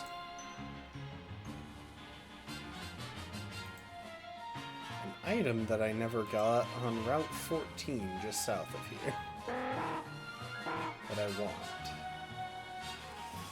Okay, Veteran Brone.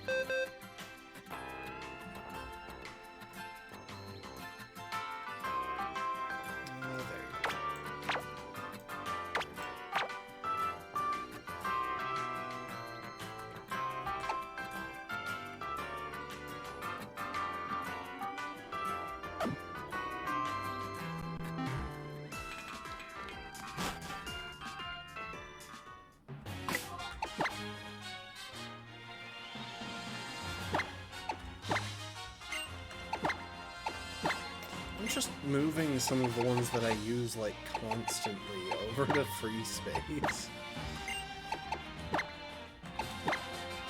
The stuff that I expect to be coming back for at some point.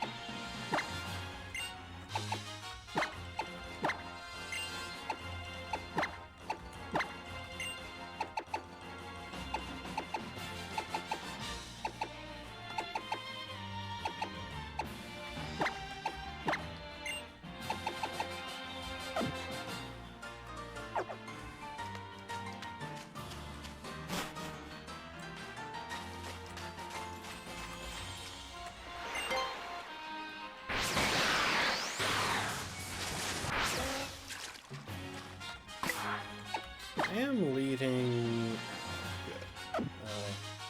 Also, I should have leveled up a couple of these guys.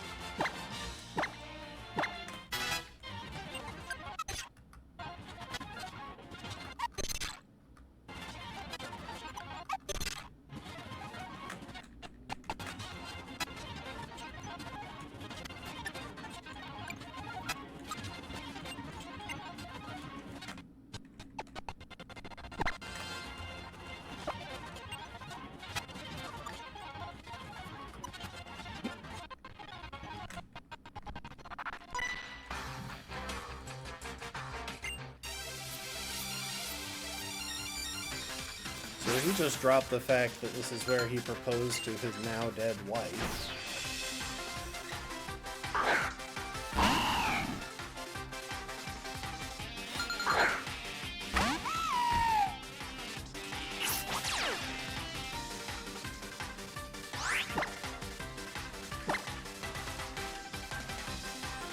Oh wow. Yeah, you're not in a good position if Owl outspeeds your Pokemon. If Owl outspeeds any of your Pokemon.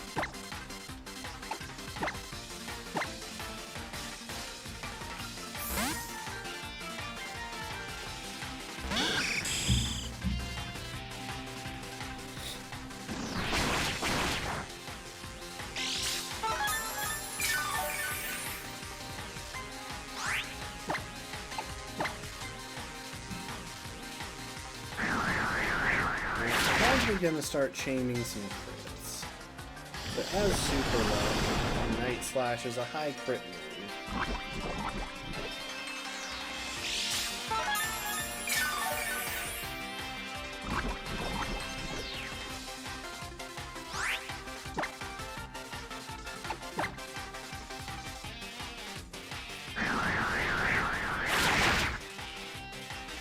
It's not like it really matters that much.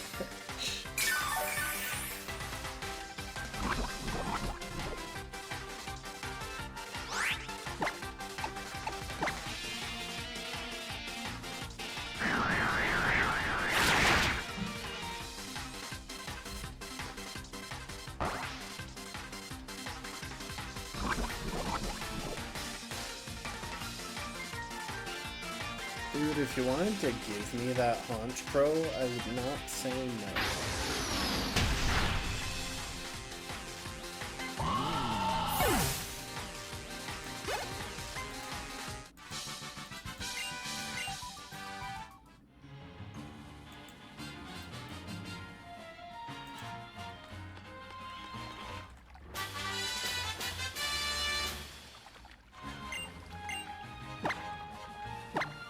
I wonder what sort of storytelling they were trying to have by having the Shadow Ball TM at the base of a lighthouse.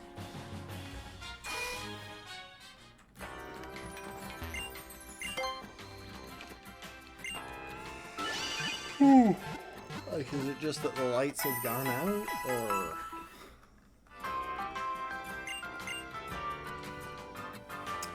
Alright. Mount Lanakila.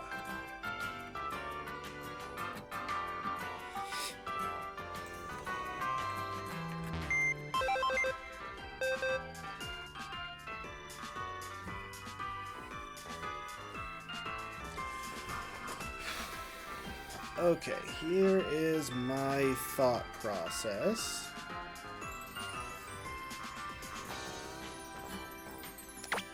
Lead Skarmory to kill the Crobat. It's completely free. Bring Murderer to deal with the Zoroark. Should also be pretty free.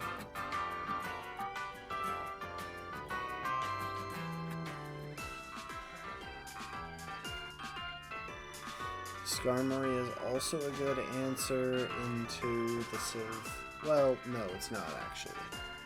Gyarados is a good answer into the Civ ally, as is Salamence. Gyarados.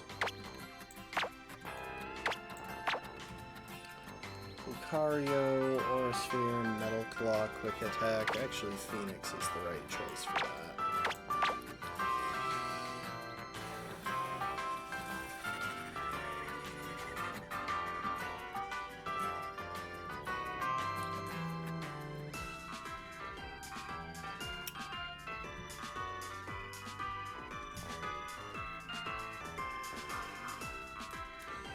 Yeah, I think we just bring Croissant with us.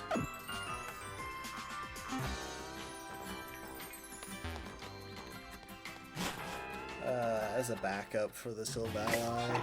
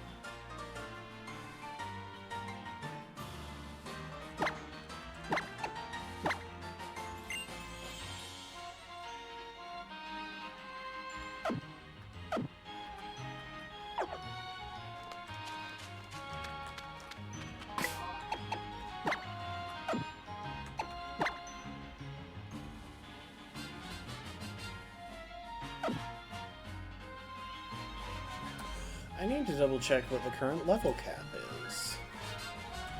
Lola League. Elite Four. Moraine, Olivia, Acerola, and Kahili. I'm pretty sure they'll all share a level cap.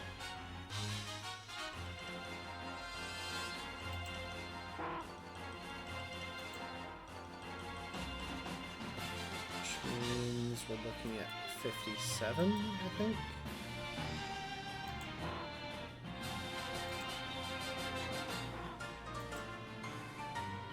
Yeah, 57.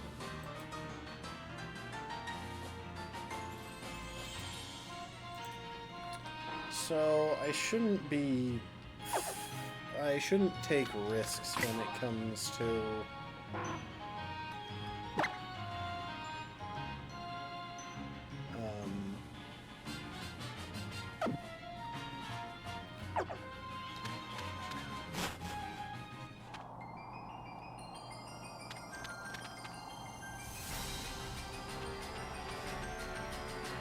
I shouldn't take risks when it comes to the level cap. Besides, I've got a solid enough lineup that I can deal with Gladion pretty comfortably.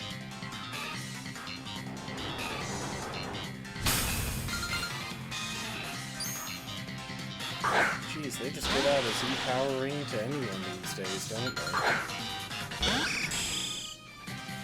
I'm joking, but...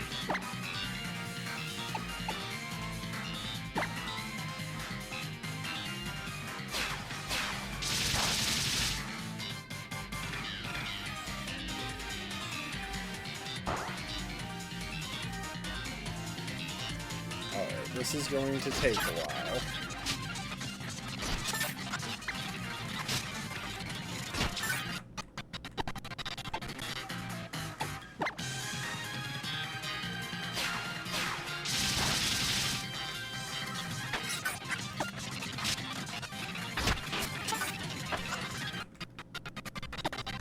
Now, just to be sure, we're gonna hit Protect. This should be the actual Lucario, I think, because I believe Aurasphere is the strongest option we had.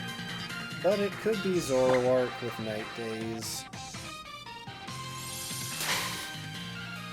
If this is a Z move, yeah, okay.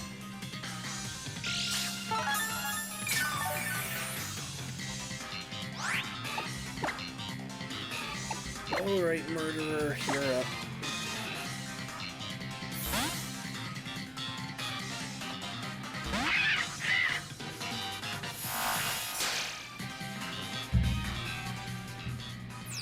Interesting, so using a Z move makes your illusion wear off.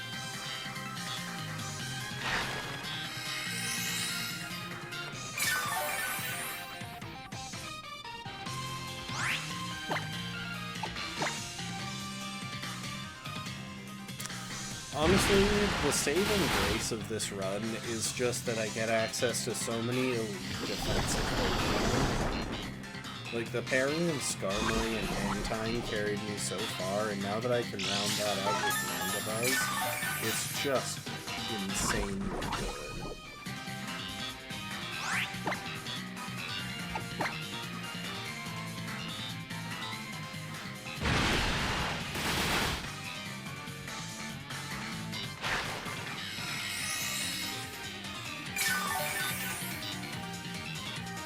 Question is, who's going to come in after this? I'm guessing Silvala, but I could be wrong.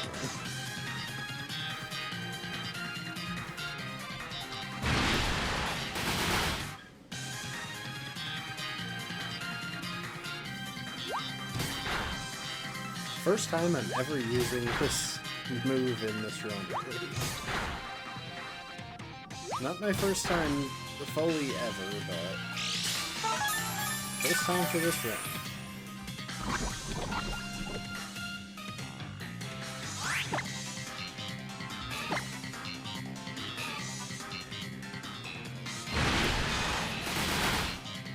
I probably should have just roosted there, but oh well.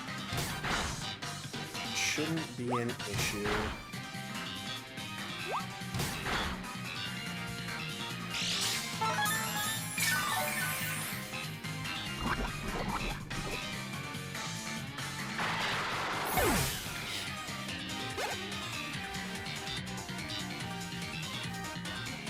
got Silvally in.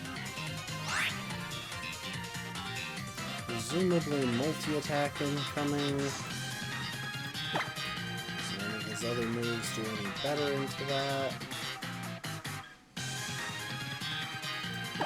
That means I can bring in Gyarados.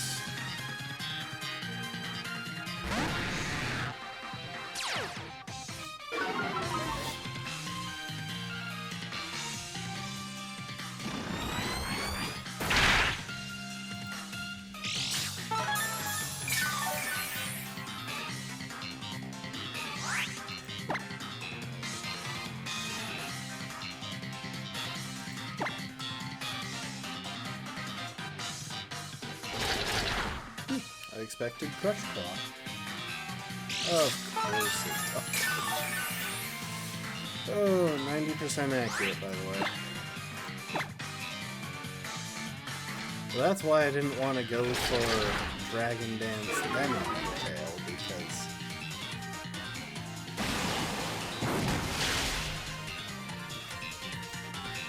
that would have been a little bit more trouble.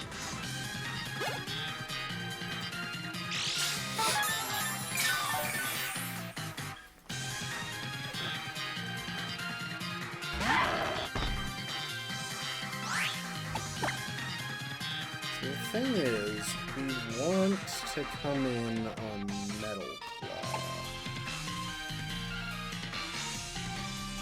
I don't know if we have a single way to bait Metal Claw.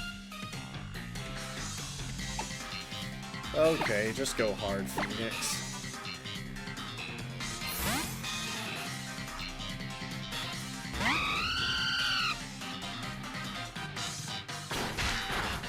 Oh yeah, that works.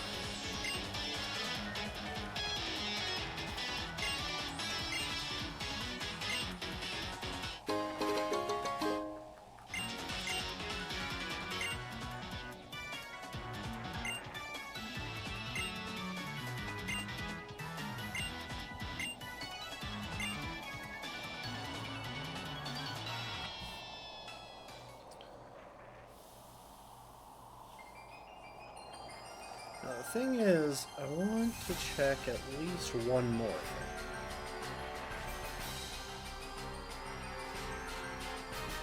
I want to check if there are any new encounters on this route.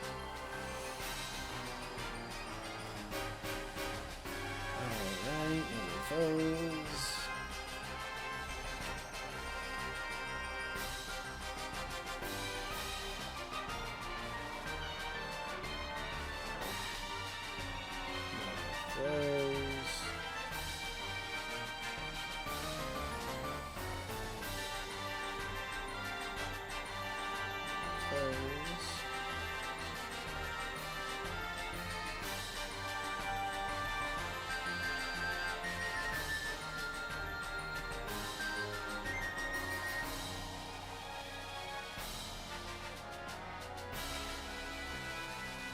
Doesn't look like it.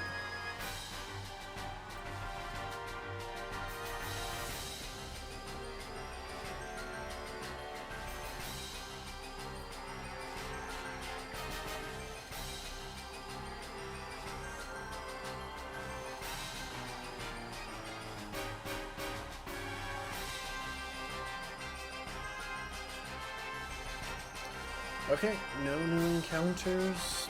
Also, a weirdly small number of trainers. Like, shockingly small. Although it looks like, oh, maybe not as small as I thought, actually.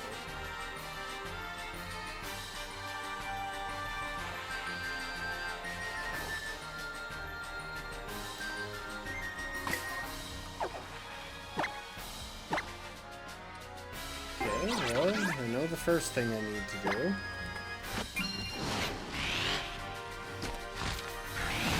Let's see how much of this I feel comfortable getting through before calling it.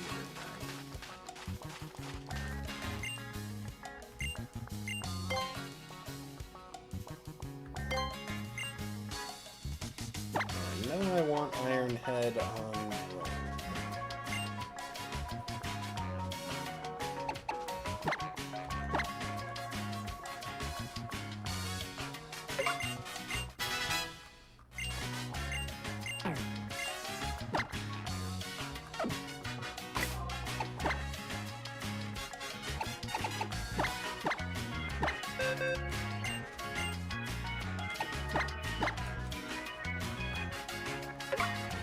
Luckily, at this point, we can worry a little bit less about hanging on to moves that we might want, because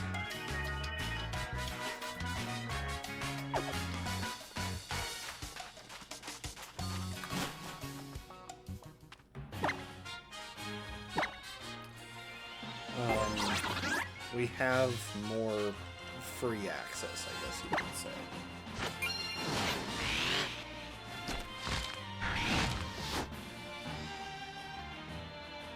I'm just kind of planning out who I need to bring for the first couple of trainers.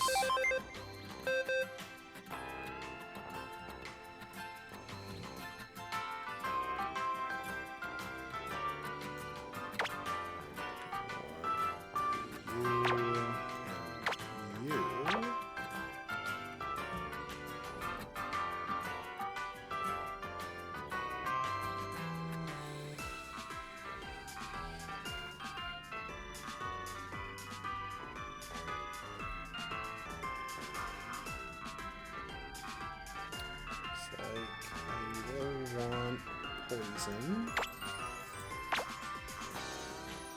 Those two.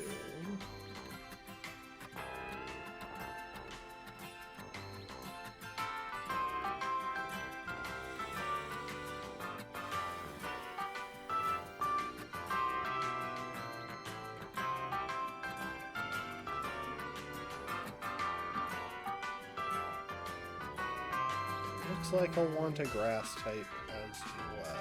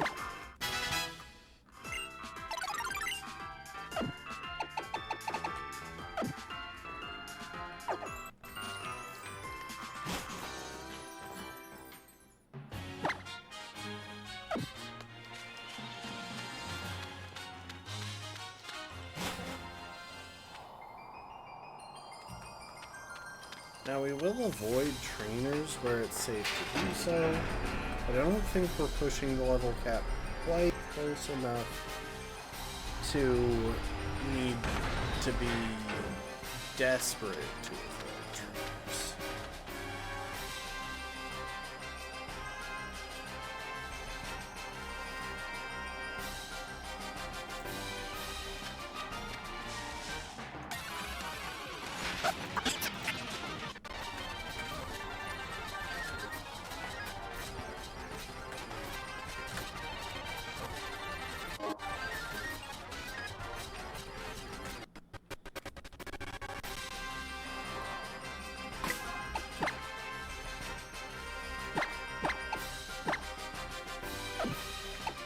You have U-turn, right? Like, you know what that means? No, you don't.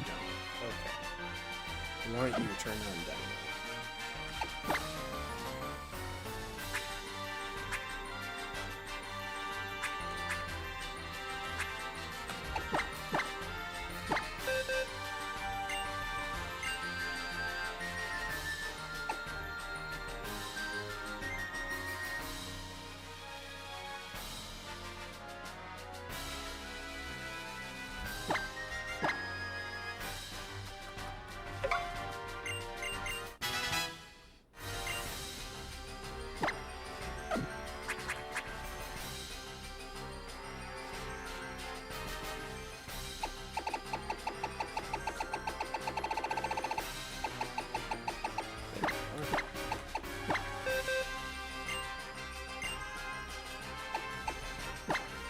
Temporary thing. This guy has a Malamar that I don't expect to get out of hand, but there's a small chance, and if it does, Hawlucha is my backup.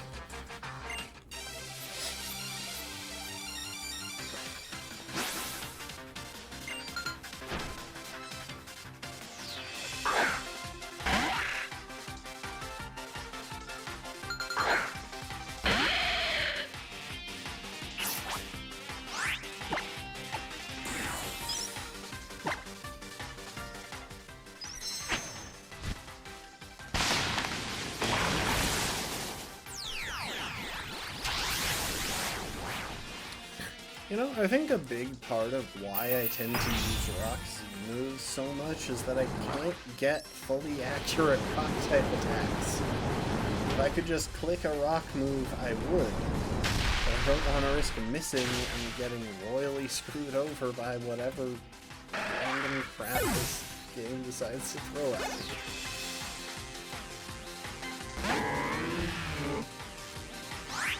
Okay. Now we U-turn, hopefully for a one-shot. It's quite effective coming after a Pokemon that hits like a truck. I should use a Repel.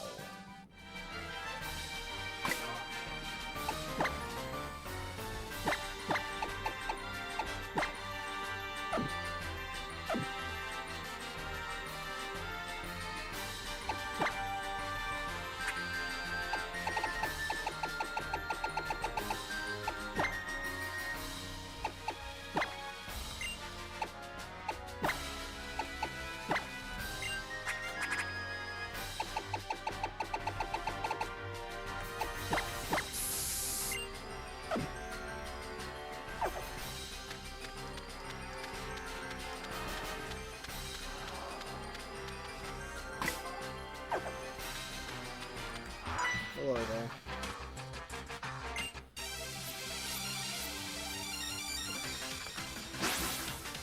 She has a pure fairy type too, so easy enough for my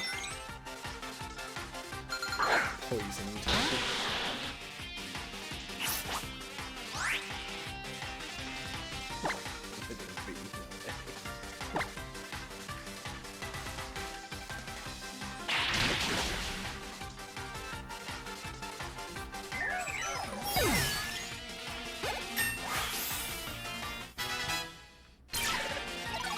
Honestly, that has kind of been killing it here.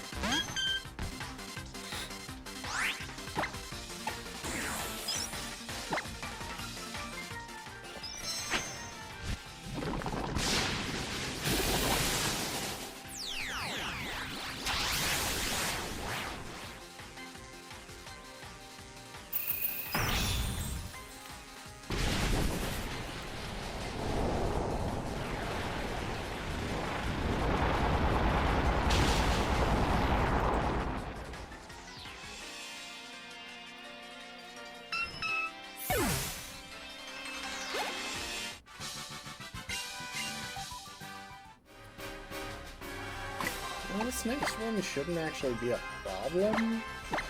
It's just deciding how to go about what I've got to do.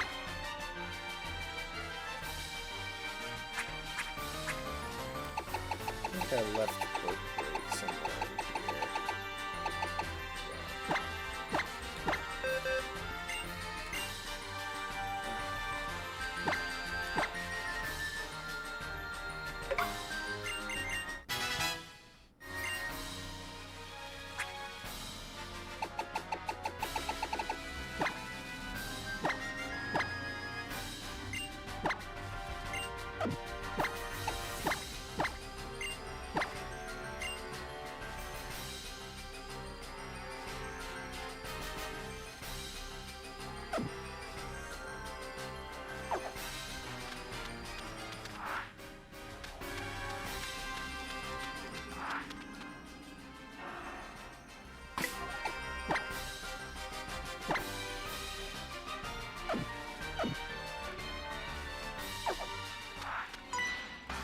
Go there.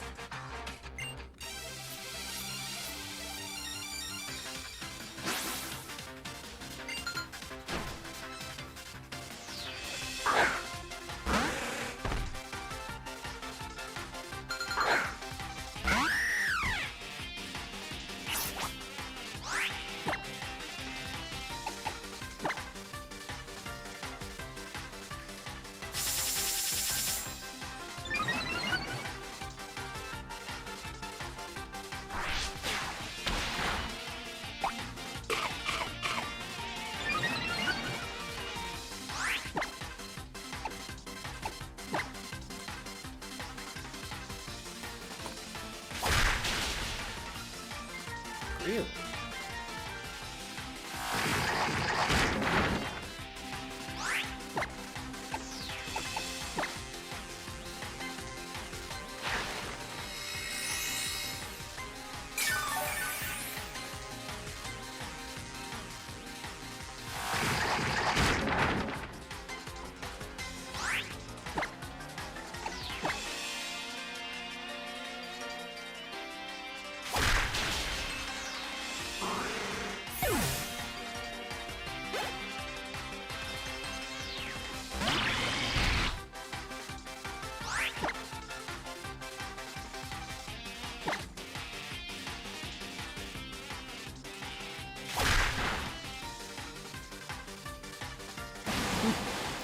Expecting outrage. Which would have done about double that damage.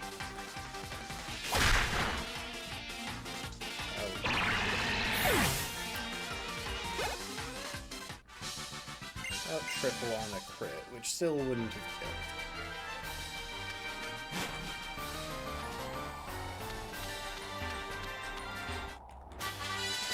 Hey, we got Poison Jab. Funnily enough, I don't think we've only got one poison type, and I don't think it can learn Poison Jab.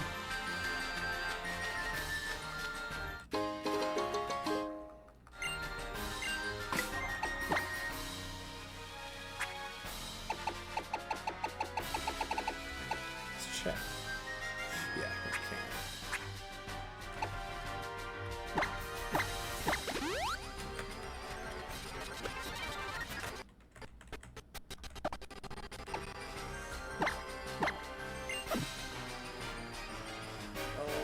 And the last trainer in this area is Worker Ovid, who has a single Relicanth.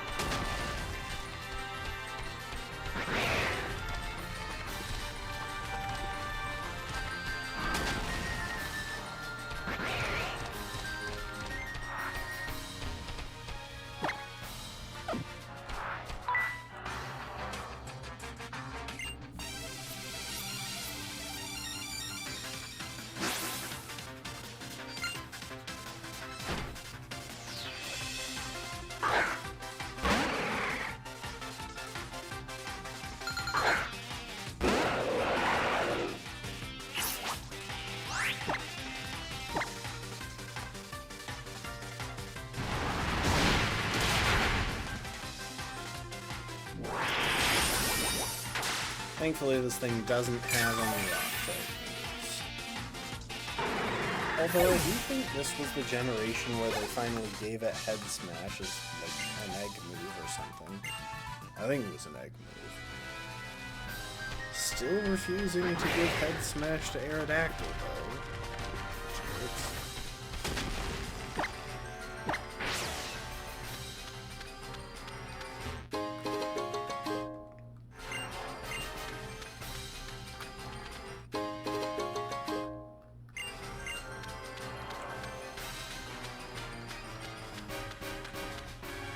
Okay, so once we get outside, honestly, I should probably duck back to the entrance and reorient my team.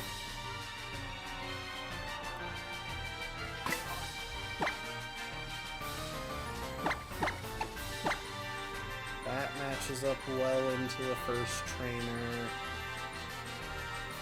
but I probably want Phoenix for the second. Holy crap, that's a lot of black belts. Why are there so many black belts on that? In this upcoming area?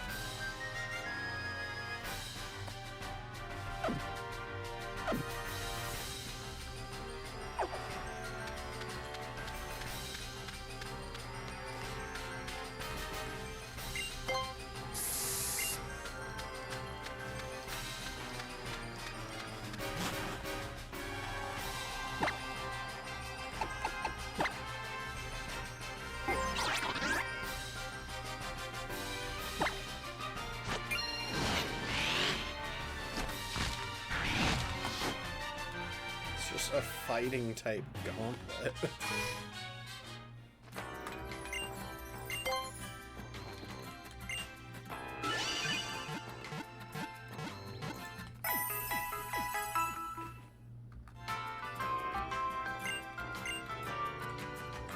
Well, since it's a fighting type gauntlet, like theoretically this should be a really easy matchup for me. I just want to play it smart.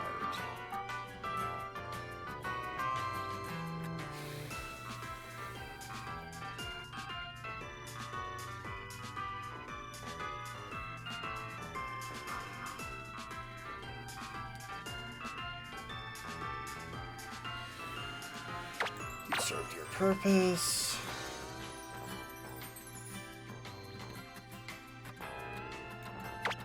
I want you to come along.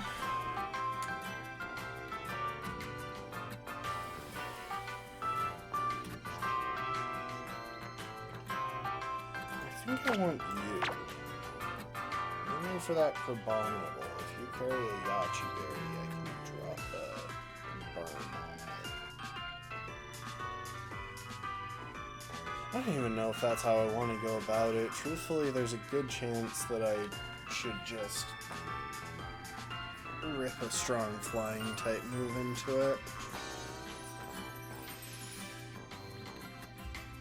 And something that isn't ice weak, like Phoenix. Phoenix is so frail.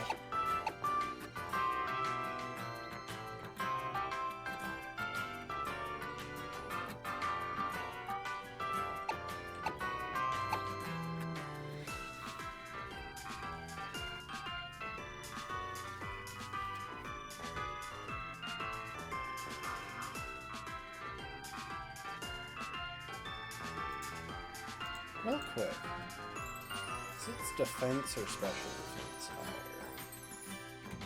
Defense, but only by a little. It's not actually that bulky.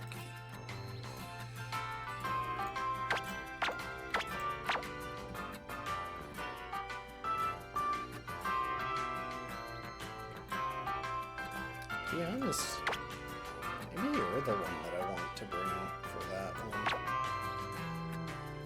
If I drop a Yachi on you, that'd be good. And then Xatu does well into the last one.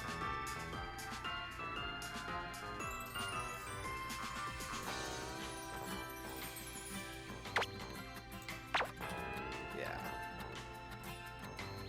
That seems about right to me.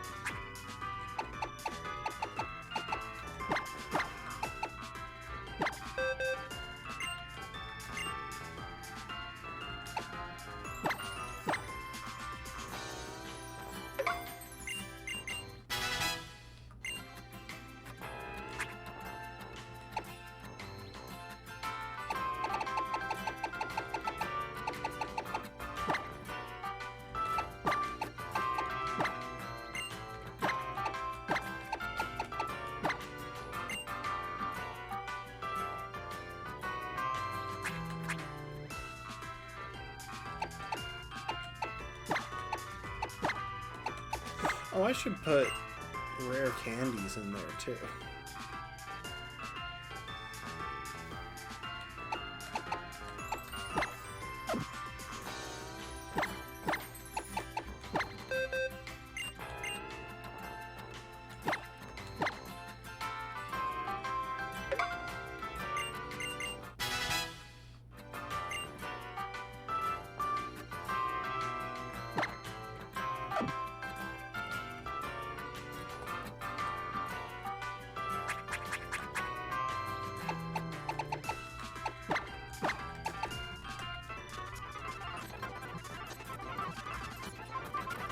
Oh, it's a rage candy bar. Oops.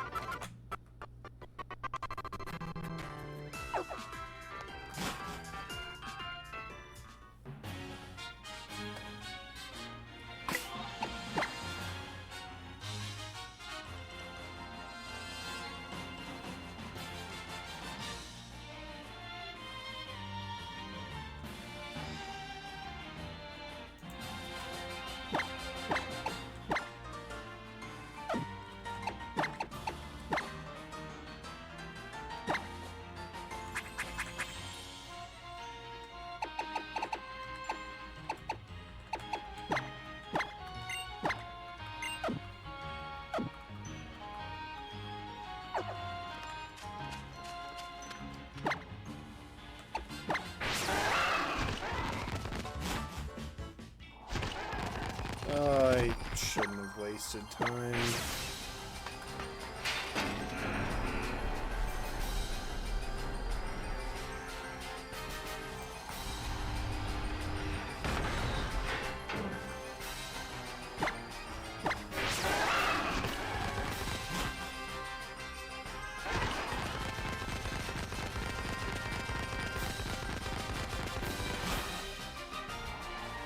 Any items that I need to be aware of here?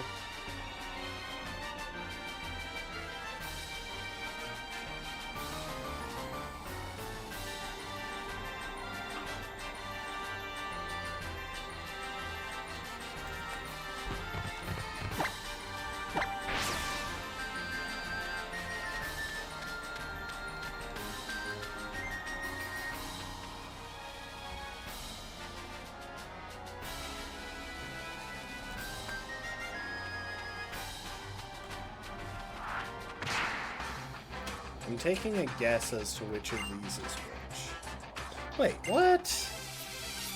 You jerks.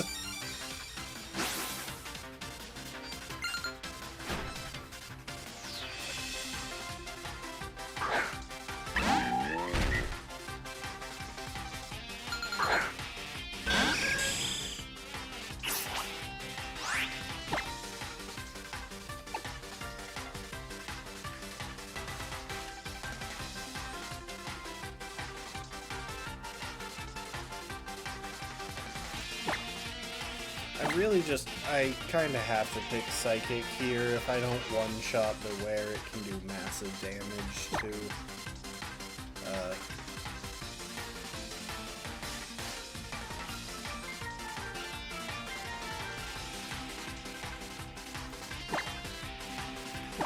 It can do pretty massive damage into Zatu.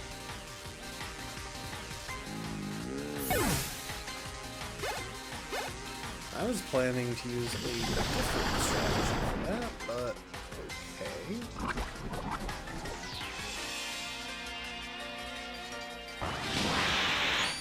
So if it's going for bounce, then it's going after Zatu. Who do I want to take the bounce?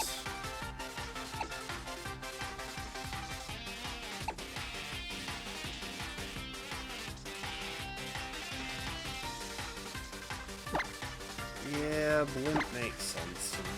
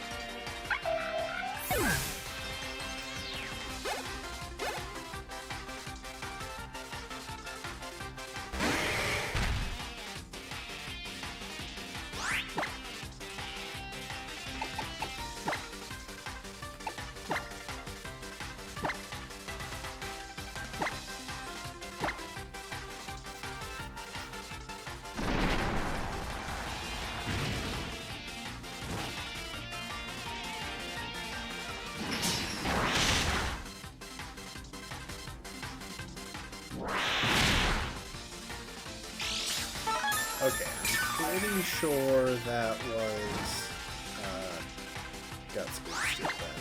I was assuming.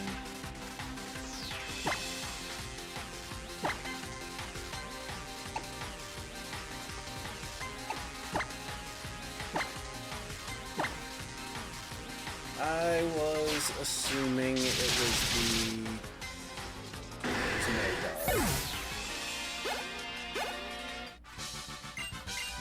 So there's no way anything less than a Guts boosted hit does that much damage.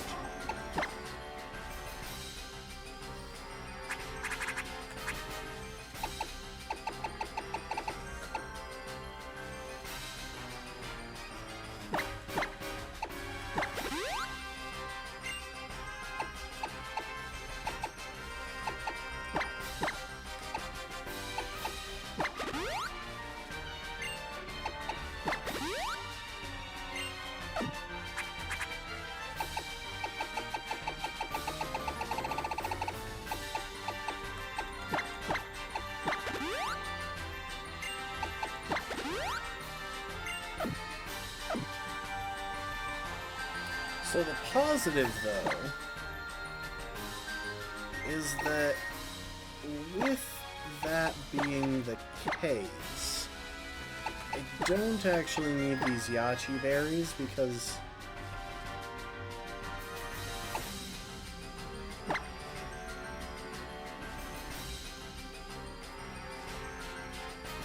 I can take care of... I can double target the whatchamacallit, the Abominable.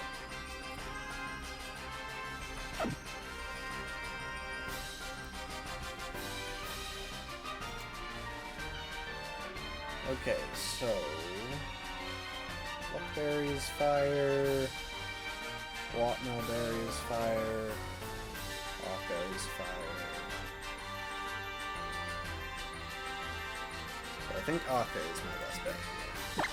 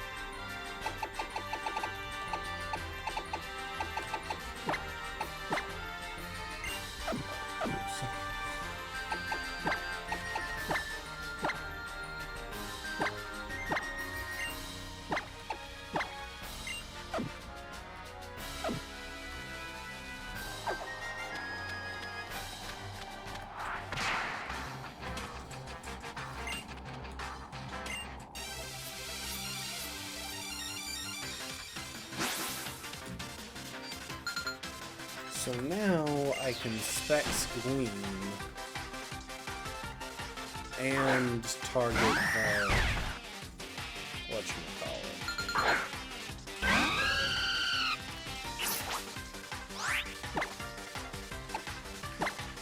Holy crap, why is my game suddenly lagging so hard? No, not acrobatics, natural gift on the Abominable.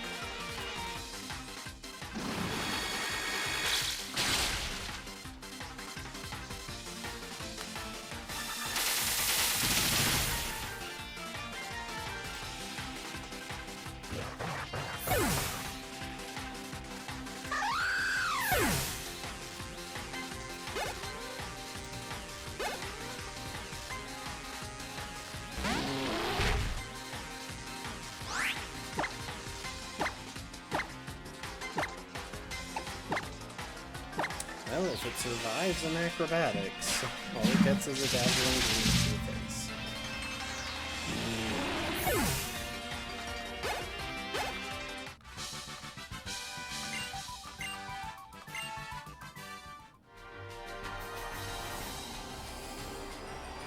Oh, call it there.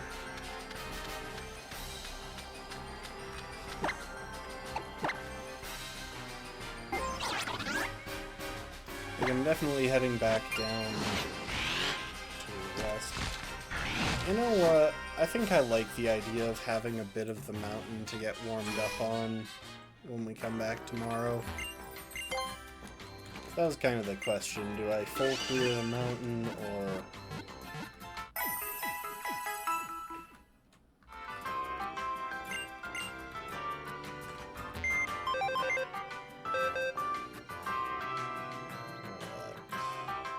Anyway. Yeah, I think that's a good place to call it. It'll give us some mountain to get warmed up on when we come back next time, which will be tomorrow. At least that's the plan. Barring anything weird happening.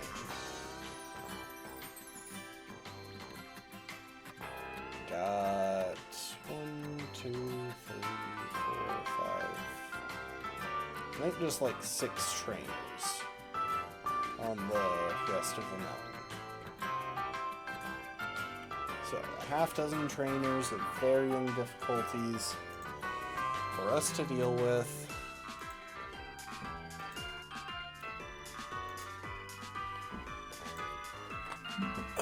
I think we can work with that.